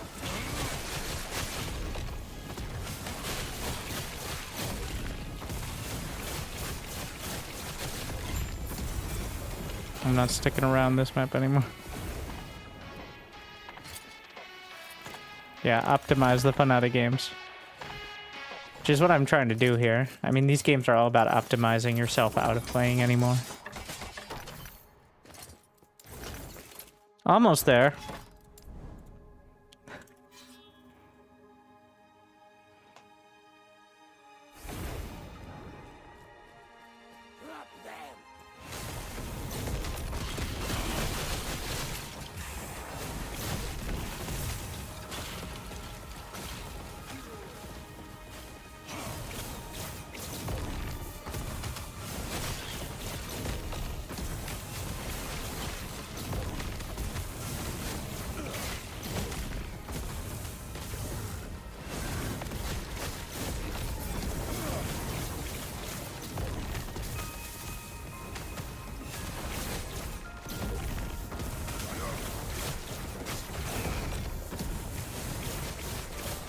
What are you doing in the corner over there, mage?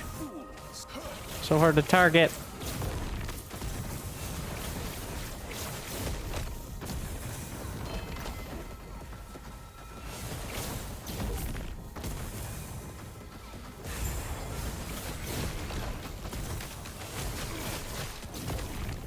You can use the build command. I've adjusted the build from the guide dramatically. It's still the same baseline, like with the same gear, but... mostly because otherwise I get one shot. So there's a lot less damage. This is the very severely reduced damage version of the build. Where... like 30 more passives go into almost exclusively utility and defense.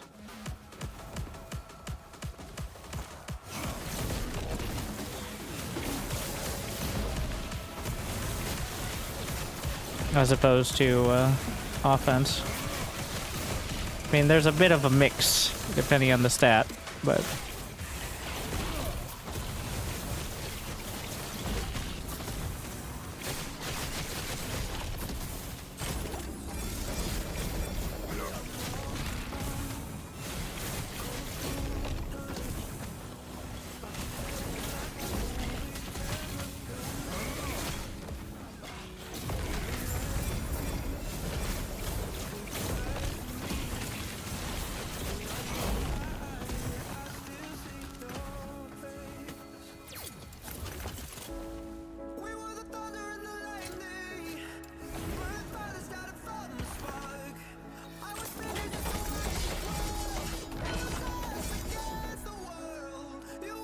already have so many.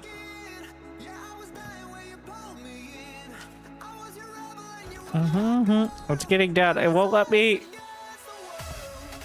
Oh, you can fight the boss again. Ah.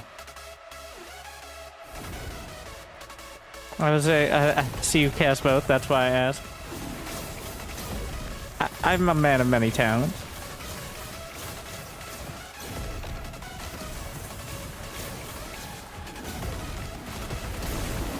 It's totally not running into walls and accidentally casting the wrong ability.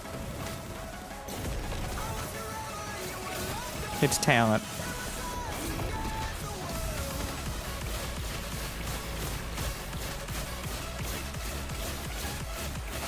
I do no damage. The only damage is my orb.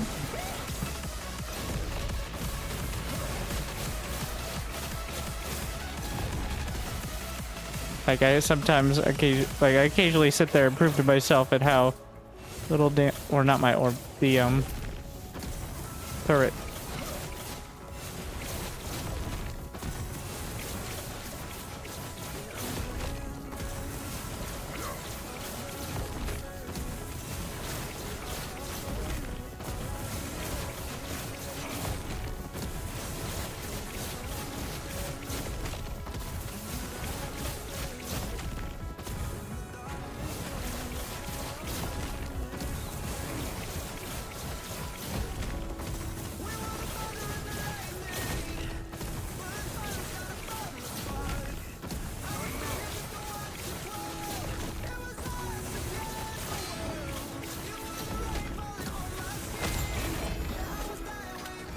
Didn't even get the belt this time. One. I don't know why I look at them each time. If I get the perfect roll and I never want to change it, do I even have to interact with them? We're keeping this. If it's 1% high, it only goes to 22, so... I don't know if it counts as a kill on the boss until I do.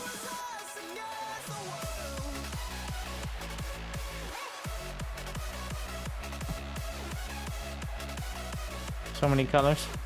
Yeah, and just think, I've eliminated one color from my set. The blue from the frost. I literally can't cast any frost spells. It's unfortunate. I would rather have all three, but it's far better to limit it and concentrate.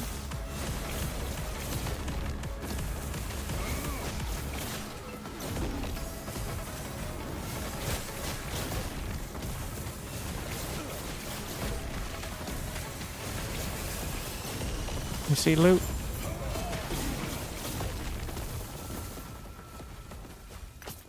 It's like D3 rifting. No idea. An endlessly escalating endgame map system? If so, yes.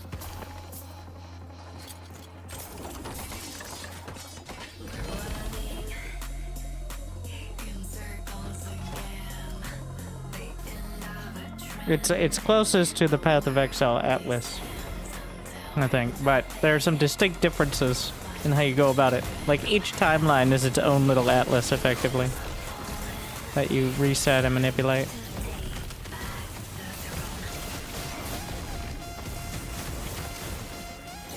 Which I like. I would definitely suggest some tweaks to the whole system, but I actually really like the kind of choose your own, like, path. Instead of, you have to go to this map to complete everything, like...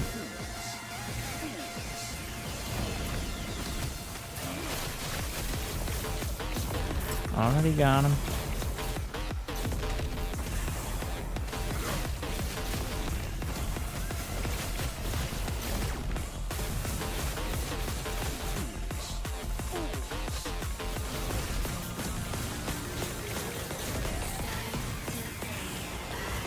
Water Shrine does so much for me. The cooldown reduction on Flame Rush is insane. Water Shrine reduces cooldown by like 50%.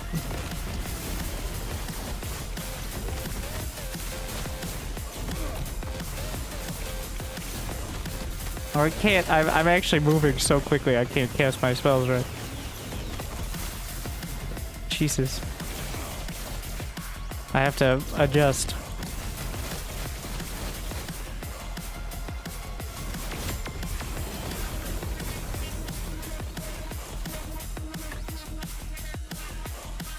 Bow. Rubs. Already got him.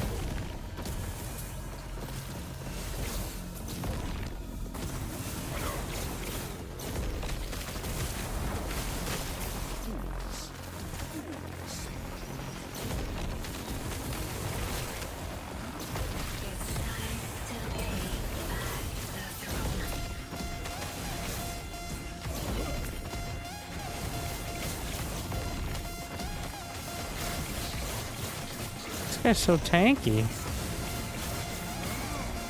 Once again, I think it's just the difference between having my turret up and not.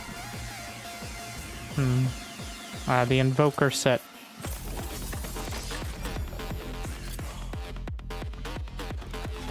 Yeah, I think this looks like that game where you have like a super powerful character who uses like abilities and spells to kill a bunch of monsters. Right?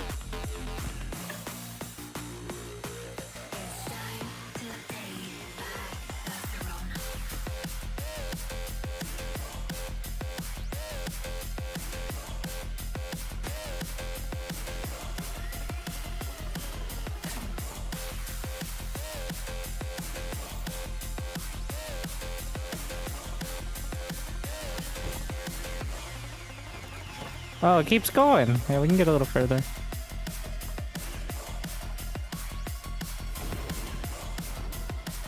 I wasn't sure if the, I could extend. Sometimes you just literally hit a dead end where you can do nothing but reset unless you go a different direction.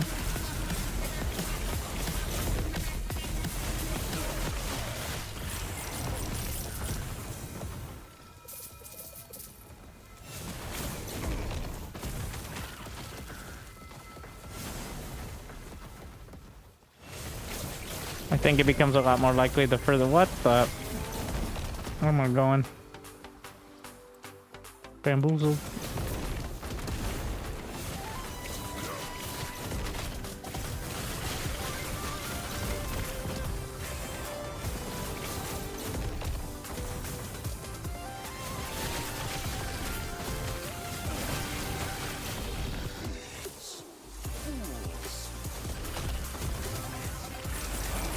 We're rich. What I think is happening is that the haste shrine directly affects the flame rush distance. Oh my god.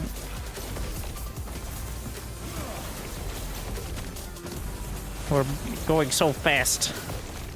It's breaking the timeline. This timeline only has 20 frames per second. I don't want to live in this timeline anymore.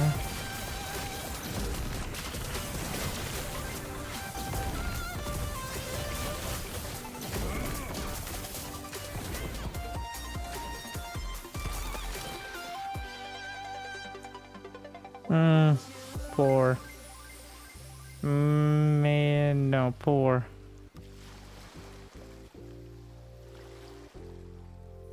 Maybe.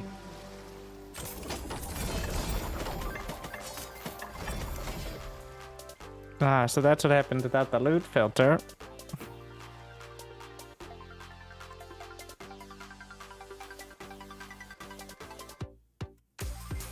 I already have several of those.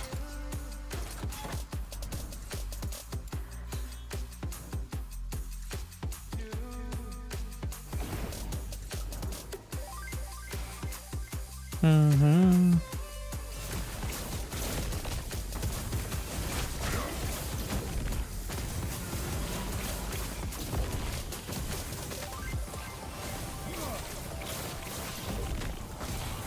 $118 bonus stability potential. Well, I think I can just go around this way. Usually they're pretty good about that, but I'm getting less convinced with time now. I usually don't go in the exact opposite direction.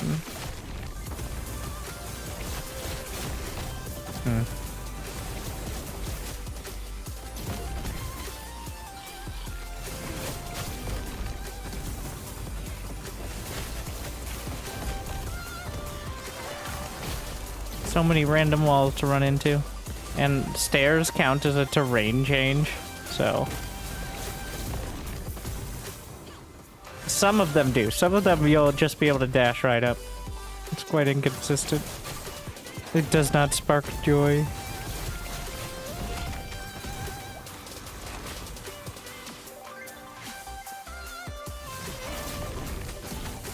Where am I going now?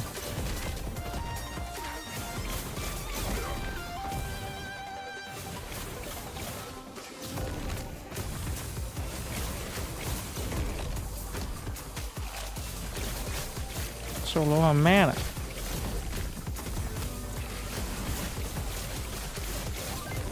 And recharge it with Rune Bolt. Just gotta notice it first.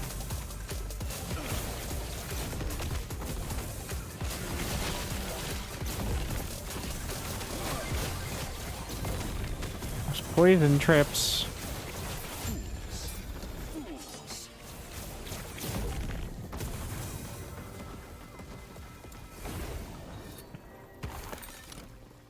Sure.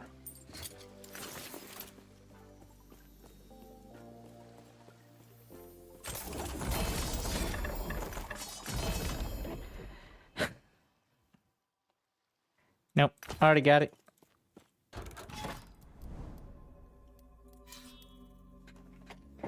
Not this map again.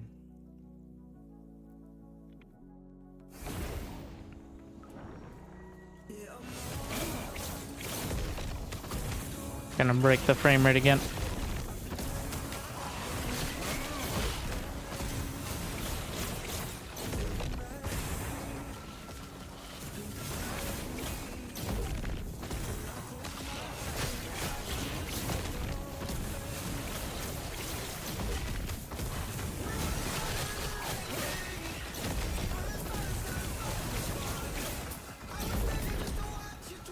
Yeah, this one specifically. There's a few other parts of other maps, but snowbound graves will melt my GPU.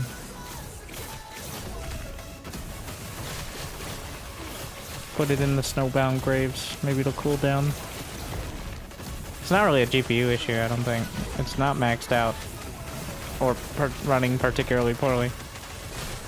Though the game does seem to have a memory leak issue. Slowly over time, like it's up to 9 gigs of RAM usage. It starts usually around 6 or 7. Every map it ticks up. I think it's just like all the loot and stuff. Just eventually adds up. Even though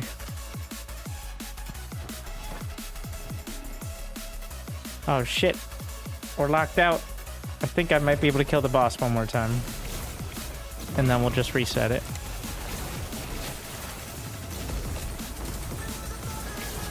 This is a dead end. This map is so beautiful. I'm not even mad that it's the most annoying arena. Because of how long it takes the ones from the other side to come through. This is so beautiful. Changing my entire... Did you change your build around entirely? Because if you do that, you haven't gotten the levels and the skills yet.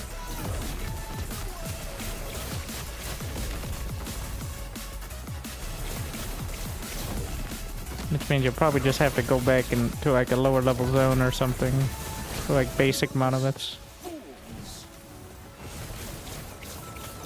But also, at some point, you have to invest in HP and or ward, I think.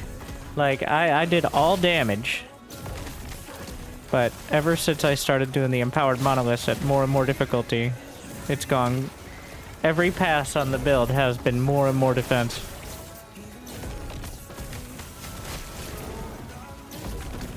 Also, there's not a small chance your build is bad.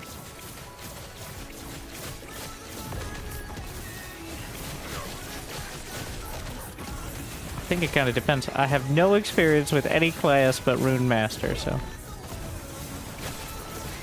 Like, for example, a lot of stuff with Runemaster, like, a solid probably 20% of my damage is based around having over 300 mana. If I just go under 300 mana, I'm at 303. A lot of stuff doesn't, so there's a bunch of, like, does increase damage when over 300, has more crit over 300 max mana. So...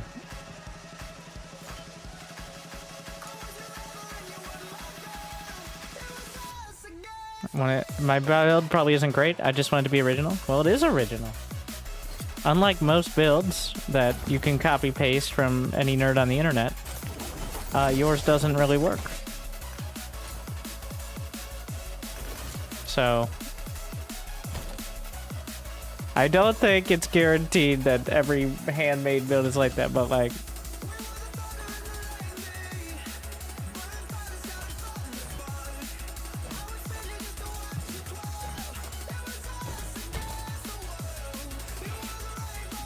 There's a lot of stuff between all the talent trees that work off each other. Like, ward gain, resistance shred kind of stuff, so...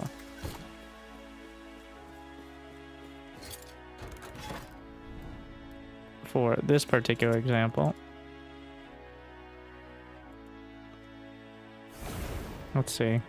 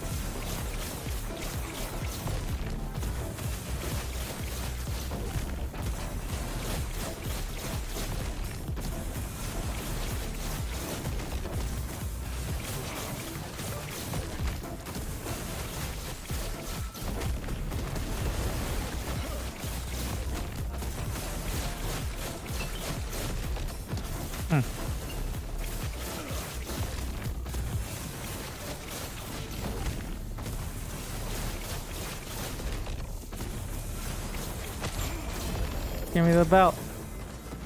Son of a bitch.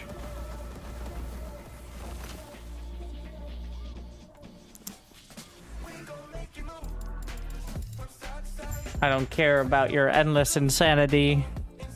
Lost souls.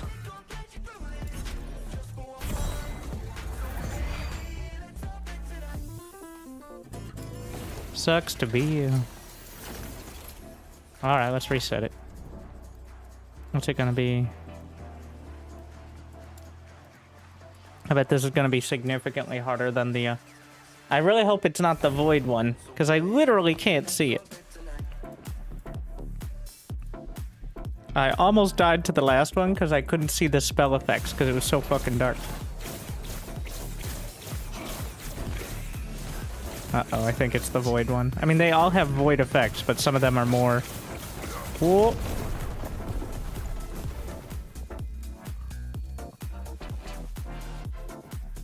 That was about as much. I did not activate the ward in time. I didn't like... The ward only activates if I get stunned.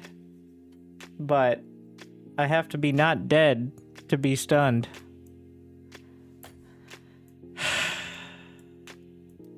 I hadn't seen him use that particular ability before. I think it was a different shade.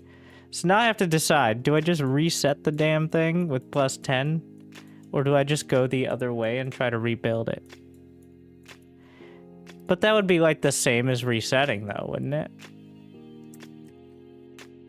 I have 43k favor, let's go.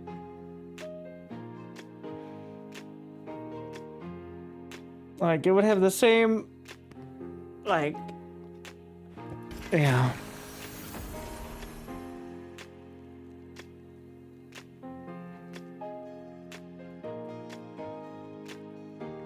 We'll see if I can get like 17 prophecies for killing a shade.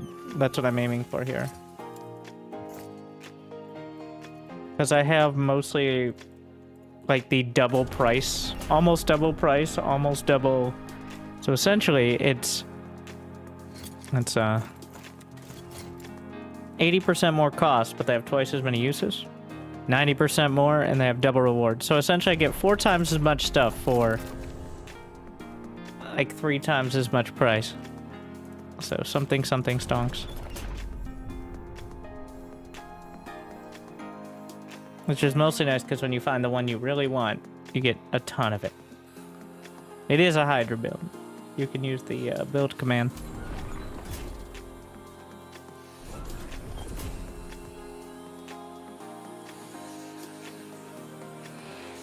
Exalted boots. Wait, how many is that? Times 24? Can I... Oh yeah, this is the one from before. Yeah. Carry home an entire fucking warehouse of boots. Well.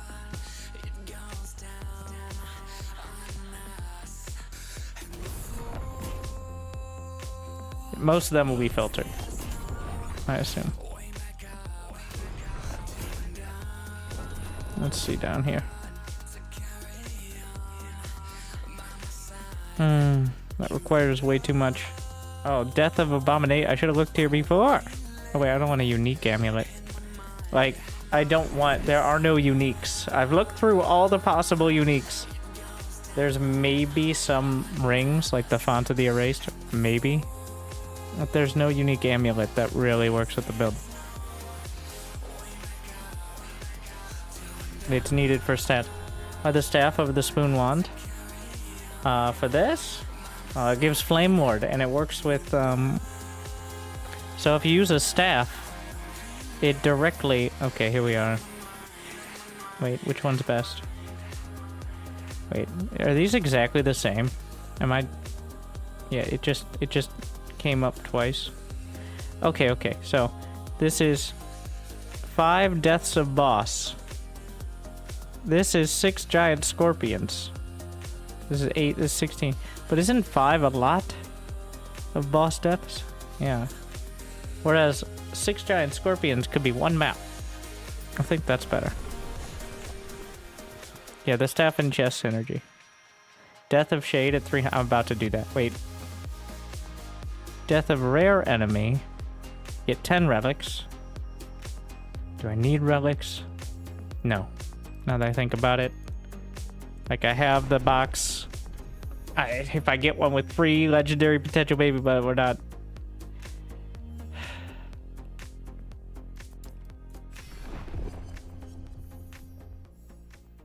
Death of Rare Enemy. Exalted Ring. Alright, lock it in.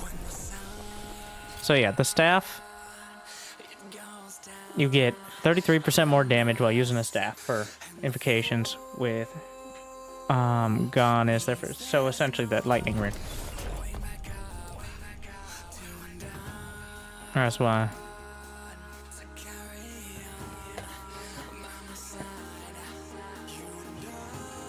How you get that chest? Unique chest. Kind of rare, but it's not a boss trap, so it can be from prophecies or from the Blood Frost timeline, I think, is the unique chest. I didn't try the other one yet. This one, just lucky. I mean, you know how many other chests I have? Yeah.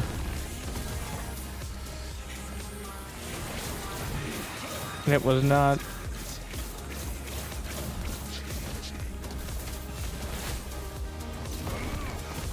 At least he's not doing the hammer drop. Oh my god, I almost died to whatever fucking Void River ability. Can barely see it? That's the real danger, is all the ability. They're so dark. At this point, it doesn't matter if I'm blind or, like... I'm only gonna get 10 off it anyways.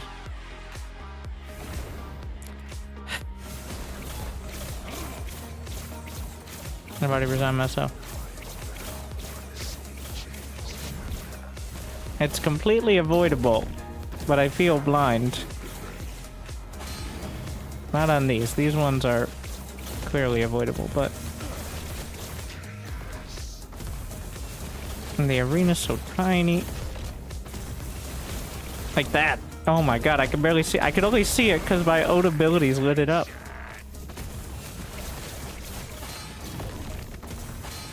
Like the light.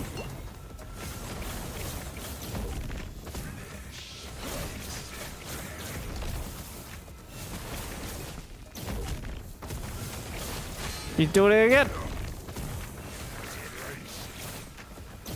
It's just like a spot. It's just like a pool of blood. Oh my god, my health.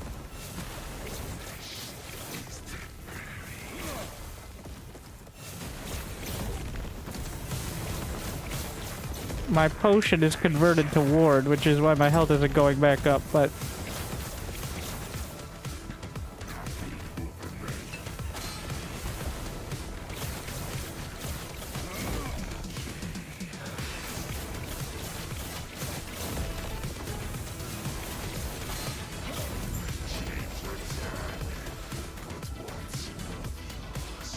amount of time, like, that's the hardest boss by far.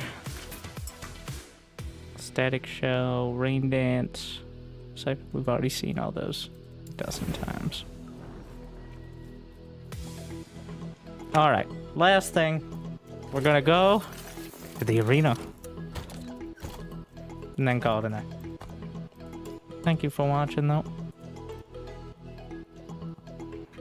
New plans of recording the order of passive skill. Use the build command, and you can see my build.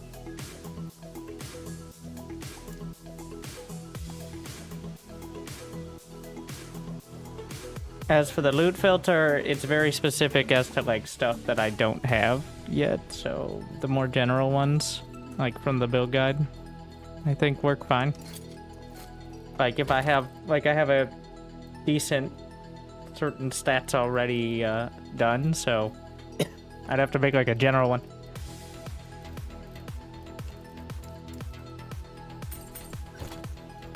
The loot filter is quite complicated when you get into the nuance, but relatively simple to set up a basic one. It's a real skill. Record in order? Oh, I didn't really have a build until like level 9. I mean, like I wasn't locked in till like level 90. And you're not locked in at any point, but like ward stuff first. I don't really have a leveling guide thing for it. Alright, time to... So once again, like with the shade, it's gonna be when I get one shot. That's when it ends here. Like when my ward hasn't built up enough. I get hit for 5k. With only 3k ward.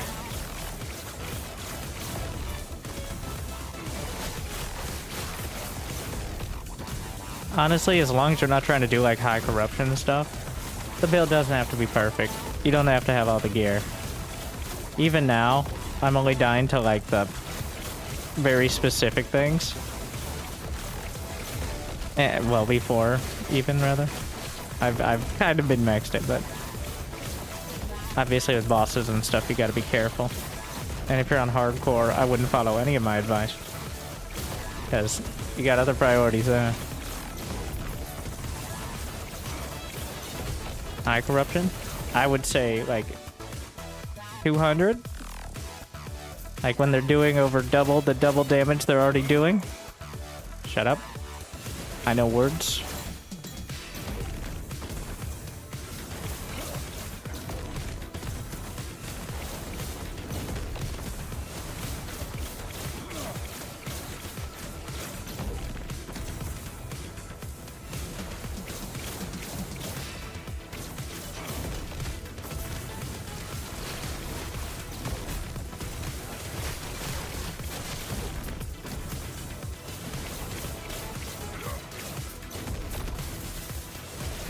I think we're talking for now like around leveling up. Like once you get close to 100, you should be able to you should be able to understand the skill tree well enough at like level 95 to decide which 5 points are most important or least important. I feel. Like if you're at 95, like I don't know, then maybe important to actually read them. Remember, you can respec at any time. I've respec'd half a dozen times, like between just a few and most of the like double-digit points. It isn't Path of Exile where it's gonna cost you an arm, a leg, and maybe a reroll. Honestly, I don't remember what respecking is like in D4.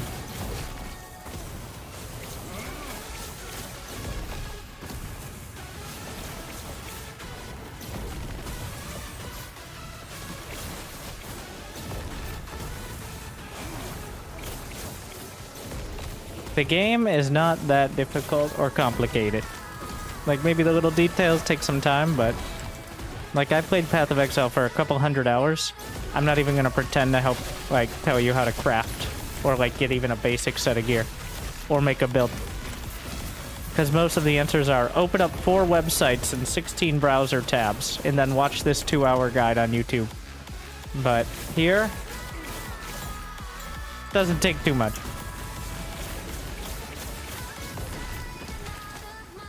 Because even if you fuck it up, like, there's almost no way to fuck it up that's going to... The only thing you can fuck up is by rolling the wrong subclass for your character. And if you can't figure that one out right, well, that one's kind of on you, I feel. That is the only thing you can't take back, is the mastery. Whatever skill you specialize in, it does not take long to level them up. Like, you're not locked into the skill.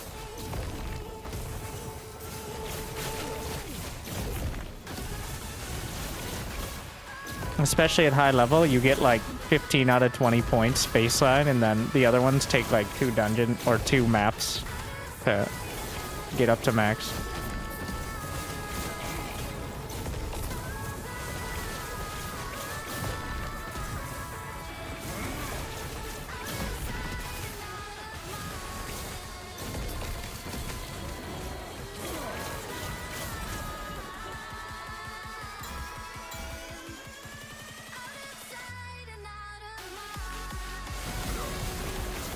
The hell?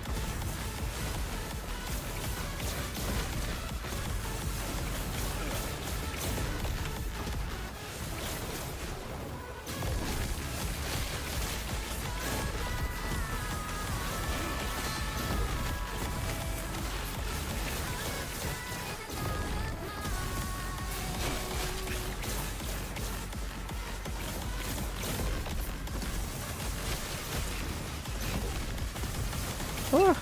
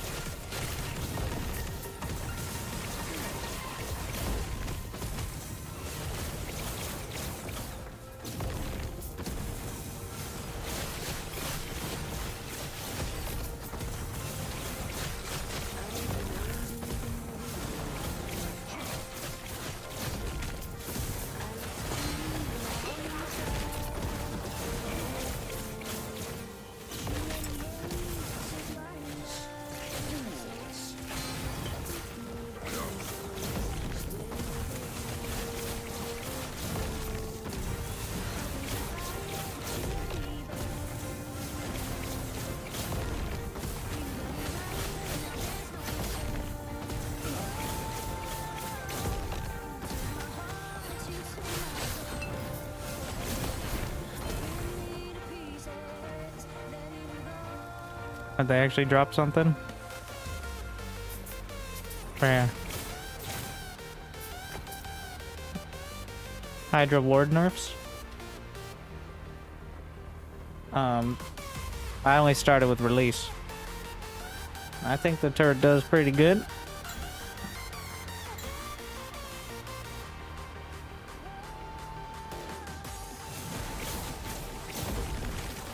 Always use more ward. Always.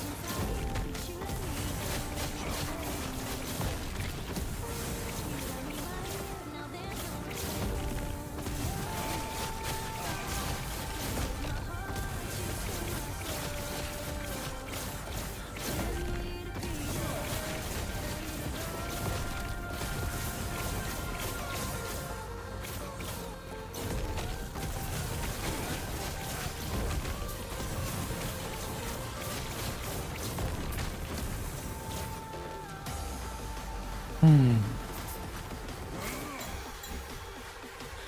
see if my ward is maintained in between.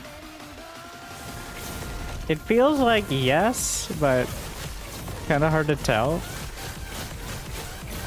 I don't know if the load screen counts as time where it's decreasing, right?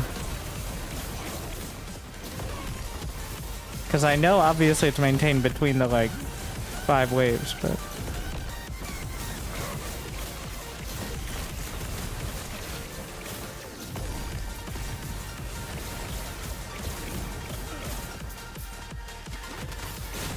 shit, that's what I get for not casting for more than any seconds. Don't get complacent. Just hitting them sometimes interrupts.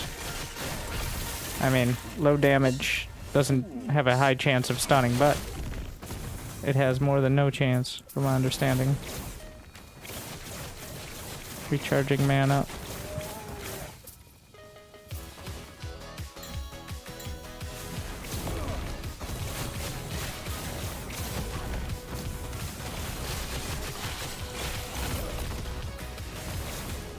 Flame cooldown's like 11 seconds.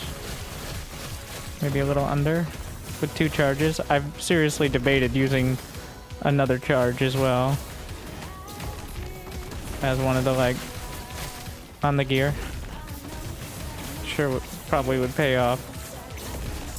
I had it for a while on a, well, leveling.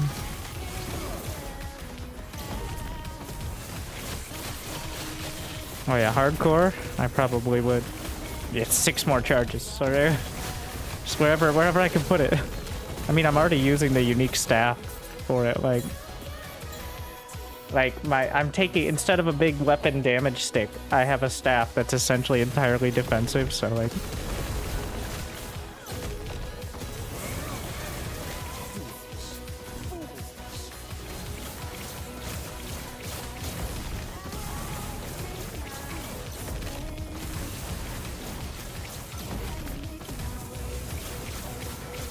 I'm surprised it doesn't also give a flame ward charge, the staff. Feels like it would, but...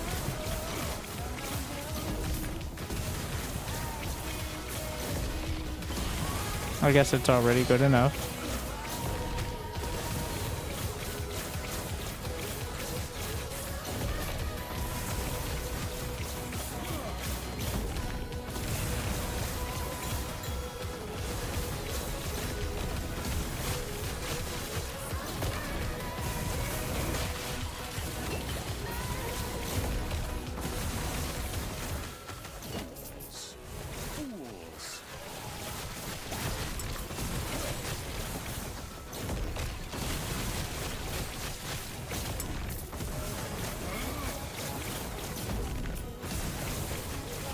God, those javelins do a ton of damage. And they're kind of hard to see. They're just like a normal spawn.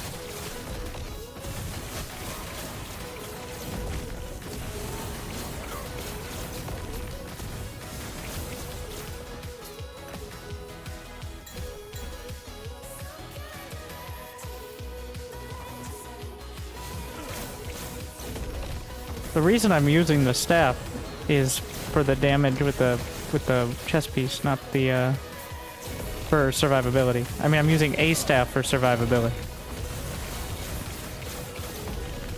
but it's the combination with the fundamental criterion.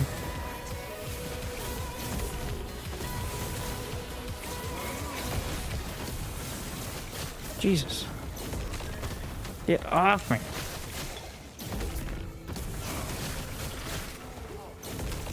Oh no.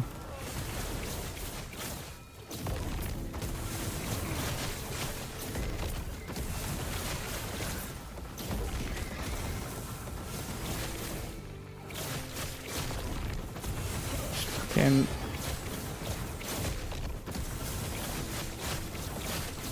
berserkers.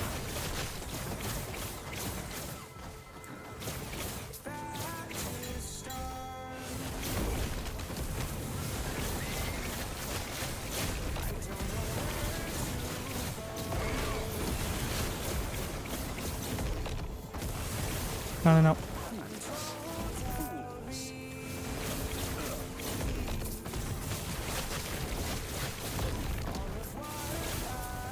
And crap.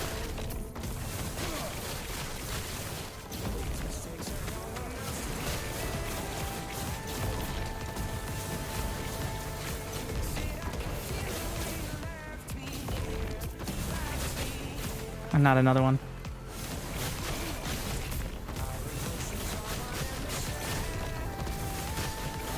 I'm choking.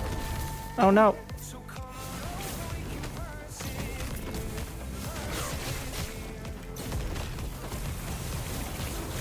Bullshit, bro. They're right there. Sometimes it does that. It really stresses me out.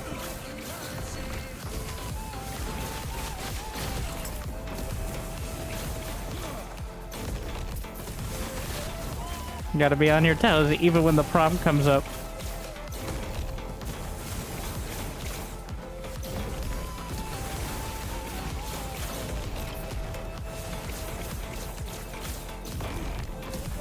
Because it might be lying to you. It's a decoy from Raya, who was mostly the enemy, right? I'm not exactly sure I followed the campaign. It seemed like he was an antagonist.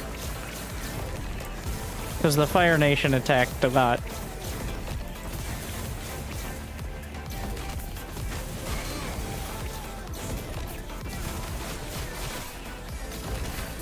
Something like that.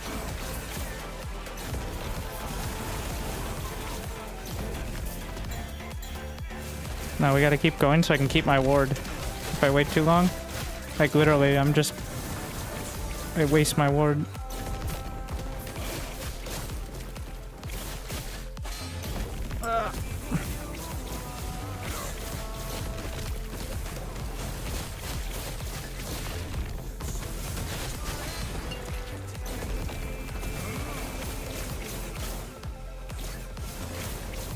I would go for shrines, but they get you kind of cornered. I've died multiple times trying to tap the shrines.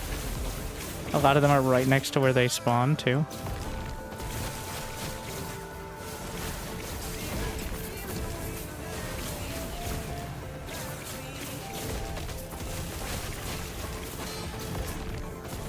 Feels like bait.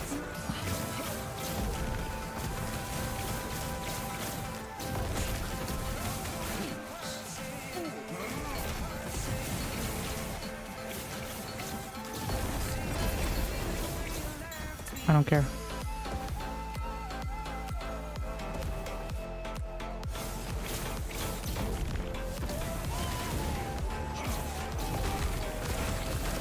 Water shine's huge.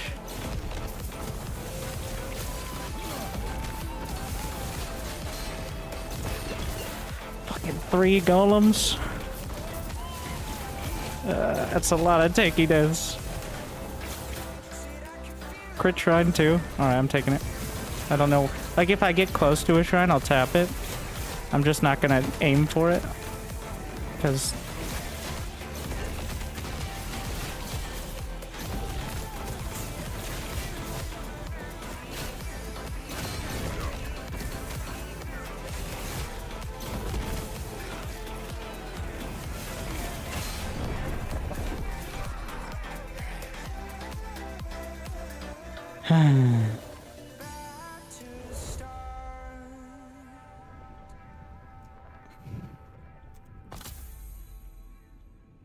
Burnt out. Let's see where we ended up.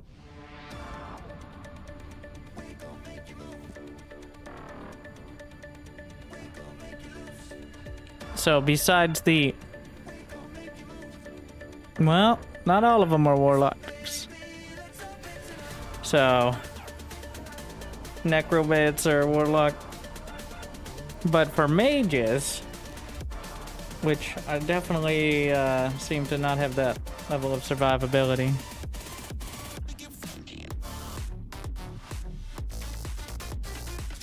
We'll see what the cap is right now.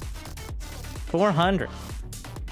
Let's see how Alithor Odiodionius didn't even make it. I didn't realize we were up to the 180s. Like yesterday it was like 160 got in the top 50, but almost there. Let's see what build. Yeah, there seems to be a lot of lightning bolt builds, which is not mine. Let's see how far down the closest to my build is.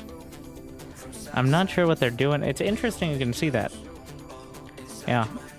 This is mine. My D for currency here. I do think it doesn't quite have the survivability. This guy has Elemental Nova, Teleport. Very likely they're using the Teleport on the Invoke as well for movement. I don't know if it shares cooldowns or something like that, but seems pretty cool. But thank you guys for watching. I hope you enjoyed.